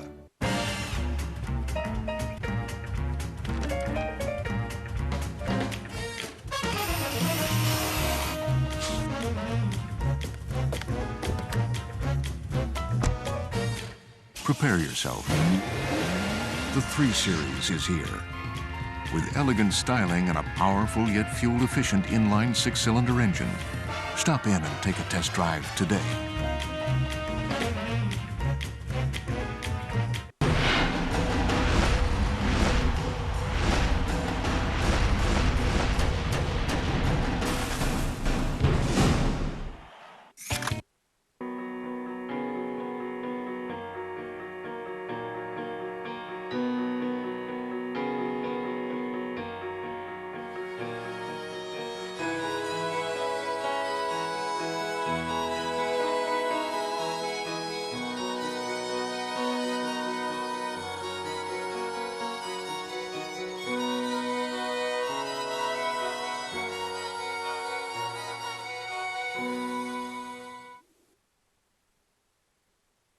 Invented by a U.S. Navy SEAL and made with steel and a ball-bearing movement, it's the push-up perfected. So here's the deal. The perfect push-up is only 2 payments of $19.95. When you order, you'll receive 2 perfect push-up rotational handles, and you'll also receive the Navy SEAL-inspired perfect push-up workout chart. You'll be ripped in no time. Get big fast. Call right now for the perfect push-up. Call 1-800-579-3143. Wild ride as the critics raving. The furious finishes and grueling climbs make for damn good television. And Liggett and Sherwen are the best TV broadcast team in all of sports. Versus is there for all the surprises, disappointments, and fantastic finishes. The Tour de France Rest Day Recap Show, tomorrow at 8 on Versus. There is a breed of man that competes for reasons that may not be entirely obvious. It isn't for money or for glory. They're fueled by different motivations. I won't give up anything to anyone. And I love being the best. The athletes of the red, white, black, and blue summer. They don't play, they endure. It's not a game, it's attrition. There are no winners, there are only survivors. That's the definition of macho right there.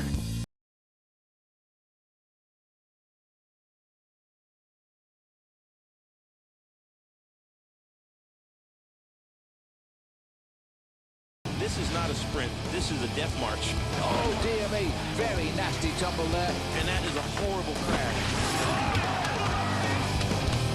And he got nailed there. This is a huge fight turning punch. Tap out finds a fighter who's got the determination, skill, the belief. He's family. Oh, that will definitely make a lot of pain. Are you kidding me? The straight left out of nowhere. He's gonna tap out. The Versus Red, White, Black, and Blue Summer. A celebration of indomitable spirit, intestinal fortitude, and an amazing threshold for pain. The Versus Red, White, Black, and Blue Summer continues all summer long. Welcome back, everybody. Yes, the end of day 2 in the Pyrenees. It's a rest day tomorrow. We all need one. I tell you, we saw a terrific last 12 kilometres again today. Alexander Vinokourov again wins the stage, but the big battle for the Tour victory was between the top 2 riders overall, Paul. Phenomenal battle we saw on the roads, and especially over the final kilometres of the Col de Peyresourde, because I have to say, looking down here on Loudenvielle, we have witnessed once again, Phil, a magical battle in the Pyrenees, because Alexander Vinokourov is a man who you cannot put down. Well, he got into the move at 45 kilometres into the stage, so 146 kilometres was the breakaway, and that is a long way to stay clear. And he owes a big debt of thanks to Sergei Ivanov, his teammate, who put him into the leaders before he dropped out. There's the situation on the day's result. 5.5 hours today, and very quick it was too on the schedules. Kim Kirken second, Zubeldia, these are 51 seconds, Kobo 4th, and Juan Manuel Garate in 5th at 2 minutes 14. Then came David Arroyo, Bernard Cole, they were in the original break. Christian van der Velde taking 8th at 4:25. Well-deserved result for Christian. Ludovic Turpin in 9th, and Alberto Contador best of the rest, and some rest that is, and he comes in 10th place. With him at 5:31 was Rasmussen, locked together. Hincapie caused a lot of damage before he fell back to 12th. Cadel Evans losing big time there, Paul, almost a minute. Big minute for Cadel Evans, and that may well tip the scales towards the advantage of Alberto Contador and, of course, Michael Rasmussen. Looking further down, Levi Leipheimer was in that group at 6:27 with Andreas Kloden and Alejandro Valverde, Carlos Sastre. All of the top 9 riders pretty much in that group behind there. Looking a bit further down, there you can see Johann Schopp. He survived at the end of the day, and I have to say Chris Horner at 24th place, 7:05 back, is doing an absolutely fabulous job in this year's Tour de France. Yeah, I quite agree. You know, Chris Horner's having a great job. He was surviving with Cadel again. I hope by tonight he's conserved his 17th place overall. There shouldn't in the end be a lot of change in that overall classification, but the time gaps between the top 2 and the rest opened. They're starting to stretch out, and that's what those top 2 riders really need, because their weakest point, their Achilles heel, is the individual time trial. And Michael Rasmussen knows that every time this race goes uphill, he's got to put time between himself and Cadel Evans, Levi Leipheimer, and Andreas Kloden, and that's what they did today. His strange ally was Alberto Contador, but Contador, I think, put him into difficulty. Well, if we're looking a little bit flushed, we are, because it's been a full day of commentary today. But we're going to have a look back now quickly and review the whole day of racing. This is what happened today. This was the crash to Christophe Lemevelle, and he left the Tour there. Ouch, that was his Sarzi, but he got up and carried on. But Lemel, the first Crédit Agricole rider to leave the Tour. Only 3 teams left, by the way, complete. Then came the breakaway, around about 45 kilometres. 25 men got clear. And in it was Denny Menchov, Paul and Kobo there, and Alexander Vinokourov. He saw the move and he went for the move, and it was not easy because there were several breakaways went very early on. But there were 4 big climbs on the day, but then all of a sudden it started to whittle down once we got to the Porte du Balais, because then all of a sudden there was Alexander Vinokourov, who was dragged across by his teammate Sergei Ivanov. And if you've ever seen a man go into reverse gear on a climb, Ivanov did that today. Yes, and as we speak, he's not in yet, so let's hope he beats the time limit. I'm sure he will, but Vinokourov, job done by Ivanov there. There's the top of the Col de Peyresourde. Nasty little climb. Those steep slopes are where the big boys used the slopes. That was where Vino made his move to win the day. He wanted to win on his own. This was probably about his 4th attack. When he got to the summit, you can't tell me that the sport of cycling is no longer popular, because we actually couldn't see him as he made his way through this tunnel of noise towards the top. And at this point, he still had about a 30-second advantage, but he was not going to slow down at all. He did slow down a fraction, though, Phil, once he got to the top of the climb, just to do up his jersey. Yes, and as we look at the stage favourites, what happened here at the virtually the same point as it steepened? Alberto Contador, in the end, attacked not once, but 6 times, and he I have to say that Rasmussen might have been under pressure, Paul, but he had the answer. He had to have the answer. He had to fight his way back to the wheel of Alberto Contador, but I think today was a little bit of a psychological warning to Michael Rasmussen that he needs to watch this young man. And again, Contador went all the way up to the summit of the final climb of the day. He went and he went again. This little bit of confusion near the summit may well have delayed his chance, but we all kind of forgot because of that battle that Alexander Vinokourov was on his own at the front. So he came home. It was his second stage win of the Tour de France and his second in 3 days. And it's not helped him at all as far as the quest for yellow goes. That time was lost in the mountains. I think it was lost when he crashed in the Alps. The battle is now between these two men as they have one more day left in the mountains. Contador again out-sprinting Rasmussen, and the field led home of favourites by Cadel Evans. Let's go to the Michelob Ultra overall standings. Top two stay together, the same time gap, 2:23. Evans now goes back to 4 minutes. Leipheimer holds fourth, goes back to 5:25. Kloden holds fifth, Paul, back to 5:34. We're starting to see big gaps now. Carlos Sastre, 6:46. The big mover up of the day was Haimar Zubeldia up into 7th place at 7:27. Kashekin 8th. Kim Kirken gets into the top 10 as well with his ride this afternoon. And Mikel Astroloza down a fraction. Alejandro Valverde also moving outside the top 10. So there's the top 15 for you at the moment. They're still working out the rest, so we haven't got Chris Horner. Let's hope he's in the top 17. He's the winner. We're going to catch up with him on the podium straight after this commercial break. So stay with us on the Tour de France. Another great day.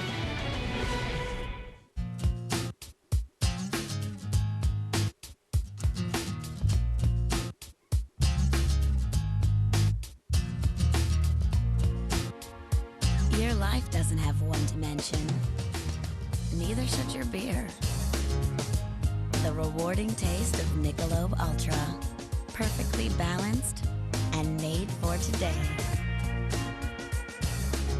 Live life to the ultra.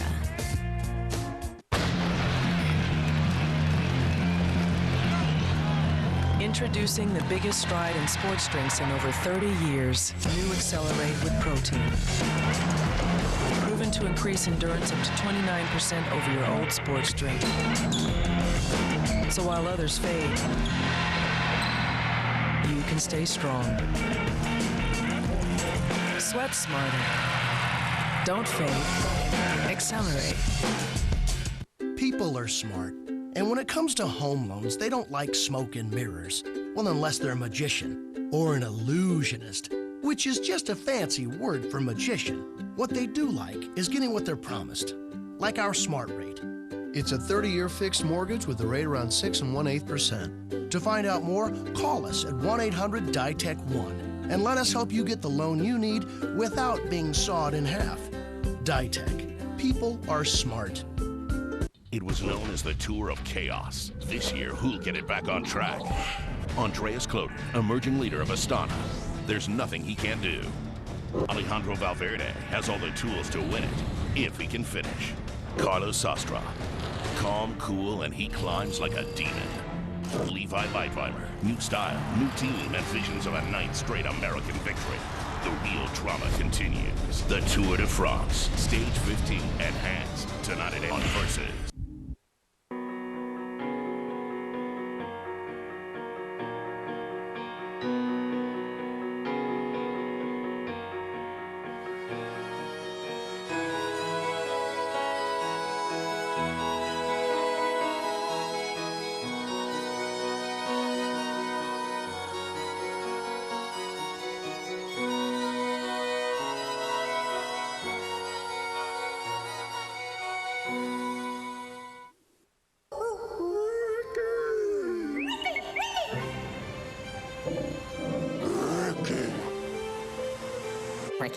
Ricky.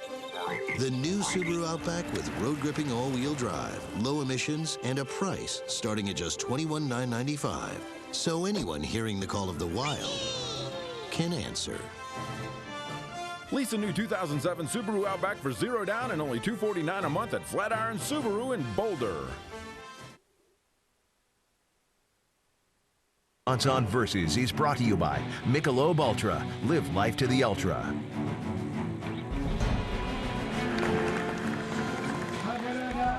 Well, there he is on the podium. Alexander Vinokurov saluting the crowd for the second time in 3 days. So demonstrative again. And notice, Paul, he's taken his bandage off now.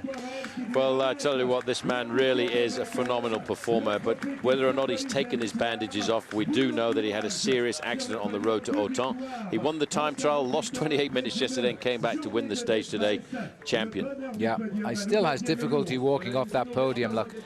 Anyway, let's have a look at the result of the stage. Just a reminder, Alexander Vinokurov, very quick stage today. They weren't expecting them quite so early. Second, Kim Kirkham. We expected a good ride by him at some stage of the race. Zubeldia, he was the Spanish hope today, along with Juan Jose Cobo. Juan Manuel Garate also rode terrifically well today. Further down, though, we're looking at the battle. Christian van der Velde, great ride. 8th place for Christian. He was in the breakaway for most of the day. Contador, the best from the main field, in 10th place at 5:31. More importantly, same time as the race leader, Michael Rasmussen. Hincapie was in the break, still held out the chase. Cadel Evans was best of the rest of the favourites, but look at that, Paul. 5:27, I think it was. I just lost the change there. 6:27, Levi Leipheimer, Andreas Kloden, Alejandro Valverde, all pretty much locked together. That was a big group, and I have to say, Michael Rasmussen did enough today to keep himself in the yellow jersey. There he is on the podium at the moment and putting on his 8th yellow jersey. Tomorrow there isn't one available because it's a rest day, and I guess the guys will go and have a look at the Col d'Aubisque because it's going to be a big showdown for the climbers of this year's Tour de France. Well, he will have been rattled a little bit by those accelerations. I think he was just settling down to think we're going to have a nice little ride over the Col de Peyresourde. No real major change in the top 5. Here's the Michelob Ultra overall standings. Rasmussen, 2:23, stays the same over Contador. The rest go further back. 4 minutes to Evans, 5:25 Leipheimer, 5:34 Kloden. Can we show some more? Yes, Sastre. The top 6 remain the same. Heimar Zubeldia comes in at 7th. Kashigin goes down to 8th. Kirking comes back in the top 10 at 9. Mikel Astaloza down from 8 to 10. Further down, Valverde in 11th. Popovic in 12th. And Arroyo completing there, the top 15 riders, but 17 minutes off. Chris Horner holds on to his 17th place despite the work he is doing for Cadel Evans. Iban Mayo's now behind him, as is Bogart, who did a brilliant ride today, yet he is in 19th place in the Tour. It really is quite phenomenal. The Pyrenees here this afternoon once again have showed us that the battle for supremacy in this year's Tour de France, Phil, is far from over. Tomorrow we have a rest day, but when the riders come out the day after that, we've still got some massive peaks to pass. And of course, we've got a massive mountain top finish to the summit of the Col de l'Aubisque, and we could see another change again. We most certainly can, and the clouds today really did make the picture clearer, ironically, towards who will win at this Tour de France by the end of the day. Let's remind ourselves, we take a rest tomorrow. We do have a program, by the way, so enjoy a look back tomorrow, but let's see what happens tomorrow, Paul. It's on Wednesday. It's a toughie. It's a very difficult stage, because the riders move away from Orthez to the Col de l'Aubisque, and it is a monster climb as the riders go over there. And this is what the map is going to look like, because the riders, they've probably forgotten what London looks like, and they've probably forgotten all about the journey across the north of France, down the eastern part, right down to the sud-west, because they'll move away from the outskirts of Pau, the town of Orthez, a little incursion into Spain, and then they will finish on the summit of the Col de l'Aubisque. And it is rough. The Col de Laro to start off with, Alto Ladza, then to Spain, then back out to Spain over the Col de Saint-Pierre, the Col de Marie Blanc, which itself is not an easy climb, and then the finish at the summit of the Col de l'Aubisque. And that is what I think everyone is going to be scared of, because that is a very difficult profile. I was going to say, you get steadily higher as you make it down to the finish in Correct. Well, stay with us. Don't forget the show tomorrow, but remember, stage 16, it's a long way. 218 kilometers from Orthez to the finish on the Col d'Aubisque. That's live Wednesday, 6:30 a.m. Eastern. Tomorrow's our rest day. We'll have a complete recap for you at 8 p.m. Eastern, and tonight enhanced primetime coverage with Alan Bob at 8 p.m. Eastern time. Enjoy the Tour de France. It is such a great race this year, but I think now, Paul, we're beginning to see that probably only riders in the top 4 or 5 positions overall can now continue to think of victory in Paris. But who would say that normally? Still 5 guys who could win the Tour de France and were into the final week of this race. Thanks to Giordano again for providing our clothing. Thanks to you all for watching. Our figures are saying there's plenty of you out there. And indeed, don't forget, go to Versus.com if there's anything you need to know about the Tour de France. Well, they hit each other again hard today. The two top men are coming through the mountains best, Alberto Contador and the Maillot Jaune, Michael Rasmussen. A day off tomorrow, but we'll be with you anyway, and we'll also see you at Pau for the restart. Goodbye for now.